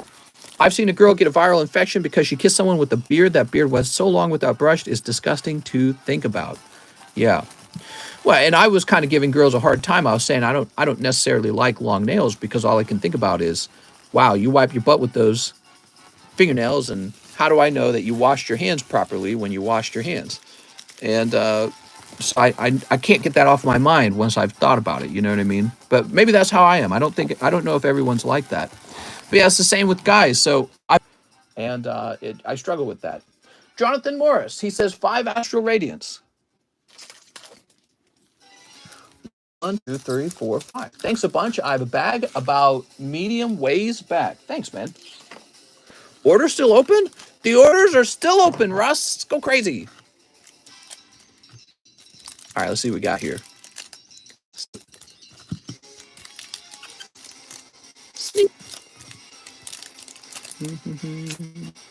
All right, very nice. Very nice. I just cut my beard because it felt nasty. First time I really grew it. So gross. Never again. Would you say your TCC slabs are worth the PSA slab price value? Well, obviously, the TCCG slabs are worth far more than the PSA slabs because with the TCCG slabs, you get the cute little icon on it, and it's been touched by my own hands. So this gives it, you know, a sort of value that PSA will never accomplish, no matter how hard they try. Wash your beard, says Mike Side. Here's Drifloon and Lilligant. Look at that, Lilligant. All right, there we go. Mister's germs are valuable. My germs? What are you talking about? Oh, you mean on the card when it gets graded. So, Mr. Jonathan, let's find your bag about halfway back. I shave, mister. I think beards are disgusting. I don't think beards are disgusting. As long as you shower, I don't think it really matters. Yeah, I don't care about beards. I wish at least one of my slabs were signed by Mister. I gotta sign all your slabs now.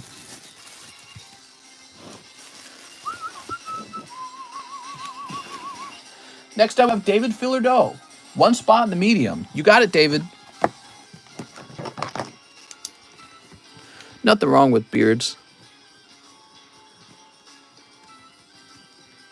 If anything, I feel like, you hope to have a beard that looks half decent. You know what I mean? I'm asking because I'm having an argument with someone about a slab. He wants the PSA 10 value of one of your TCC slabs. I disagree. Yeah, you shouldn't have to pay obviously, you should tell him, why would I buy the TCCG slab when I can just go buy the PSA slab? You know what I mean? So that's a fair argument. You should just tell him that, like, when it comes down to it, I'm going to buy the PSA slab because it's more widely known, and PSA has a much older and better reputation, right? I mean, look at these numbers on their cards. How many millions of cards have they graded? And you compare that to mine, and I'm like, I haven't graded my first 2,000. So they're not comparable. And I wouldn't go down as far as the raw value of the card, though, either, because, that would be to say there's no value in having me look at the card. I don't think that's true. When I actually grade the card, it's not like randomly handed out. I really have examined the card for flaws. So if it gets a 10, it's a pretty good card. And if it's a 9, something's wrong with it.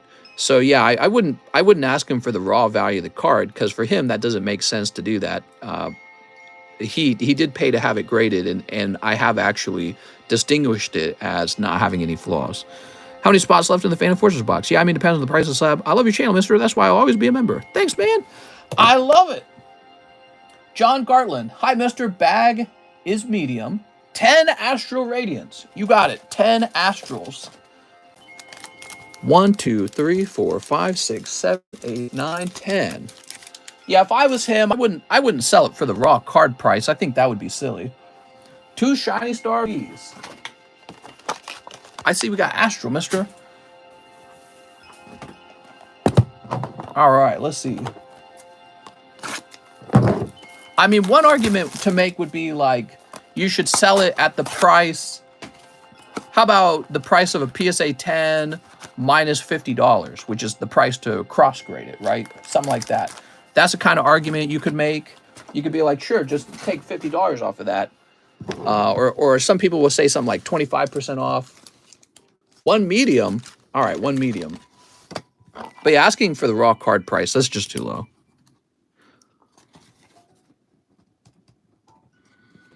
John Gartland. Like, if you want a raw card, just go buy a raw card then. Don't buy one that's already been looked at. The funny thing is, if you went and did that, if you went off and just bought a raw card, I guarantee you there's like a 50% chance or higher that it's not a 10. Because those guys selling those raw cards, especially if it's a good raw card, half the time they've already looked at it and they've decided, all right, this is the one I sell online as a raw card. You know what I mean? So, all right, let's see what we got here. Mr. John. Do girls prefer shaved or unshaved balls? All right, girls, that's a question for you guys from our friend Cheese. It's under 100, 15% and up to like 400 is 10% off. They would grade it if it was a 10. Right, a lot of the time they would. I say half of the PSA 10 value. Is that fair? But yeah, mister, you should do a video about what you'd price your own slabs at. Well, the price is whatever a buyer and a seller agree to. I don't set it. I would say the card is worth more than a raw card if it graded 10. And it is worth less than a PSA 10, which is a much more widely known brand and label. They have all the infrastructure. They have all the reputation. What we're doing over here is just a small business, and it's just me and you guys, you know? So really, the TCCG brand is just popular amongst us, and hardly anyone knows about it. All right, John. Of course, that could change over time, but you're buying the card now, so you can't really price the card based on what you expect it to be in the future. That's not fair. But yeah, it's not fair to ask him for the raw card price either. I think that's it's simply too low. There's Eevee. Here's Flapple and Lilligant. All right. So like 75, 90% of the PSA price unless it's a banger. Yeah, it's just up to whatever you and the other person agree to. That's all it really comes down to. Like if he can't sell it to you, he'll have to sell it to somebody else. And so if he asks for too high of a price, he will not find a buyer. And his goal is to keep lowering the price until a buyer emerges. What he doesn't want to do is lower it so low that he could have asked for more, but he didn't because he didn't realize it. But that happens, you know. I use safety eyeballs. All right. Also, you know, the slab is kind of nice anyways. Just keeping the card in the slab, that's kind of nice. It's already encapsulated. So it allows you to hold the card and enjoy the card. Let's skip this real fast. Let me show you a TCGG graded card real fast. I actually bought this one from somebody who pulled the Blastoise and had me grade it. And then he had it in auction in Pokestan Marketplace. And I was like, oh, I want that one. So I bid on it. Yeah, see? It's in a sleeve in there.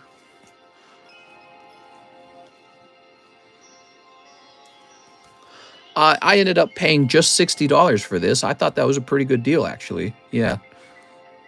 I was actually kind of surprised because I felt like the other people in the auction didn't understand how rare this Blastoise was.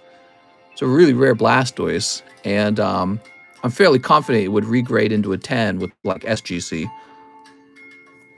There we go. So yeah, I saw that one for sale, and I'm like, yeah, I'm buying that one. There's Snizzler. I re-encapsulated it though. It had the old label. I re-encapsulated it to have the new label. He sniped.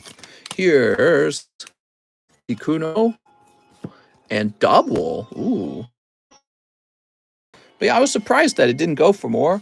Maybe that's because it's sitting in the you know, maybe people are scared to buy my slab or something. That's up to them. You know, they'll decide how they feel about it over time. All I can do is continue to provide the service and do my best to provide a very good service, right?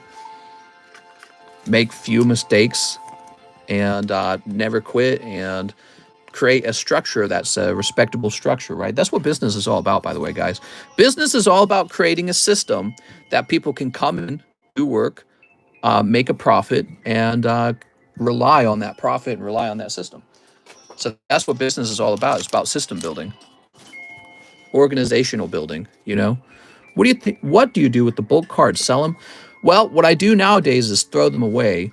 And that's what I really do with them. I throw them away. Yep. I used to try and sell them, and I don't really sell them anymore. It is essentially a waste of my time. So I throw them away. All right.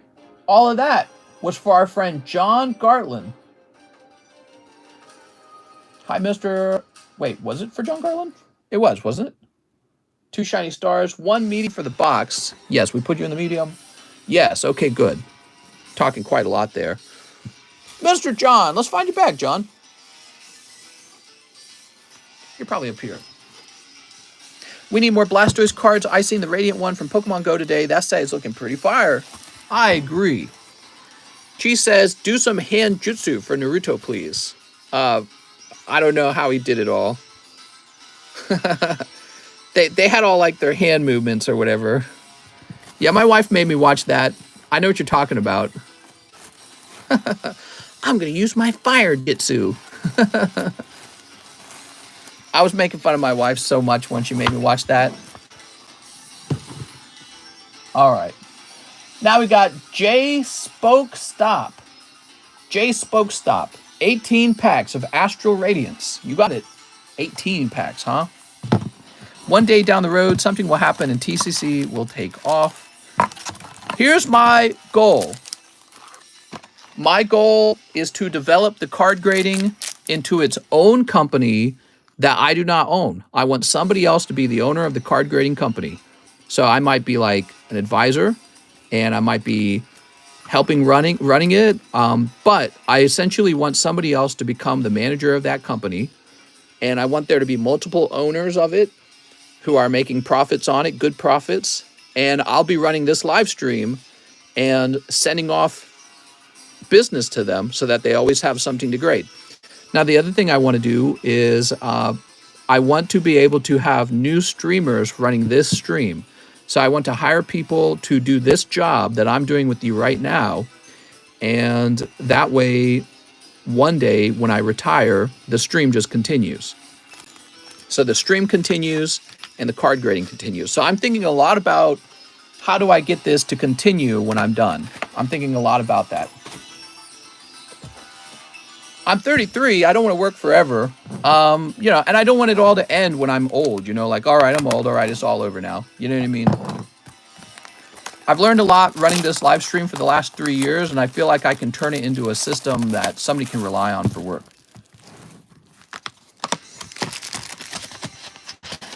I feel like most businesses will actually struggle with that. The original owner gets old and he fails to pass it on. 2, 3, 4, 5, 6, 7, 8, 9, 10, 11, 12, 13, 18. Time to make babies and pass on the family business.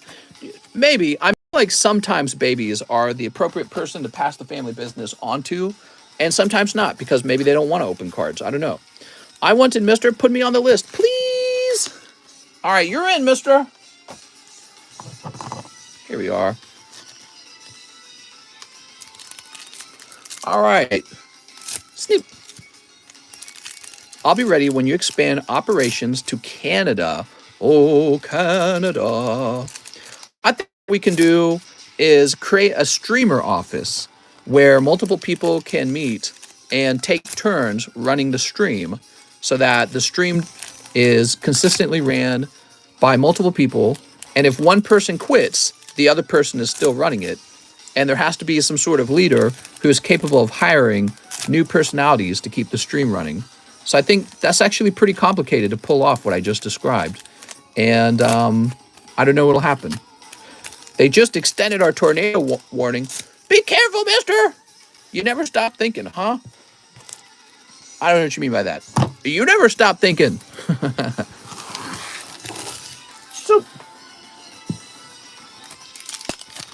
So yeah, but I am thinking a lot about the future. That's what got me to the point that I am in life. I thought a lot about what I should be doing, what I should be preparing. And, ooh, picking up Radiant Greninja. So now I'm thinking about how do I train somebody to replace me one day? And if I were to disappear completely, what would happen to the YouTube channel, to the community, to the card grading? And so I want it to be bigger than me. And so that's my job. I have to make it bigger than me. And yeah, it's kind of interesting. I feel like YouTubers don't generally do that. It's very hard for a YouTuber to do that. Unidentified fossil. I'll cover Bay Area. I'm in San Jose, California. Yeah, so that wouldn't work though. So however this would work, everyone would have to meet in one location, okay? So it would be, you would have to live right next to everyone else, meaning it would be a local thing. The stream would not be local. The stream would be global, right? But the office where you stream from would be local. Everyone would have to be near each other, and that would definitely be very important. This would not be something you would want to run from multiple locations. It's too complicated to do it that way. Wow, nice, man. The Galarian Moltres is in here. Oh, and that's because, let's say I'm in Missouri and somebody orders from me, and then you're in California and somebody orders from you. Now you've got 2 bags for the same person in 2 completely different locations. I think that's overall not a good strategy. It would make a lot more sense if there was one very well-developed workstation that you streamed from, and then people locally around that station would come in and sit down in the same seat, trade the seat off, right? So it'd be somebody's turn one day, somebody else's turn the next day. right? Something like that. So I've had a lot of people reach out and say, "Hey, I'll stream on your channel from where I live." I've had a lot of people say that. I don't think that will be such a fantastic design. I think that design would cause a lot of heart attacks and heartaches. I mean, and also I suppose there's other risks. You know, there's risks of maybe one person is doing stuff that's not so good. You know, maybe they're being a little dishonest or something like that. You know what I mean? Who gets the throne? Here's Ponyta and Darkrai. Look at that Darkrai. But I'll need to be able to hand off, you know, login permissions on my YouTube channel and everything, right? So it'll need to be accessible to multiple owners. Are you on Top Chat? I am. Look at this. It's Roxanne. Yay! You pulled Roxanne, mister. I found my old vintage collection. What do you recommend I do with it? I recommend you send it all to me. 6 says more shipping costs from people ordering. There we go. All right. J Spoke Stop. Wait, that's you. It's John S. Pokestop. Got it. John S. Pokestop. All right. So you got the Roxanne and the Galarian Moltres too. That's pretty good, man. Look at that round. It's a hot round, I'd say. And the Radiant Greninja. All right. There we go.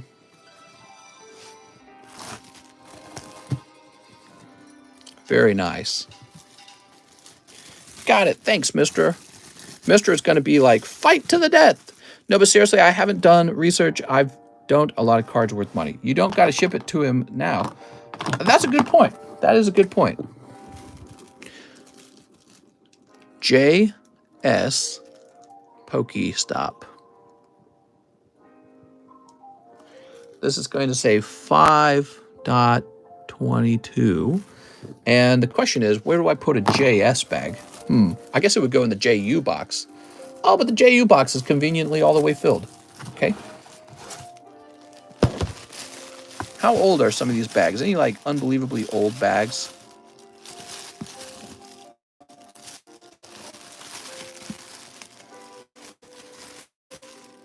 Yes. I don't feel like I have any I can just get rid of though. I have done. Where do I sell? On eBay? Yeah, you would generally just sell on eBay. Each card out one at a time and listing individually. I would list them buy it now rather than auction. I feel cards don't go for as much in auction. And, you know, if they don't sell after a while, just buy 10% and try again. You also, if you got some real nice cards that you think would grade like 9 or 10, you can reach out to me. I might be a buyer. People don't reach out to me that often when it comes to raw cards. I'm always interested in any card deal. Yeah. One thing you will find about me is that I have plenty of cash lying around to buy your collection from you. All right, let's see. I have to be able to make. That's the catch, right? So, let's see. We've just refreshed. Here it is. I'm gonna go ahead and shout out the line now. Are you ready?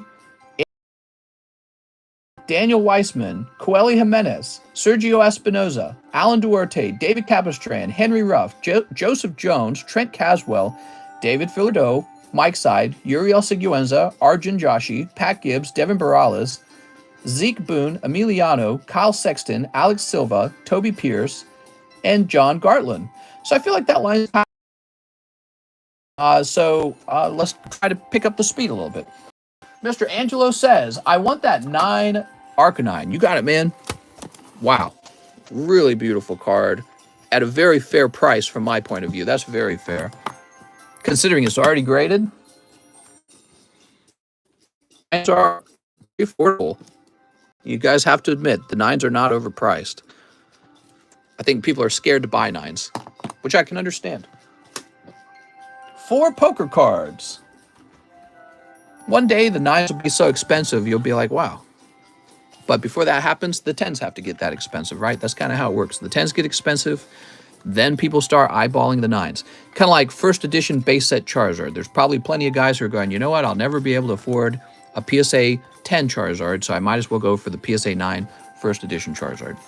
Picked up a Neo Lugia for $800 earlier. Here we are. All right.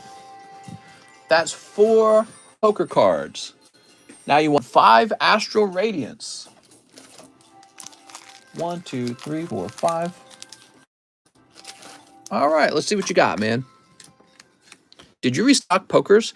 I'm always restocking the pokers, okay? Ooh, you got Marowak. That's great. And Weedle. Always restocking pokers, by the way. You guys go through the poker cards very quickly, and I'm always restocking them. Sometimes I put half a deck in. Sometimes I put in a brand new deck. You never know. There we go. I like the Marowak. That's really nice. And Mareep and Igglybuff are very cute. You ready, Angelo? We got Gardenia's Vigor and Heatran. There we go. I really stocked up on poker cards. I'm a huge fan of the poker cards. I feel like the poker cards are these really fascinating vintage cards that nobody ever bothered grading. The fact that PSA doesn't grade them currently is a big green flag for me. Big green flag. I go, oh man, PSA hasn't brought attention to these yet.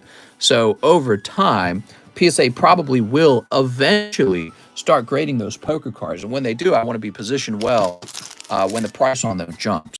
What social media reach out to you on? Well, Mr. F8, I have Instagram and I have Discord, which you can find a link to my well, I think you can find a link to everything right here in my description. So you can reach out to me. Just take a few pictures of your best stuff and be like, are you interested? And you might not get a response right away, okay? I get a lot of messages, so it might take a little while for a response. But don't wait for me, you know, do whatever you need to do with your cards. And I'll let you know if I'm interested, all right? All right. So that was for Angelo. Angelo, let's find your bag. I'm going to try turning off my laptop and turning it back on. Hopefully it fixes the problem. Uh-oh. That doesn't sound good. Here we are, Angelo Polona. So we're going to take Andrew Vasquez, and you're going up top, Andrew Vasquez. So he is up top now. I missed a question. Do you think Gen 1 Pokemon from any set that are PSA 10 are lock to 100, let's say 20, 30 years? I don't know what the price of any cards will be in the future. Maybe the economy really does collapse and people are forced to start selling their cards in order to pay for more important things like food and shelter. On the other hand, maybe things are not as bad as we say they are, and we see the economy recovers from all the issues with inflation and the war with Russia eventually fades. And yeah, so it could be that the economy is on the brink of getting very hot and nobody realizes it yet. So who knows what happens next? That's what's fun about markets is you really don't know what's going to happen. If you did, you'd just make all the right moves, wouldn't you? All right, we've got Daniel Weisman for Emissaries of Light. So I'm not going to worry too much what the market does. I'm just going to hope I get lucky. That's really it. And I'm doing what I love. I'm collecting Pokemon cards because I love Pokemon cards. And if I get rich, I get rich. And if I don't, that's okay too. Being rich isn't the best thing in the whole world, I guess. 1, 2, 3, 4, 5, 6, 7, 8, 9, and 10. There we go. All right. Pay off my slab away, he said. Oh, you got it. Here it is. Mr. Dan, there it is, your pristine Suicune. Very cool, man. Very cool. And let's trim these up. All right, Mr. Dan, it is your turn. Let's see what you got. Sneep. Get these sneeps going. Sneep. Good luck to Dan the Man. Sneep. All right, there we go. Very nice. And we'll throw these away. Mr. Dan. I like Emissaries of Light. It's got so many nice cards in it. Here's Kyrie. Kyrie's got a long tummy. Problem fixed. Glitching is gone. Here's Zach. Ishtola Legendary. Oh, there you go. That's a hit. You got the Riku Full Art. Very nice. Is it Riku or Raikou? Nice, man. All right. Congratulations on that. So that's a gradable card. Need more Pokies, Miss. Whoa, what? He just got both Full Arts back to back. And he pulls Lightning on top of the Riku. Wow, that's crazy lucky. That never happens. 2 hot Full Art pulls back to back in a box. That's very unusual. I don't think I've ever done that in a box of Final Fantasy. And we've opened hundreds of boxes. Crazy. So lucky, Daniel. I'm going to clip that. Wow. I think you made some money on that round. All right. Woo. DN says best hit. Yeah, the Lightning is undoubtedly the best pull. I'm not like, I can't confirm that. Like, I haven't looked it up price-wise, but I bet you it is. Can't allow this. Disperse his hits to the poor. She's a major waifu, too. I know. He did very good. All she's missing is the long armpit hair. Funny, man. Here's Mike Yina. I told you, mister. All right, let's see if he gets double lucky, huh? He might get double lucky. Oh, look at this. I've never seen this before. Darkrai V-Star? That looks nice, man. Was this like a promo in Japan, I guess? I bet that was a promo card. So we got Ralts. They do that. What should I build out of Legos? A Magneton. It's been since Evolving Skies released since I watched the stream live. Oh, nice, man. Nice to have you here for so long. That was a little while ago, wasn't it? Here's Petalil. How did you manage to find the best to clip in such a long live stream? I can feel it. I can feel it in my pokey loins. If it excites me, it's going to excite you. So I just got excited on that pull, right? That was pretty good. Here's Drifblim. All right. Daniel Wiseman. Not bad. I think your Astral Radiance weren't quite as lucky. I understand it. If you're not interested, can you point out a few cards worth anything? I mean, it's very simple to find the ones that are worth something. Just do a quick eBay search on them or something. So you know, I wouldn't be as useful as eBay even. eBay would be more useful to me. All right, Daniel Weissman. I mean, how do you manage to find them back after the live is over? Oh, I don't do that. So I'm allowed to hit a button while we're live, and it saves the clip. Okay, so the clip is taken while we're still live. My second order hasn't happened yet, has it? I placed the second order an hour ago. David Fillardo, huh? Was it for a spot in the medium? Because we fulfilled that one. Let's see. Oh, no, it has not been fulfilled then. I see you have another one. So after Daniel Wiseman, we have Coeli Jimenez. Can I get 2 Shining Legends? Yes, 2 Shining Legends. He's got a big order here.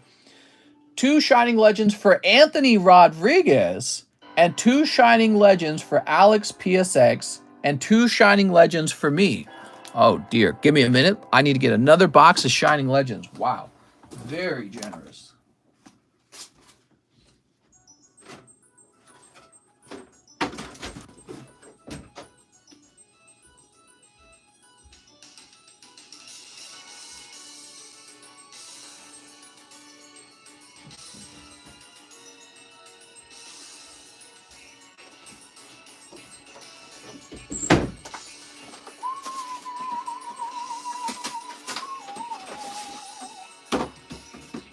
I like the song that's playing right now. This is a cool song. Whew.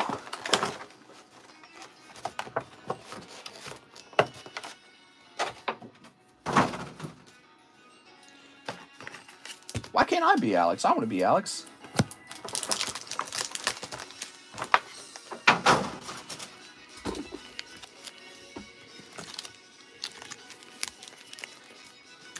All right, wow.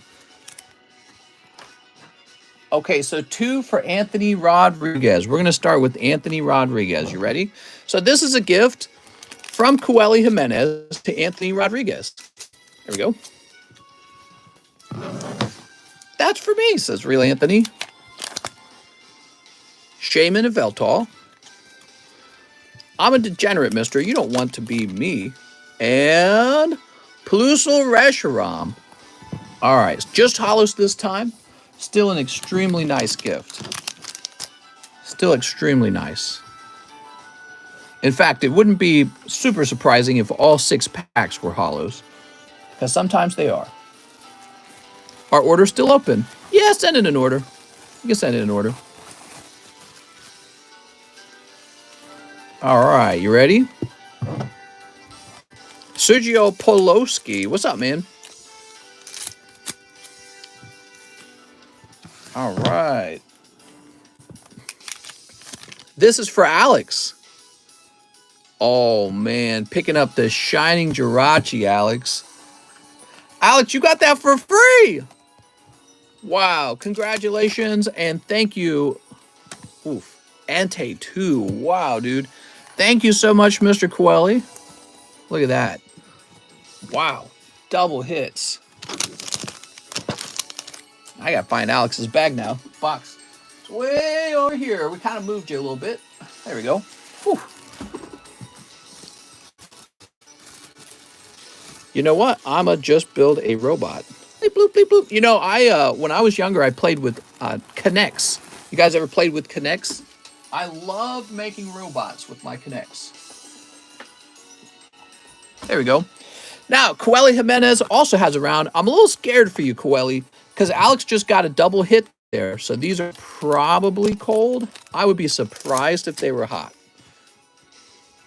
I just watched back and stream and saw I won the Astral Radiance box. Are you JC Stimson? We opened it too. It's been opened for Alligator Palkia. And oh, there you go. You still get a pull, and it is the Raichu GX. Beautiful, man. All right, not so bad. Not so bad.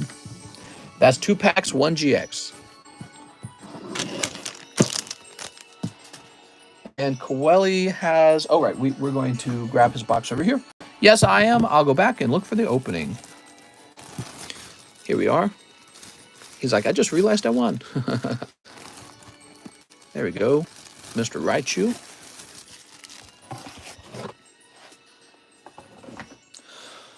Okay, now we got Sergio L12, 5 Astral Radiance. Just saw my Final Fantasy hits. Oh my god. That was crazy, right? You got 2 very solid pulls, with the Lightning probably being the chase pull of the set. And they were literally back to back. That's some crazy odds. All right, this is for Sergio Espinoza at 12. I know exactly where your bag is. Find your bag in like 2 seconds. We've got Wordeer.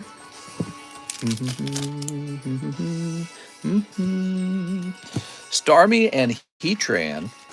Here we are. Starmie and Heatran. Here's Leafeon. And Obstagoon Cleaver Hyper Rare. Wow, dude. Look at that, everybody. Nice. And here is the Obstagoon.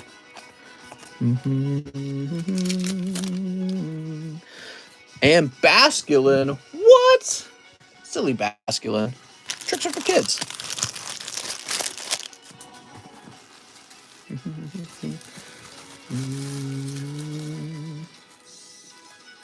Shoot. Not bad, man. Picking up that hyper rare. It's pee-pee time. That's right. How much for a pack of Astral? Right now, they're $6 a pack, which is kind of high. They're going to go down to $5, though, but not tonight. Alan Duarte. He needs 5 packs of Astral Radiance. 1, 2, 3, 4, 5. Because I will sell out in a heartbeat. You're right, Dan. You're welcome, my friend. Congrats on your hits. All right, here we go. Dude, Thug Stack can be drinking the pee-pee juice or something. He's on high alert. Sleep.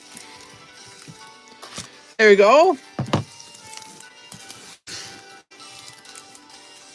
What do we got here? We've got Basculin Myena and Rapidash and Quillfish and Gallade. Oh no. Come on, Alan. Whew. Starmie Full Art right at the end. It's getting scared for you there. Okay, that's for Alan Duarte. What's up, Alan? Welcome back.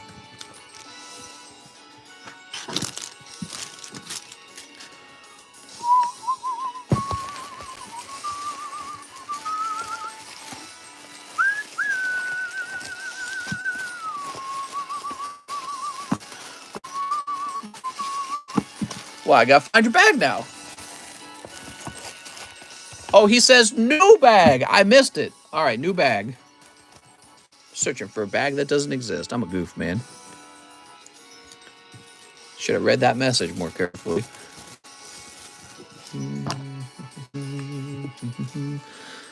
Starmie is cool. He's okay. Never been a big hitter, has he? There's a cool Starmie in Sky Ridge. Really great artwork. You would go into the A1 box down here. Oh, very full A1 box. David Capistrand. Too vivid. Too vivid, you say. We got two vivid. One Astral Radiance. All right, one Astral Radiance. What's the energy card in the slab? So this is for $44, and it is a Tag Team All-Stars Full Art energy card. There's one Full Art energy card in every box of Tag Team, a whole box. So they're pretty rare, and they're just a nice card to have. They look really good. They're also pretty cheap, so you're not breaking the bank to own one. So if you have like a favorite energy, maybe a psychic, maybe it's fire, you would pick it up and you'd be like, aha, I have the Tag Team All-Stars energy card. If you're going for a complete Tag Team All-Stars set, that would be one of the cards you would pick up, and it wouldn't cost you very much. Hey, look at that. Picking up Surf Fetched. There you go. I love Starmie because it's Misty's Pokemon. I like Misty's Cloyster. That's my favorite. Temple of Sinnoh. All right. Very good. David Capistrand. Let's get this into your bag. Got lucky on that Farfetch'd, in my opinion. That was a lucky pull, man. You didn't open a lot of packs, and you still picked that up. All right. Where's that hyper rare Pikachu from Vivid? Henry Ruff. He wants into the medium. Henry Ruff.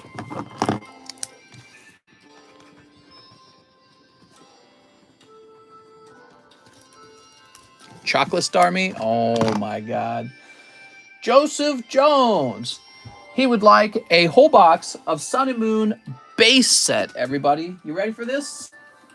All right, give me a minute. I got to locate my Sun and Moon base set. Here it is. Whew. Mister, I'm ready for the new set, Pokemon Go. Sounds good, man. Mister, do you think CHR Misty card will do well? Maybe. Broxonic and Misty's Cloyster go together like milk and cookies. Oh, my God. 5 to the Misty, says Joseph Jones. So the Misty card has been given out now. And now the new giveaway card is this PSA 10 Venomoth with the beautiful swirl. So he is taking $5 off of that. That comes down to $163. Okay. Just like the Misty card, if everyone donates $1 to that, it'll come down. It'll take a day or two. Joseph Jones is opening this whole box, everybody. Sun and Moon base set. It's quite old now. This is like 2017 or 2016 or something. Actually, does it say on the box? Bet it says on the box. 2017. Wow, that was 5 years ago. This is a 5-year-old box. And, you know, one day this base set box will cost $1,000. I promise you. It'll be just like X and Y boxes, what they're doing right now, and black and white boxes, what they've done. One day this will be $1,000 box, and people will be like, oh, I should have opened that when it was cheaper. All right, let's see what we got here. So this set's pretty interesting. It's got both the Espeon and Umbreon in it. This is an Espeon Umbreon set. On top of that, it does have the Ultra Ball, which is really cool. And it has Lily. Lily's actually a pull in this set. So it's got some major hits in it, which is why it's on our menu. See, I don't stock all the cards, do I? I don't stock all the sets. But Sun and Moon has some seriously good hits in the set at a fairly good price still. So that's why it's on the menu. Now, there's other cards in the set that aren't as good. Gumshoes is in here. Tauros is in here. And then it has some medium pulls, like, for example, Solgaleo, Lunala are in here. I think they're pretty cool, actually, those two. I think there's an energy card in here. I'm not sure. You ready? Here goes. Oh, my God. Right off the bat, he makes all his money back. I don't know if it's all his money, but look at this, everybody. Umbreon GX full art, and it is looking decently centered. That's exactly what I'm talking about with this set. Look at that. That was perfect. I was just explaining it. Look, it's got Dragonite Hollow in it. Look at that Dragonite Hollow. We might as well count this as one of the hit pulls at this point, right? So there's Dragonite. Crazy. That's lucky stuff, Joseph Jones. I'm glad to see it. I don't like to see it, by the way. When you guys get bad luck, I don't like that. You know why? Because I know from experience, bad luck, bad boxes, you're less likely to come back and open more cards. So what I like to see is when you guys get good luck, to be honest. We got Croc-a-Rock. You know, it means you're going to get your money back on your pulls. You know, if they grade 10 and you sell them in the market, and that means you're going to have money left over to do more stuff with. So I hate it when boxes are cold. That's the truth. There's Dragonair. Togedemaru. Let's see what else is in this box. Ligma. Professor Kukui. All right, he's got his rainbow cap on. Looking very confident. Probably showered. See, he showered and he brushed his teeth. All right. Whew. Not as good as the Lily pull, really, but still a great box so far because of that excellent Umbreon that came out right off the bat. Now, I wouldn't be surprised if those were the two full arts in the box. We're still waiting on GXs, though. Out of the GXs, we're hoping for the Espeon and the Umbreon GX. That's what we're looking for. Espeon, Umbreon GX. I would say there's also cool Dragonite to pull, but he's already pulled it. Here's Primarina. Primarina is more like a girl starter card, you know? Not for the boys. Kukui is a boogeyman in Spanish. Really? Timer ball. There we go. Very nice.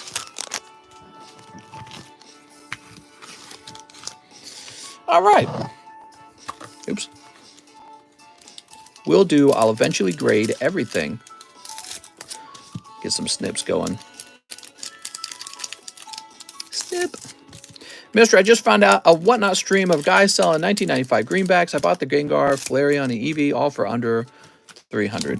What? Sounds good. You're talking about Top Sun or something like that, or Cardos? I think those are Top Suns you're referring to. Here we are. I'm not really into those too much. I've watched them on the market for a long time. I feel like for what they are way overpriced. They're definitely overpriced, right? Because nobody has nostalgia for those except for maybe like people in Japan. Definitely Americans don't have nostalgia for them. Just like Americans don't really have nostalgia for the poker cards either. But the nice thing about the poker cards is you might actually pull a nice poker card for 10 bucks out of my poker box. And so there's still time for them to go up in price. But I feel like the Top Sun cards have already gone up in price. Like, I don't know who's spending all the money on them, but somebody is. And I don't want to spend money on them if I have no nostalgia for them. There's Lunala, but I don't know if he's talking about the Top Sun cards, but it sounds like he was. Here's Young Goose Orangaroo. I will suck pee-pee in the alley for watching Stranger Things early. Here's Mascarin. Mistress, right? The first week I got hit after hitting cold ones. Oof. Yeah. Yeah, I don't like to see cold ones because it just, you know, it makes it feel like there's such a high cost to opening the pack that you're like, I can't open these, you know. It is a gamble to open them. That's the trouble, right? What does your floor look like at the end of the stream after all the sneeping? Oh, it's terrible in here. It's always a mess, even after I clean, it's a mess. Here's Raticate. Here's Incineroar. I now regret buying Alex packs. Damn it, Alex. Taking all its good ones. It should have been me. There's Grand Bull. Makuhita. Golbat. Okay, let me move this out of the way. So the second half of this box has not been quite as good. But you still got a few packs left on the second half of the box. We pull Lunala GX and Primarina GX. We're hoping for Espeon Umbreon. There's still time for that. Oh, but we picked Decidueye out. Oh, yeah, Decidueye's in this set. I forgot about that. He's not too bad. All right, Decidueye's not bad. There's that beautiful Hollow Arcanine. But he's looking off center. Energy Switch. Cosmoem. And Morlul. All right, cool. Wow, that first half of the box was so hot. You got both full arts right away. Scary to open a box like that with somebody because one person gets these, the other person gets the Umbreon. But there you are. You can see how pull rates in a box of Sun and Moon are very different from pull rates in a box of Sword and Shield. Compare this to Astral Radiance.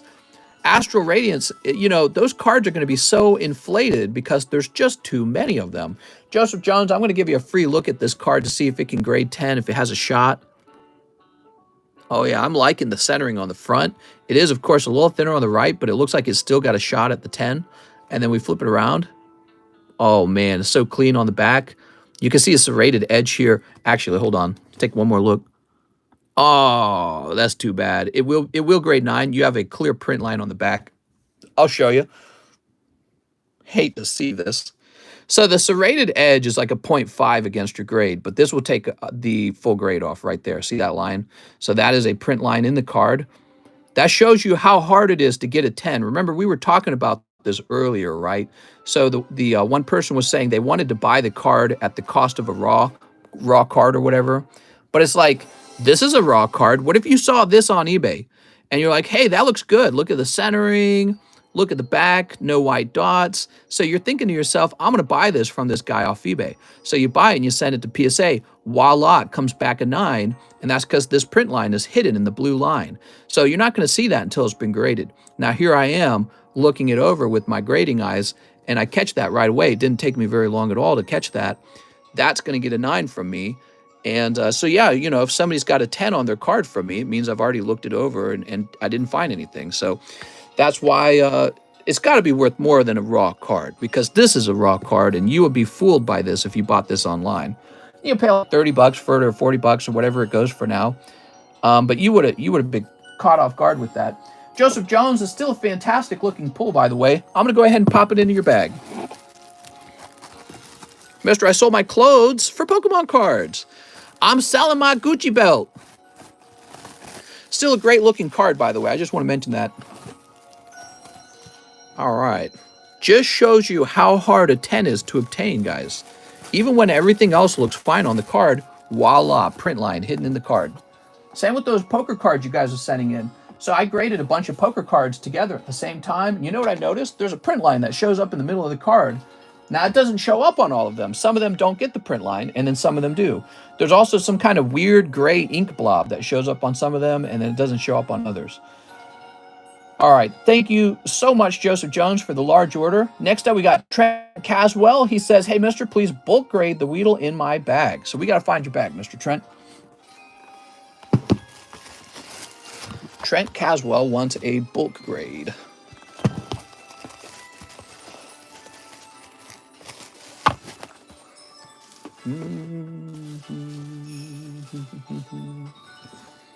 Just picked up some Domino's pizza. All right, guys, let's get your opinion. What's better, Domino's or Pizza Hut? We're not talking about Papa John's, so I don't want to hear it about Papa John's. Pizza Hut or Domino's? Which is the better company? Mister, you got Astral Radiance? I might have some left, yeah. All right. Bulk grade the Weed. That's the Weed Pokemon. Go ahead and reslab it with TCCG. I prefer your slab. It's okay. A 10, it was just a $20 card. No problem, man. All right, so your card is going to be grading probably tomorrow unless I get interrupted for any reason. I got the okay to re-encapsulate that card. Do a poll to decide who's better, Pizza Hut or Domino's? I got to choose Pizza Hut, man. I just like the flavor of their cheese combo better. I've had Domino's. It's pretty good. I'm not hating on Domino's. Domino's is good too.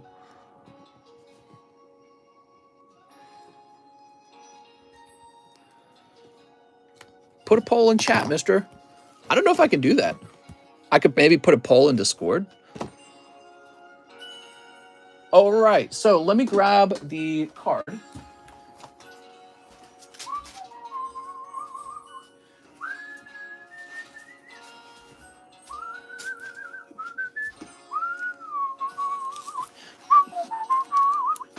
Pizza Hut has better looking cashiers too.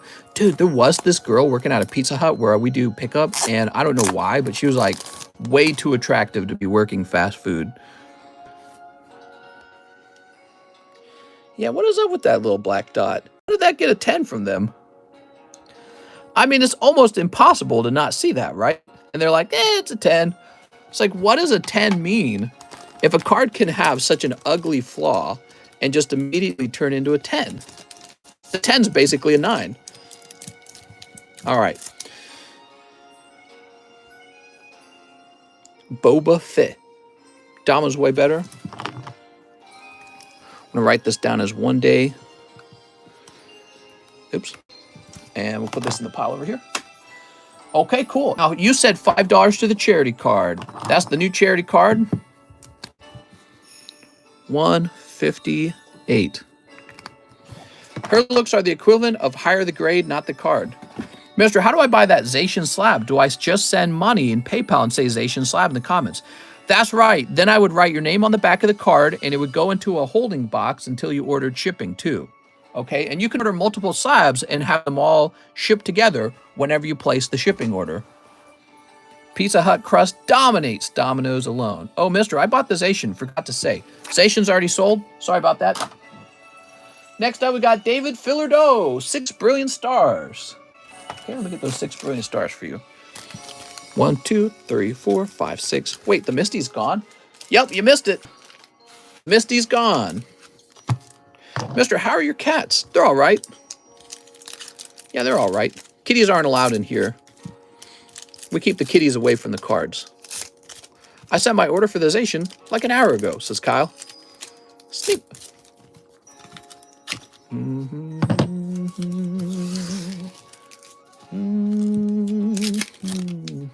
Here's Agzu. Agzu sounds like a chew. A chew.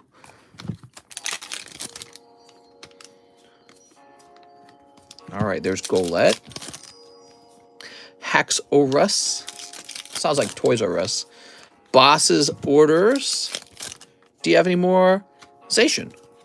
Do I have any more Zacian? I probably don't. I'm sorry. There we go. Zamizenta. If you like garlic butter on your crust, you want Domino's. Well, you can get garlic butter from Pizza Hut. That's what my wife and I do. Garlic butter is not a new thing anymore. Everyone's got it. David Fillardo. Let's find your bag, David. Keep them, he says. Really? That's very generous. I tell you what I'll do, David. I'll donate some money to this too then, okay? That's what I'll do. So I'll donate those cards toward this card. So we'll say 154. All right. And then we'll put these over here. And I'll take the card away. Thank you so much, David. Mr. Mike Side says, I'll jump into the Astral Radiance. Here you go. We'll put you on 3, Mike Side. How much is shipping? Shipping is always $8 for USA shipments. Doesn't matter how much you have or how little you have, is always $8. Now, if you order a ton of cards, that's a huge benefit for you to have such cheap shipping. If you order like 1 card, $8, it's not worth your time. So, and I put it like that on purpose because I don't want people to come in, order 1 little pack, and then send me off to ship it because it's kind of a waste of my time to do that. I used to have to do that in the past. Back when we had free shipping, you'd have some guy come in, he'd buy 2 booster packs, and then he'd say, all right, give me mine for free shipping. So it was really terrible. That's why we got rid of that. Uriel Siguenza, 5 Battle of Chaos. All right. 1, 2, 3, 4, 5. What if I order a kiss? Smoochies. Mister, you can make polls if you jump on the video on your desktop option. Should be in the chat box. Oh, okay. Give me a second. Let's take a quick look.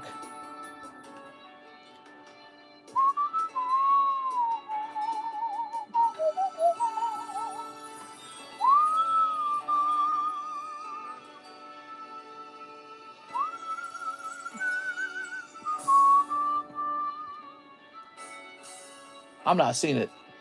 You say it's on my desktop? I mean, I don't want to put out a poll for my entire channel. I would put out a poll specific to this one stream, but I didn't see an option like that. Call a Legends box break? Do you have a slab list? Oh my God, that must be the #1 question these days is, do you have a slab list? The answer is no. We just have some slabs that I have up here all the time. And I have like this endless well of slabs hidden under my desk that I just put up on the table from day to day. They also get put into these guys, the live custom boosters. So hidden in these booster packs are pulls for slabs. All right. Who are we helping? Uriel, right? Uriel. What's up, Uriel? All right. We got Sales Ban. I might have to stock up on Battle of Chaos. You know why? Because feels like this is a popular Yu-Gi-Oh set. Really does. We got Sales Ban. Any no symbol slabs? I do have no symbol Pokemon. I'm kind of hoarding them. I mean, I could sell them.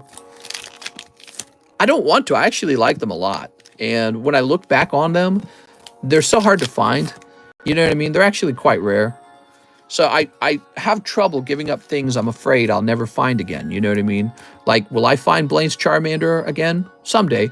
So he won't be hard because he's Charmander. But those no symbols are actually very rare. And I don't know. They're not like infinitely rare. You know what I mean? Does that make sense? It's hard. It's hard. What's up, Jordan? I am still going. Feel free to place an order, Jordan. All right, Uriel. I got a whole bunch of no symbol Pokemon. Uriel with a U. By the way, they're not cheap. They're quite expensive. They're expensive even by my measure. They're expensive. I consider no symbol cards to be expensive. There we are. Okay, now we got Arjun Joshi. One spot in the Rocket Pack break. You got it, Mr. Arjun. All right.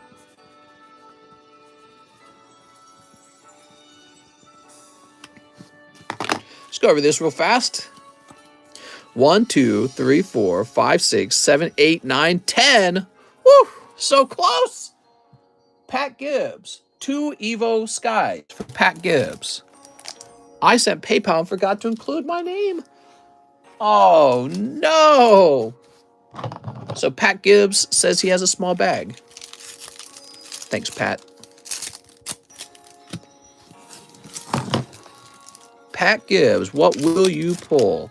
I noticed despite the fact that Astral Radiance just came out, people are still interested in picking up Evolving Skies. Can you show no symbol cards, please? I have never seen one.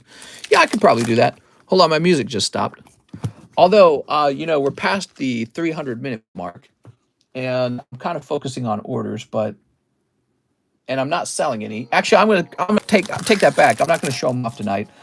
Yeah, I'm not selling any, so there's not really a reason. Mr. Pat. If I was selling them, I'd be like, take a look. They're pretty cool though. The no symbol Charizard 5. Devin Barales. What's up, man? 1 Fortnite for Devin. All right, Devin, the one with the holographic in it. This is a decent purchase, the Abra, first edition Abra. There we go.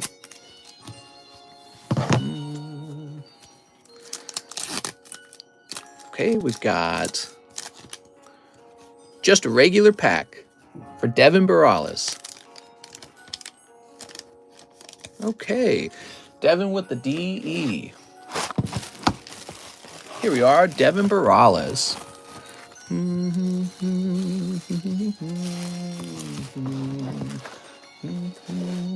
Zeke Boone. He would like the drowsy. All right, this is for Zeke Boone. So Zeke, now I put your name on the back. And this does not automatically ship to you, okay? Instead, it gets saved. And so every time you order something, all these things are going to link up whenever you do ship. Emiliano returns. 5 TCCG grades, please. All right, let me grab your box. Mr. Emiliano. Table D is nuts. So the Beal Starman, Terra, Palem, Crystal Dominion, Cloud, Opal 4, Yu-Gi-Oh! Hit from Brothers of Legend or Chaos, and one box that goes to the past. All right, let's find... There it is, Beal Starman. Terra and Palom, Crystal Dominion, Cloud. Okay, so I don't think that's going to be in here. Let's go looking around. Why does everyone think Dimension Forces booster packs you like the new zombie supporters? What are you talking about? Ooh, this is a very gradable card right here, by the way. Okay, so I'll leave this out for you for the future. Kyle is definitely the Farva of the mod group. Farva.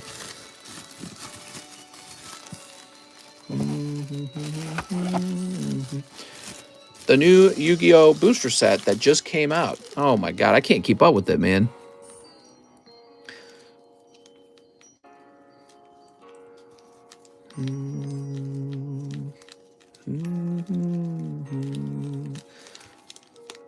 Guardian, Chimera, Libromancer, Master of Chaos. I don't think the hit's in here. Do you think Pokemon should release hobby boxes with numbered cards? Oh, like a million times, yes. I would love to see numbered cards.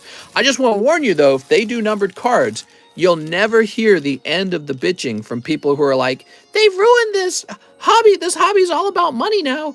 There's not enough. They scalped it. You'll never hear the end of that if they do that, okay?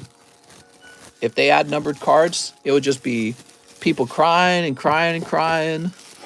Even though the numbered cards don't really stop you from playing the game, and they don't really stop you from collecting just the regular version of the card for cheap. They would just be mad because they don't get the more expensive version of the card. And you'll never, it'll just go on and on and on and on. We're looking for Beal Starman, Terra, Palem Crystal Dominion, huh? I didn't see them. Wing Requital.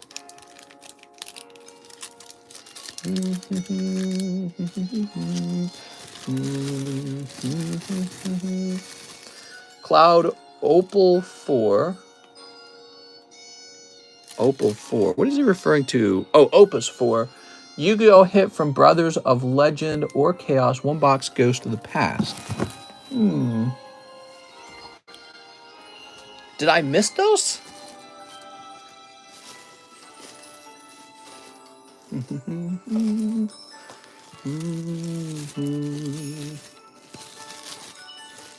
So weird. I remember opening these with you.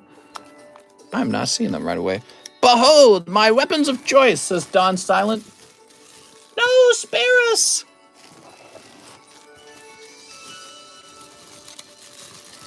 Terra and Palem Crystal Dominion. So let me start opening these up, because maybe they're in here. Oh, the Palem Legendary. Got it. Okay. You had me confuzzled there. I can swap the Palem out for that Rayquaza if you want. There we go, Terra. Okay, that's why I couldn't find them. They were non-hollows, and I had them hidden a little bit. So after that, he says, a box. Yu-Gi-Oh! Hit from Brothers Legend. Hold on. So we still haven't located that one. So, sorry, guys. Brothers Legend. I'm trying to remember where that would have gone. I have 2 complete sets of Merlin stickers.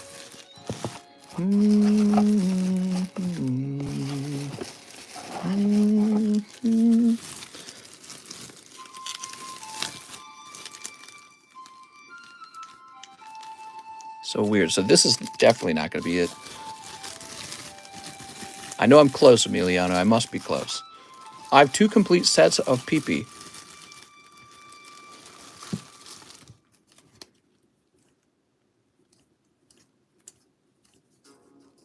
So I'm confused. What was the hit from Brothers Legend?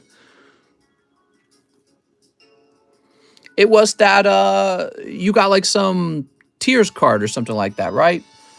Wizard's Tears or Soul. I'm just not seeing it for some reason.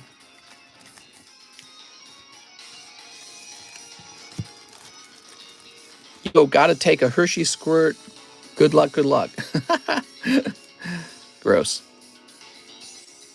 All right, so it's not there. Who needs PP? Can I call myself a collector if I don't have any complete sets? Yeah, definitely. You don't gotta have a complete set to collect.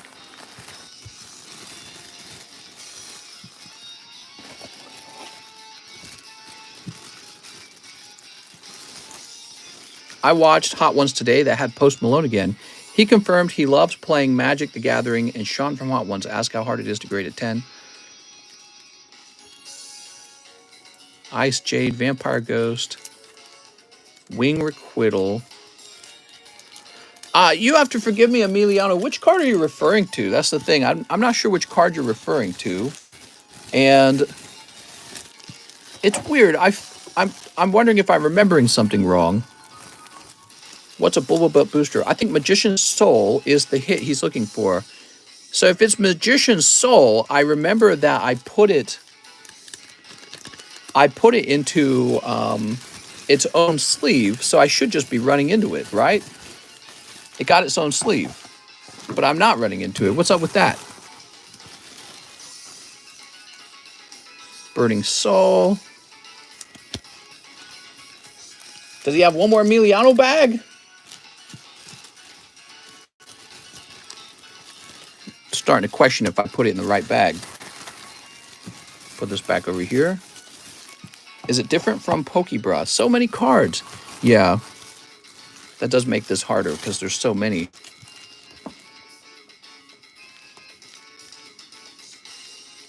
I remember I ran into his box and I was really surprised by it. Wonder if I have a bag of his that I didn't put into the box or something. Check Emilio bag. Is there an Emilio bag? How many bags maybe he should ship soon? He's got quite a few, but he's got his own box, so it's not supposed to be a problem. Let me go ahead and I'll set this here. Check my bag too, says Dawn Silent. What's your bag? I got the 3 Shining Fates. Can you make the bag name Zurazu? No, the bag does have to be whatever is in your PayPal, okay? So I apologize for that, but it does have to say whatever's in your PayPal.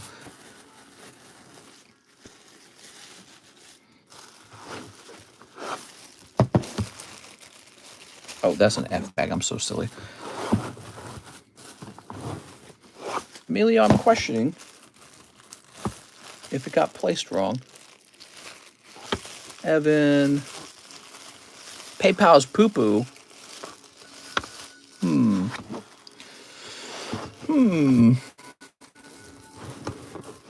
Or if I just misplaced one of your bags or something. Oh, is there really only one L? Oh, I see. No, there's not 2. I sent you half of my collection on Instagram. Oh, very nice, mister. I'm looking forward to seeing it.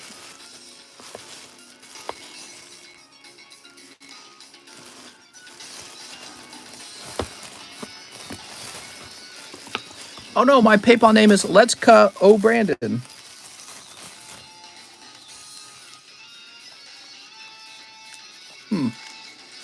Yeah, I apologize, Mr. Emiliano. It's not showing up. I wonder what happened. Maybe we can locate the video footage of me opening it, and you can find out which bag it went into. Let's see, when did we open that? Was that a day ago? Just checking around other E-named bags to see if it got placed into an E-named bag, but I'm not seeing it over here. I remember we did the whole thing where we transferred all of your bags over to one box. Wondering if maybe one of the bags didn't go in.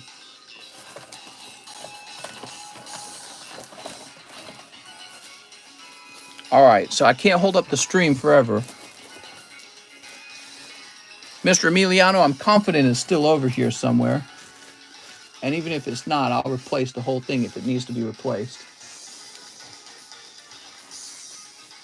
But I'm confident it's very likely over here. All right, let me go ahead and sleeve these up. Oh, how's it going, Emmett? You didn't already send it out to grade, maybe, did you? I don't think you did you? You did send some cards out to grade, though, right? Last time? I'm trying to remember. I probably can't remember either way. Mr. Top Chatting. I might be top chatting. Yeah, we better check and see if maybe it's already been sent out.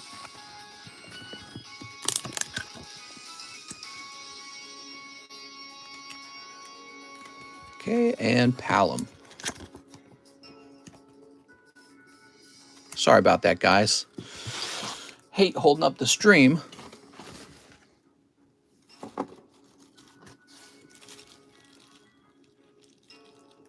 So we've got these two Emiliano cards that are going out. I remember that was when we located all your other bags. So no, so the other cards must have gone somewhere. I wonder where they went. Better locate them quickly before too much shipping goes by. Very interesting. So, oh, and by the way, what I'd like to do is take these two cards. Hey, mister, do you play on Xbox or PlayStation? I have an Xbox. There we go. I had an Xbox back in the day with Halo 1, right? So, kind of just stuck with Xbox. I did buy a PlayStation 3. No, PlayStation 4, I mean.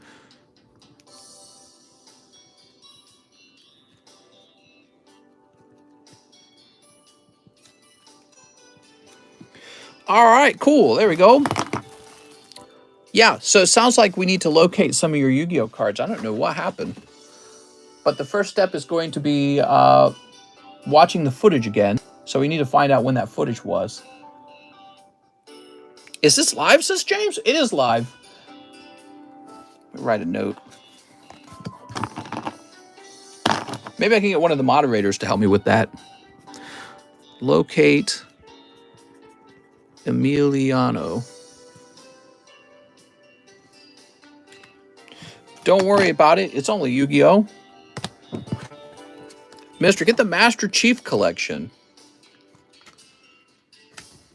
Okay. So, after Emiliano, we have Kyle Sexton. He says the PSA 10 Zacian. Can I have your gamer tag? Yeah, my gamer tag is Doric, D-O-R-I-C-K. That's the gamer tag, just that one name. That's because I created it such a long time ago that you could get away with making a gamer tag of a first name. Hey, that's me.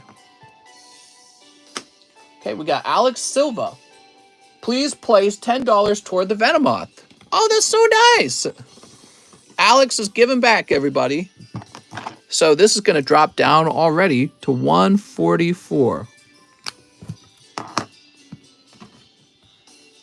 And then he says, please ship bag and Misty's Tear slabs. Address starts with 96. All right, I don't blame you for wanting it to be shipped out. It's such a nice card. I'd want it right away, too. Here it is, Alex Silva. If you have numbers in your name, you're a noob. All right, let me grab your address. Yeah, back then, it was Xbox One, and I was able to buy an Xbox One with my own money because I worked for my dad, right? So he paid me, and me and my brothers would pool our money together and buy expensive items together. Like we bought our GameCube with our own money. So we bought the Xbox when we saw Halo with the old Duke controllers. You guys remember the Duke controllers? And the Xbox wanted to connect online, and we were like, what the heck? We didn't know what to think of it because we'd only ever played video games locally, right? Never online. And so for the very first time, we put on our headset, which came with the Xbox, which we bought used from GameStop. So we bought a used Xbox from GameStop, and we put our headset on, and we could hear people talking. And this was Halo 1. We could hear people talking in an online lobby, and it just blew our minds. We were like, what? It was almost like embarrassing because it's like you're talking to a stranger and you don't know who they are. And this was a shocking new experience. You'd never even heard of it. talking over a voice chat like that. It was our first time doing that. Really exciting. Nowadays, I guess that's a standard thing, and I don't even think people care too much about it. They're like, Toby Pierce, 3 Astral Radiance. But back then, that kind of technology was fairly new and very exciting. Fairly new, very exciting. What's up, Jorge? Halo 1 didn't have online. Oh, it must have been Halo 2. I'm sorry. Did I say Halo 1? It must have been Halo 2. Halo really is a great song. Gotta love Beyonce. Hey, mister, what's happening with Karen? It still says that the dispute is open. And I don't think Karen stopped in and said hi today, so I don't know. I have a black cars, old school for carded. What? 1 junk English. Okay, a junk English. Here it is. You're going to pick up Ratata from Rocket. That one is a junk card. Look at that. There's a bend in that one. There we go. 1 to the Misty as well. Oh, thanks, man. So, and that, of course, will go to this new Venomoth. So the Venomoth is a cheaper card. How do you guys feel about the card being cheaper? Do you like that when the charity card is like not $500? WB Tonka Tootsie. Here we are. What do we got? Rufflet Bastodon. I'm honestly happy to have experienced the birth of online gaming. Right. My sisters introduced me to RuneScape, and they were like, look at this. Ooh, look at this. Shadow Rider. Speaking of which, they're like, look at this. Those are real people on the computer. And I was like, whoa. So obviously I played RuneScape before I played Halo 2. The innovation with Halo 2 was the ability to talk in a multiplayer lobby. And, you know, my brothers, they just didn't, their minds were blown too. They didn't know what to say. They're like, hi. Yeah, nobody knew what to say to strangers online in a multiplayer. Of course, that evolved. Eventually, by the time Gears of War comes out, we're all comfortable with talking online. And you get into a Gears of War 1 lobby where everyone sits in the lobby and you pick like a team, Locust versus Gears. And you sit there looking at each other and there's nothing to do. So you do one thing. You talk trash on each other. So you're dropping all the bad curse words and everyone else in the lobby is too. You're saying, oh, I'm going to dab on you and all that, right? So you're telling them, oh, you're terrible at this. You're going to lose. You know what I mean? So you're screaming at each other. And that was just part of the experience. I can't believe they got rid of that. Why did they get rid of that? I loved it. That was some cherished memories of being a kid, was the trash talking lobbies. But they got rid of that. That's all part of the PC, you know, sort of, you're in a bubble, your bumper rails are up, you know what I mean? That's the future now. Barney the dinosaur, I love you. You know, they don't want to introduce kids to any form of conflict or scariness. Everything's got to have padding on it. It's sad. I felt like it helped shape me as a person to be in those lobbies with people screaming at me, and when I lost in an embarrassing way, they just said the most terrible things to me ever, and the hate mail you could get, and you couldn't report them back then. You could not report anyone back then. If somebody said something horrible to you in a video game, you know, maybe they beat you. And so that's the worst time to have somebody talk trash, is they just won and they say some really dispiriting things to you, disparaging. And you just got to take it. You know, you just got to sit there and let them say whatever they're going to say. But I feel like that helps shape you as a person. All right, 18 Astral Radiance for John Gartland. 10-year-old dropping F-bombs in Halo. Cringe. Yeah. But it was funny too, right? 1, 2, 3, 4, 5, 6, 7, 8, 9, 10, 11, 12, 13, 14, 15, 16, 17, and 18. And it also generated a lot of content. Remember all the videos that came out on YouTube where the guy would like trick the little kid and the kid would be screaming? You know, it was great content. It's great content. That all went away. Microsoft started regulating what you could say. Quite literally getting rid of free speech. We love the freedom to say how we really feel and what we're really thinking. That's all carefully curated by the companies that allow you to communicate, right? You can't say what you want. It's just not allowed. Mister, you add subtract from the charity card? Subtract, right? It's subtract. Anyone on that Uno trade? So yeah, I mean, I miss it. I do. I miss it. I actually remember when they not reintroduced, when they introduced the anti-trash talk. I got in trouble one time, and I was like, "What?" I got banned from Xbox Live for trash talking, and I was trash talking a kid in Dark Souls 3 because I beat him in Dark Souls 3, and I was just dabbing on him, right?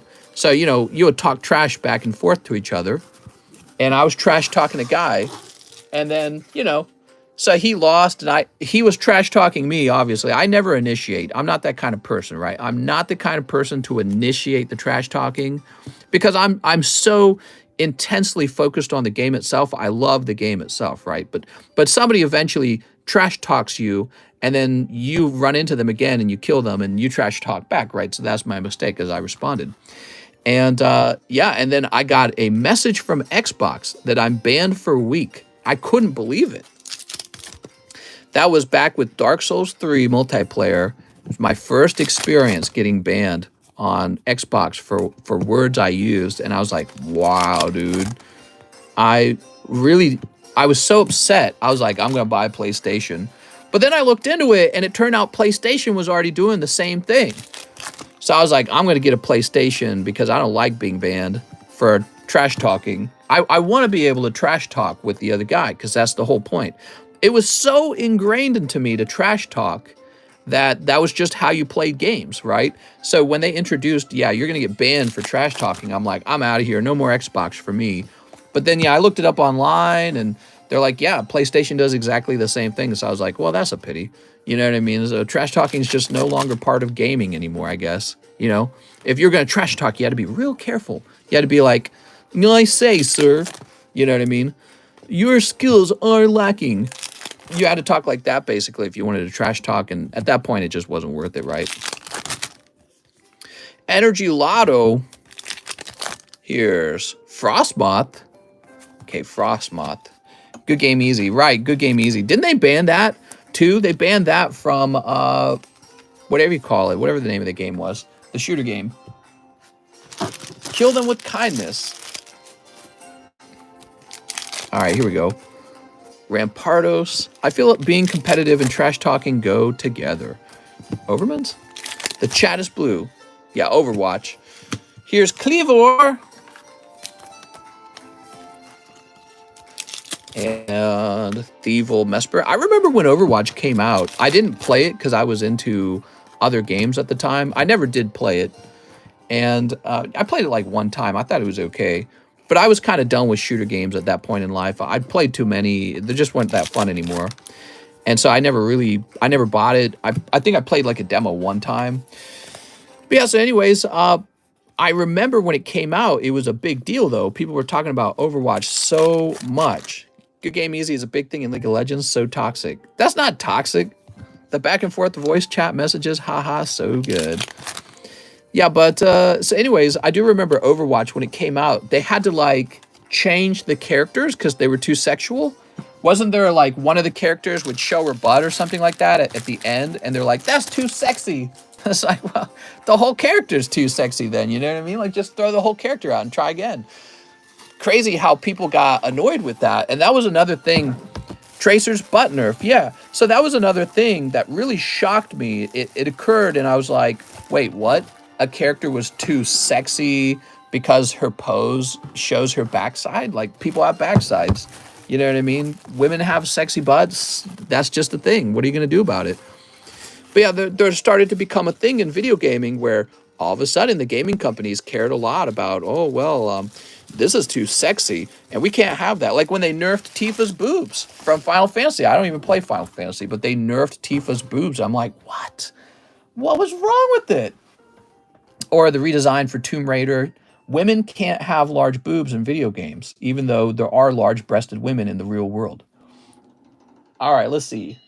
And again, I don't even care. We just talked about this. Like, I don't care if girls have big boobs or little boobs. It makes no difference to me. But I found it so annoying when it happened. Victor Lana says, I would like the Zacian. If somebody already got it, go ahead and refund it me. You got it, man. Refund incoming. They did that for her back pain, mister. Oh, that's right. She's got a lot of running to do, and it doesn't really add up. Oh, they did it to the Mortal Kombat characters, too. Remember that? Did they do it to Soul Calibur? I'm asking because I don't know. I hope they didn't. That Ivy character was always so sexy, and if they reduced her boob size to appease everyone else, I would feel so sad if they did that. It's like losing your identity. Chris Acevito says, "Hey, Mister, 72 for the slab. No need to look for it because you shipped it to me already." Oh my God! All right, Chris. Woo! So Chris Acevito Aerodactyl. Oh, you paid it off. Thanks, man. Thanks for being honest, Chris. And then he says, 2 shiny Star Vs. My God, I'm a mess, Chris. And 7 Starbirth. Okay, 7 Starbirth. Those are over here. I was just making sure that you definitely got it. 1, 2, 3, 4, 5, 6, 7. All right, there we go. Very nice. You ready? Sneep. Sneep. All right, some lovely sneeps. Sneep. All right, some more lovely sneeps. They went back to Mortal Kombat and nerfed the Chinese girl. Shoot. Was she too sexy as well? No being sexy. Not allowed. What's up, Focus Scrub? Whatever happened to Anita Sarkeesian? That was another big thing in gaming. You guys remember Anita Sarkeesian? She was like a big deal for a while on the internet. I don't think I've heard about her for years now, actually. She must be much older. I'm much older. We've all gotten much older. Dude, she was like 10 years ago, I think. Oh, look at this, Chris! Chris, you did the right thing, and the universe paid you back with good karma. Look at that, man. Beautiful. That's the good karma pull. All right. Very nice. Oh, and Charizard V-Star to boot. Why not? Pick up an extra Charizard. Okay. That's Blastoise. He pulled a god. And, oh. Eternatus. All right, very nice. Very good. Shoot. Well, what I was going to do, Chris, is if your pulls were cold, I was going to give you a free one to make sure they were hot, but you got the hot one anyway. You got the chase pull there. Not bad. That's definitely the good karma pull. Now, let's find your bag, Chris. So, you said I already shipped it to you. Do you need a new bag? Is this a new bag scenario? Oh, nope, you're right here. All right. Mr. Chris. And we'll grab this and put it in here as well. I have a Blaine's Charmander English. Nice, man. Give him a free cold one. Now we have Ephraim Avalar. 1 Astral Radiance. 1 SS Celebration. You must mean this. I'm going to need a new bag. Praying to the Poke God. Sounds good. Yay, Mr. Still Live, unless this was pre-recorded. Yay!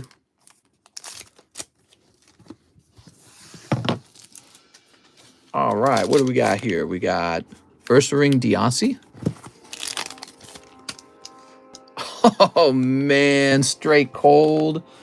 Nice to meet you, Mr. Ephraim. That is a cold round. Why don't we give you a little bonus pull today? We'll give you this wonderful Zamazenta. All right. Woo! Welcome to the table. It was just 2 packs. Can't expect 2 packs to give out a big hit every time, you know what I mean?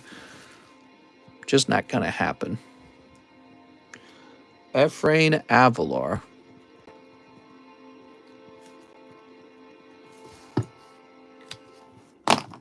There we go. Thanks, Ephraim. We have a Coeli Jimenez order. Can I get a box of Shiny Star V? Yes. You're looking for that other Charizard, aren't you? 5 packs of Shining Fates. All right. Shining Fates. So this is for Mr. Coeli Jimenez. 1, 2, 3, 4, and 5. That's 5 Shining Fates. Let's go ahead and get this box open. Oh, we're low on Shiny Star. I gotta pay attention to that, man. It may be hot out, but it got cold in that pull. Says Rail Fail No. Mr. needs My Hero Academia. Is that like macadamia nuts? All right. Mr. Coeli, he said, well, it's time to ship out. I might as well pick up some Pokies on the way. Accidentally opens Hidden Fates. That would be an expensive mistake. I've made expensive mistakes on this channel. One time I accidentally opened, I think it was Hidden Fates. Was it Hidden Fates? No, I accidentally opened, was it like Shiny Star V or something like? No, it was Shining Fates. It's got to be Shining Fates. And I actually pulled a Charizard, and I gave it to the person who I accidentally pulled the wrong packs for. So he shouldn't have even pulled that card, and I gave it to him. And I looked back on that, and I was like, what am I doing? That should have been my card. He didn't order those packs. Here's Urshifu. I created policy right then and there. I was like, next time, I'm keeping it. But that was back when we were in the condo, and I'm like, he didn't even order Shining Fates. Why would he be entitled to the Charizard pull? If anything, I should have looked and seen if somebody else had opened Shining Fates and given it to them. But I don't think anyone else had at the time.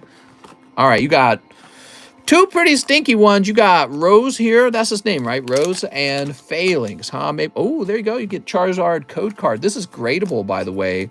I graded one and sold it. Okay, we've also got Dragapult. We got Urshifu. There we go. Toxel.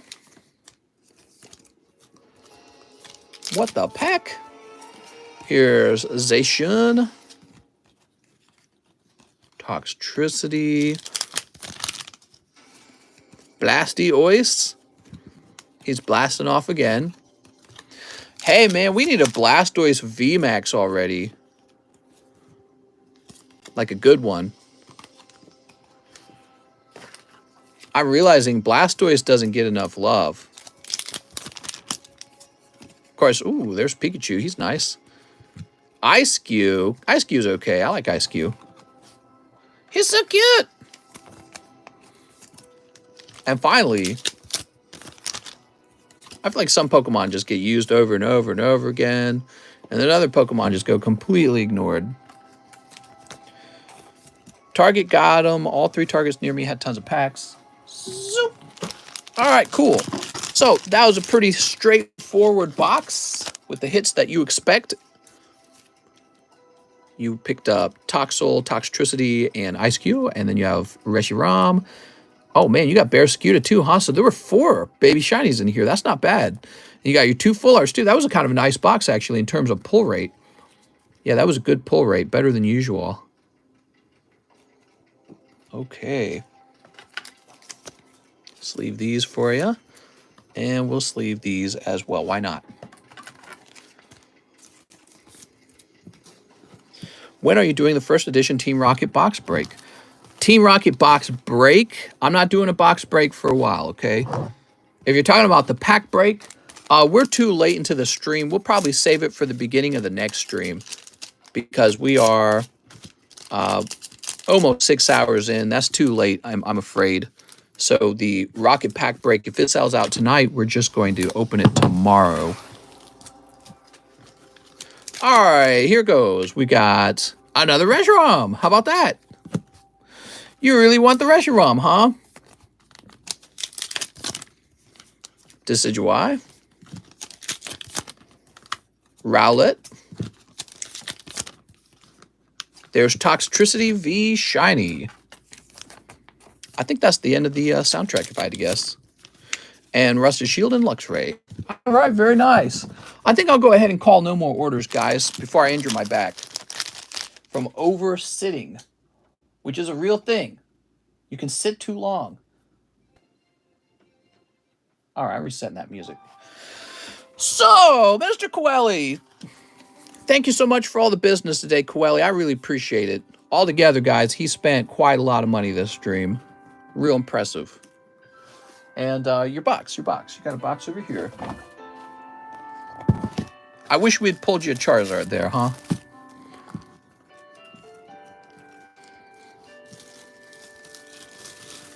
There we go. Anybody pull the alternative art Machamp? Yeah, we've pulled that. Oh, you mean Astral Radiance? JC Stimson, 3 Evolving Skies. You got it, man. Here we are. $1 for charity and ship me, says Stimson. No problem, man.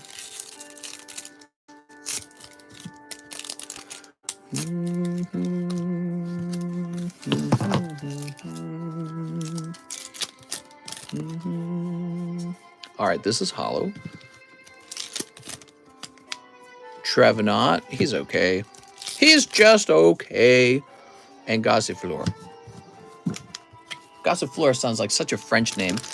Gossifleur. Wee wee. This goes down by $1. 1, 4, 3. It's moving. Now, JC Stimson, you're going to be up top. No, you went to the side, didn't you? Is that what happened? Maybe you did go up top.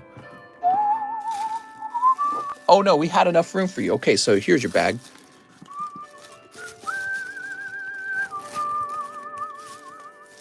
There we go.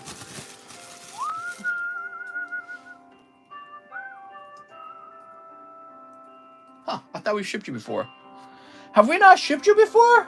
I'm going to go look you up. Let's see. JC Stimson with the address that begins with the 83. I swear we've shipped you before. And let me grab your email. I appreciate the business, mister. All right, and print.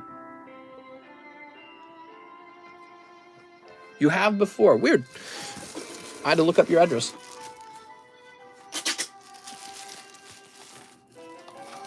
All that bulk's making it hard to print labels. So now we got Hunter Tipton. He says 3 Shining Fates. You got it, Mr. Hunter Tipton. Oh, no. Say it's not so. I got only 2 here, so I need to get a box of it open, but I got a box right here. So this is what it comes down to, huh?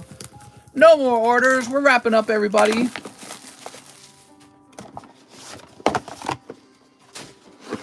All right.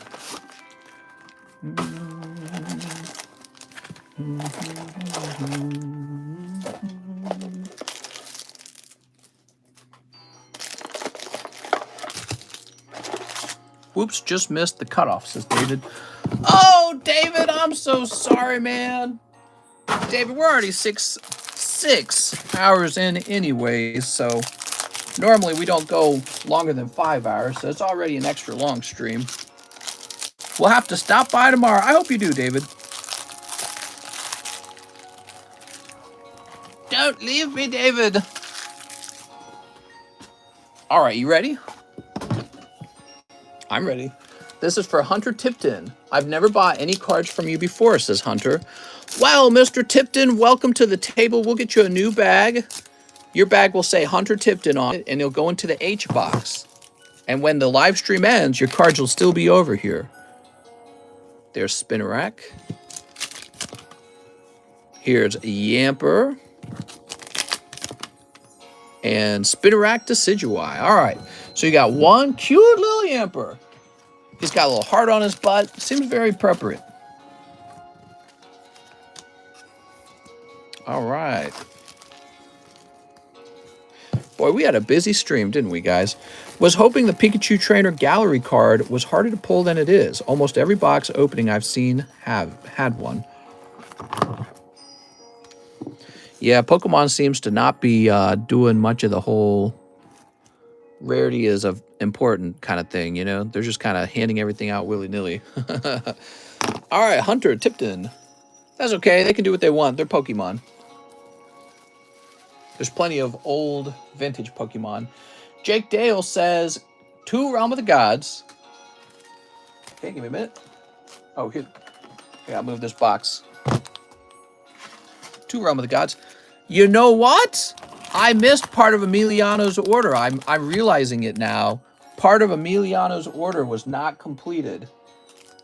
Emiliano Orala ordered a box of Shining Fates, and I didn't fulfill it because I was so busy trying to find one of his cards that he wanted graded that we couldn't ultimately find. Snip. All right, there we go.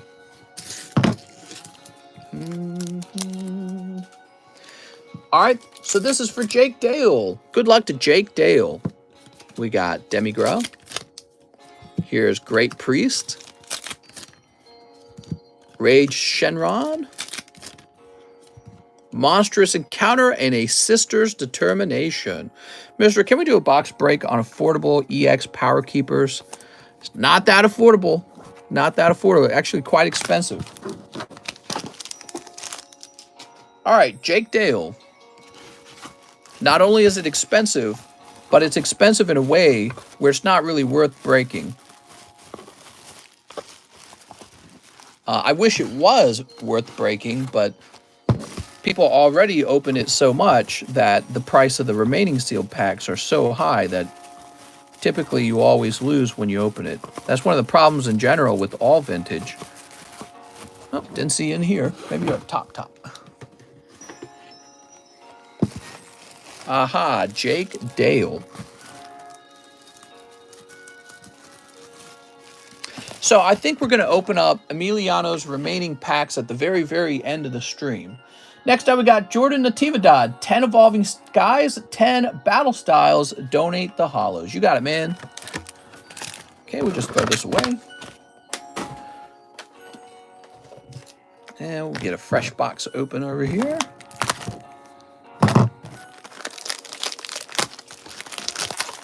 Nice to have you, Mr. Jordan. How was your day? That's 6.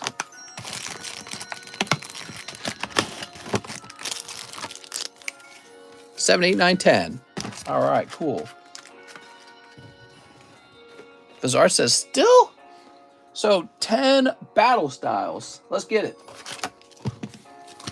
3, 4, 5. That's 5.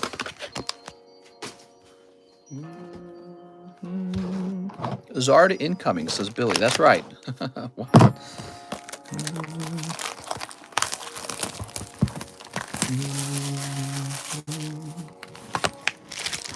Yeah, watching Leonhard opening vintage packs is crazy how much he loses in value, even on the hollows. Of course, he back in content, though. Yeah, he gets money back. 2, 3, 4, 5. 1, 2, 3, 4, 5. I'm sure he does actually pull. Sometimes he probably pulls enough hits to break even or to make a profit. And then he probably loses more than he wins. But we also don't know what price he got his cards at. So you never know. People might be giving him special deals because they like him. He might have bought his packs in the past when the packs were cheaper. And then, yeah, he probably covers the rest of his loss with ad revenue. He's probably actually doing quite well. All right, Evolving Skies.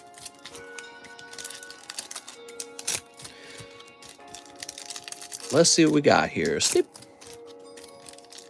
What's up, Mike? Snip. And snip. All right, lots of good sneeps in there. Lots of lovely sneeps in there. Sleepy Alt Art Dragonite inbound for Jordan.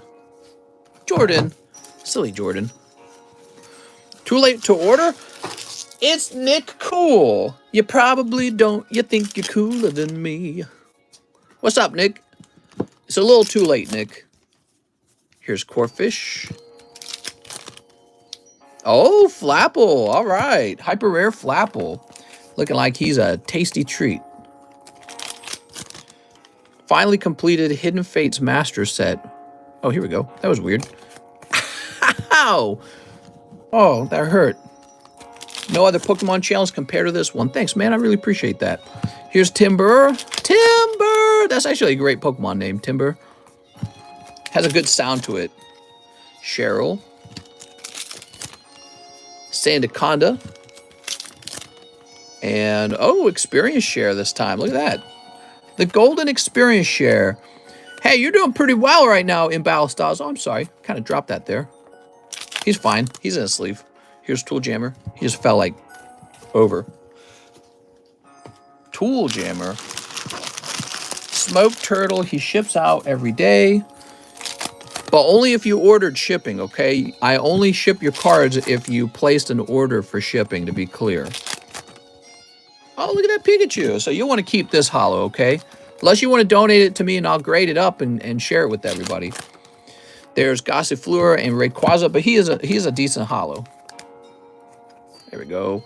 Lovely Rayquaza. I appreciate all the support, guys. It's very nice of you. Here's Sylveon. Whee!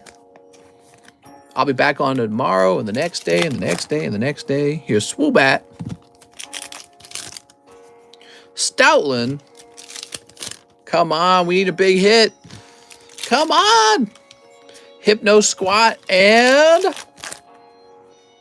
Flareon. All right. So you did well with the battle styles. Bit tougher with the Evolving Skies. I mean, Evolving Skies wasn't terrible, but it wasn't like a single hit, unfortunately. I was hoping you pull like Umbreon or Rayquaza because you definitely deserve it. You've opened so many cards. I'd love to see you pull some of those major hits. Look at that. So you got these three lovely guys. That's not bad. And then you got Flapple, Experience Share, and Pikachu. Did the other medium finish? No, the other medium has three spots remaining in it. And then Jordan Natividad, let me grab your bag. Which alternative art do you like more, Dialga or Palkia? Which alternative art do I like more? I think it's the Palkia one that I like better. The one where it's the illusion artwork. Okay, now we have Audrey Zinda. Audrey says, hello, if you haven't already sent my previous bag, can you please make me a new one? Well, Audrey, I only ship when you place an order for shipping, so I'm going to assume you're over here. Here it is. So, Audrey, there's your bag. So, and see, we benefit from that. Now you can combine all your cards together, and that's cheaper than shipping twice. Not only is it less postage, but it's less work to have to ship twice. So that's why we run things this way. 5 Dark Phantasmas. You got it. We got 5 Dark Phantasmas. This is for Audrey Zinda. 6 Time Gazers. Okay. 1, 2, 3, 4, 5, 6. I got some American, some Japanese. 6 Time Gazers. 1 Battle Region. Where are my battle regions at? Here's 1. 1 Star Birth. Okay, 1 Star Birth. There we go. Good. Good, Anakin. Good. You ready? All right, we get some snips going. We get some snips going here. And we get some snips going here. So all your packs are out of order now. I'm sorry.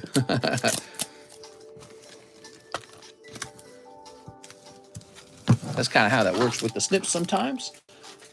Okay, you got pack number 1. You're pulling up this cool looking Sneasler right off the bat. That's nice. If I put an order for the remaining 3 spots, will we do the medium tonight?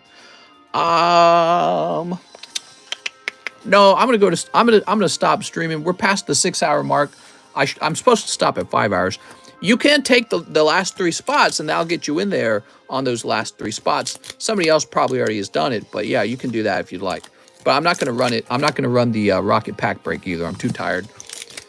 We want to finish out the remaining orders and take a break, stretch. Probably bad for my heart to be sitting this long. How many slabs fit in 1 shipping order? It doesn't matter how many, unless you're international. It does matter if you're international. If you're in the United States, there is a flat shipping fee of $8. And even if you had 100 slabs, I would still ship it for you for $8, okay? So it doesn't matter. Now, if you're international, the prices vary. So for most people, it will be $18 to ship a small number of cards. If you get a fairly large number of cards, that cost jumps up to $32 USD. Some people order so many cards that you have to go into the third cost, which is like about $45, or more likely I'll request that you ship priority, because the contents at that point will be so valuable that we would just have to do priority. Wow, Mr. Going super long. Yeah, we had, you know, we had the new set come out, didn't we? The new set came out, so I wanted to make sure people had a chance to open it. All right, that was for Audrey. Audrey, nice little round here. I like your pulls in the beginning. The Gengar and the Sneasler were really cool. All right, but no super crazy hits. No, wait, that's not true. You also pulled the full art, didn't you? Right, you pulled this guy. We were just talking about how men can be so ugly, but some men look okay, like this guy. See, he doesn't have to look so ugly. Why is that? Why are some guys so dang ugly? We're just uglier than girls. Girls get to be pretty. Darwin Morales, slab away the perfect CGC 10 Galarian Slowking. I was wondering when someone was going to snatch that. Honestly, I feel like he might be underpriced because he's not a Japanese card. He is actually an English card, and those are so much harder to get a perfect on. I actually question why I'm selling him. I feel like I could just hold him for a long period, but here we are. But he's only $300, so I'm trying to collect cards in the $1,000 value. Can I put in for a live custom? Yeah, go ahead. You can put in for a live custom. When I call no more orders, you guys can still order live customs or slabs off the table, but no more packs, okay? Okay, you also want one Brilliant. Let's get that Brilliant open real fast. Moltres is a 7, yes. Any Rocket left? Aren't I supposed to be on the medium for Astral, says Steve. We ended the earlier one, and we started a new one, so maybe that's why you don't see your name. All right, Darwin Morales. Just this silly little cast form this time. I'll locate your bag and put that in there. What I really want to do is take it and throw it in the trash. Draven.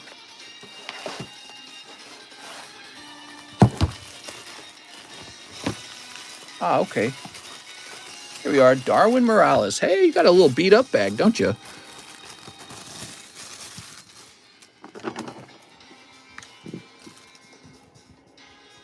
All right, so now your bag may look old, but it's not old. It says 522 on it. Did everything go okay with Karen? No, the transaction is still being disputed, unfortunately. Yesterday, she told me to just go ahead and ship it. And I was like, what? All right, Darwin Morales. Let's get you into slab away. You would be down here. Oh, we need to remove Daniel Weissman. I forgot about that. All right. Darwin Morales. Slow King. 300. You got him.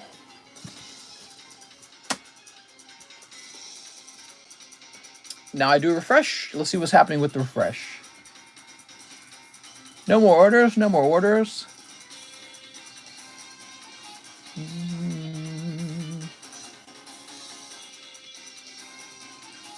We've got Greg Janitano.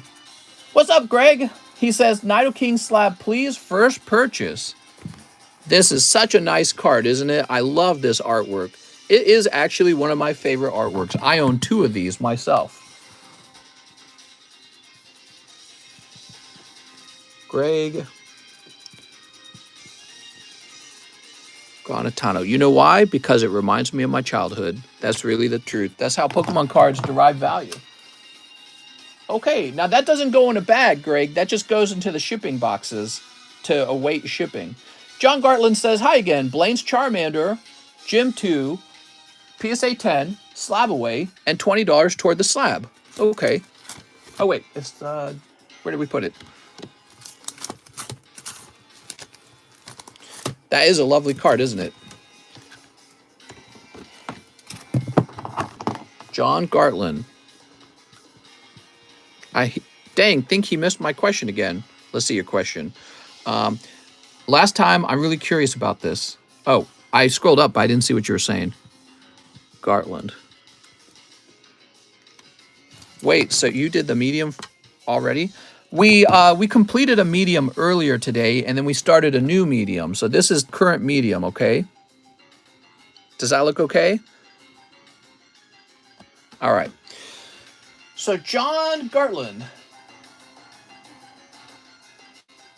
Mr. John, you would go JOH, which is right here. We're going to say May John Gartland Charmander 100. And you said you already want to apply $20 to it, which means it will go from 100 to 80. Okay, you're all set up. There we go. Woohoo! Emmanuel Balderas, 4 Phantasmals. You are definitely referring to Dark Phantasmas. And 1 poker card. You got it, Mr. Emmanuel. Emmanuel, let's get you that poker card you're pulling.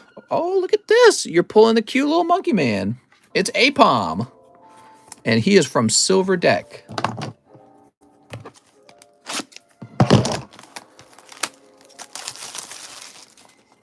All right.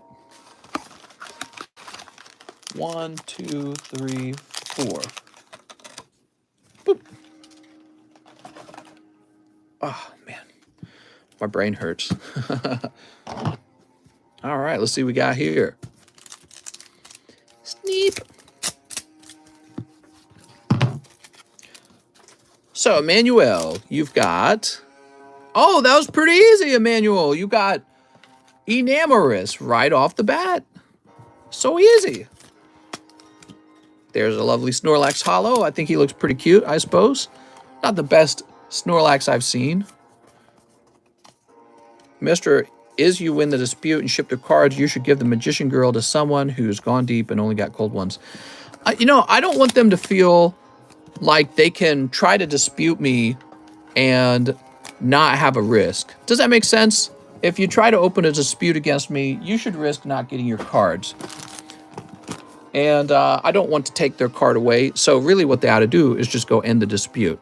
Now, if it's a security issue, they should definitely be able to end a security issue. I don't know how long it would take, but they definitely will be able to end it. So I encourage them to do that. I think, you know, I have until June 3rd is what it says. It says on June 3rd, it's when they need me to respond as the seller. And so I'm going to respond on June 3rd. I don't know what'll happen. It's possible for me to lose the dispute as well. In this case, it's some sort of international transaction. I don't normally deal with international transactions, so I don't really know how it'll go, guys. It's some international credit card company or something like that, and they might just decide to side with, you know, Karen this time. So I don't know how it'll go. Mister, do you play any instruments? Pika must love the location of her arm. All right, we'll start you a new bad. Bad idea to wait till the last day. Well, I think I'll call up PayPal pretty soon and ask for some advice. I'm going to ask them if Karen has actually done anything on her side, because they might be able to tell me if she's called in and told them that it's a security issue. All right, Emmanuel Balderas, I created a new bag for you. Mr. Mike Side says 5 Astral Radiance. Hey, mister, I have a bag. Oh, there we go. All right, so I didn't know that because it didn't say in your message if you had a bag. Give me a second. Emmanuel Balderas. We're going to start looking for that now.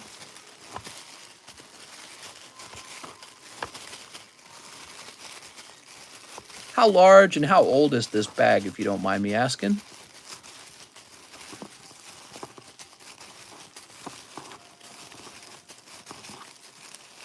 Sorry, it's been a while. Oh, no problem. Okay, that answers that question. Ernest, Ethan, Edgar, Emmett. Nope. All right, so not that one. Let's try over here. Edwin, Evertraminio, Erica, Emily, Emmanuel Martinez. Small last year. Last year? Oh, man, your bag is probably, oh, it's probably right here. Emmanuel Balderas. Ha ha. Everything's Gucci. Found your bag. All right. No problem at all. Just be warned, when you leave your bag over here for too long, you have a risk of losing it, especially if it's a very small bag. I actually do tend to get rid of those sooner than the large bags. Like if you got a large bag with some big hit in it, I'll give you a lot of time to come back and collect it. But little cheap bags, I start to get rid of those pretty fast. Okay, Mr. Mike's side, let's get you a big hit. Thanks, mister. No problem. How much overall stress does being a live shop bring? It gives you achy bones because you sit still in the same position for hours to run it. And it's not too bad, actually. I think the hardest part is actually dealing with problems. I think the part I like least about the live stream is when I have to go bag searching. I don't like bag searching, actually. I like opening the cards a lot, though. Opening the cards is as fun as it looks, so it's actually very fun. And then there's also really exciting moments in the stream when somebody like pulls some massive hit, so I really like that. I like it when we get into talking into like a political subject, philosophical, religious, relationship. So I love good conversation, stimulating conversation. So that's always fun. You know, it's really tough. It's when the stream ends and I got 1,000 questions to answer. That's tough, man. 1,000 questions and 2 or 3 hours of shipping. Shipping's the worst. I think shipping might be my least favorite thing. It's not so bad till you've been doing it for about 3 years. It's like having the same job for 3 years, guys. You ever had a job for 3 years and that job was shipping? That's me right now. I'm a well-paid Pokemon card shipper. Hey, mister, do you have an update on the rocket break, please? Sorry, I had to leave. How's it going, man? Here's what it looks like. 1, 2, 3, 4, 5, 6, 7, 8, 9, 10, okay? We need 11 spots to fill it up. There's only 10 people in. We will not be opening this in this stream. It will get open probably pretty early in the next stream, okay? So it'll be in the next stream. Emiliano says, 1 live custom, and the 5th card to be graded for my last order was the Dimorphia Therizia, and you forgot my Chaos box. What's up, Emiliano? I actually realized that on my own. I was going to open up your Ghost of the Past at the end of the stream, but you noticed too, so thank you for the live custom. I'm afraid it's a cold one this time. And it sounds like you didn't have the other card. I must have confused it in my mind. Dinomorphia. It helps when you actually tell me the card, though, doesn't it? Because, you know, I just don't have that good of a memory, you know what I mean? I see too many cards. I think I had like a false memory. I had a false memory where I imagined myself opening up that Magician's Soul card for you. Must have been open for someone else.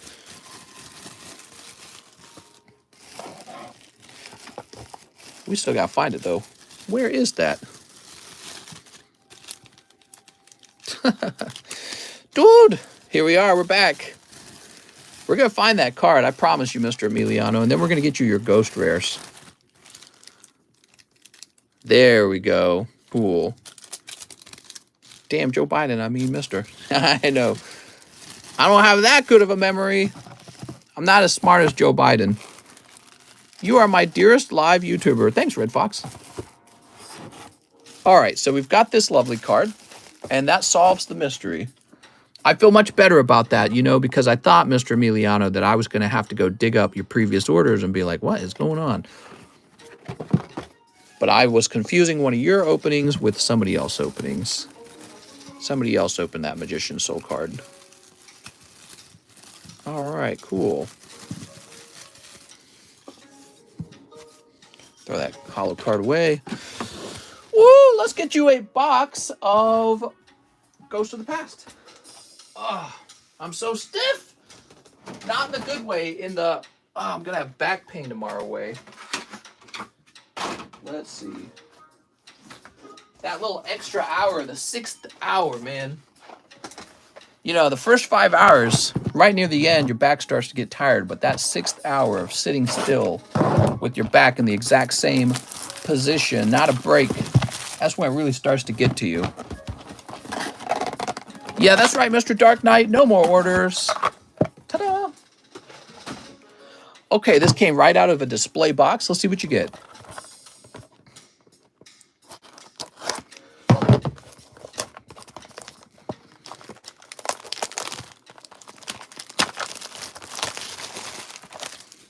All right. Anyone know the status of the rocket pack break? How's it going, Psycho Crusher? Well, I already answered your question. We've got 10 people in here, and the pack has not been opened yet, okay? So just want to make sure you understand. Sounds like you might be in it. All right, here we go. Mr. Emiliano. Pokemon makes everyone stiff. Sneep.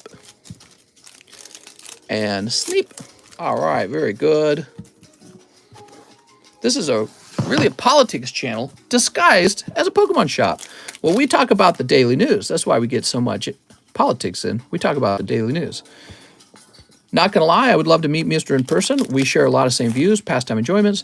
I mean, probably you guys can come over and I'll take you out on a boat ride. So, because honestly, there's not a lot of people out here that we're friends. I mean, we have 0 friends out here in Lake of the Ozarks. It's all old people. There's nowhere to like meet people. And I mean, we moved out of our hometown of St. Charles and she's from Valley Park. So, you know, we don't know anyone out here. So yeah, I thought about maybe like hosting you come over and I'll show you my Pokemon card collection kind of thing. Maybe. On the other hand, can I go on a boat ride? Yeah, you could go on a boat ride. It'll be amazing. It'll be amazeballs. All right, that was for our friend, Mr. Emiliano or Rala. Let's grab his bag. Could I still send for Rocket Pack Break now to claim a spot for tomorrow? Yes, you can, actually. You can do that, and that is a smart idea if you want to make sure that you get in there. Can we pick up our Pokies? Yeah, you could actually come over and pick your Pokies up, and then you wouldn't have to pay for shipping. All right, now we got Alex Silva, live custom, new bag if needed. All right, Alex. Come on. Oh, what is this? Alex, you were way too lucky this stream. You pull, oh my dear God, you pull Dark Arbok 10. Wow, you better thank the stars, mister. That's crazy that you got that. There you go. That is a super snipe. That is a 10 Arbok. Dark Arbok from Team Rocket Vintage. All right, that's the end of the stream, I think. I'm going to do one more refresh to see if there's a straggler. Sometimes people don't hear me say that it's all done. Let's just see real fast. Nope, we're all done. That's it. Alex Silva. Wow, guys. Have a nice night, everyone. Thank you for all the support. I'll be back tomorrow, and we'll open up more Astral Radiance. Do I need to require another shipping? No, you're good. You're good. That'll ship out. See you later.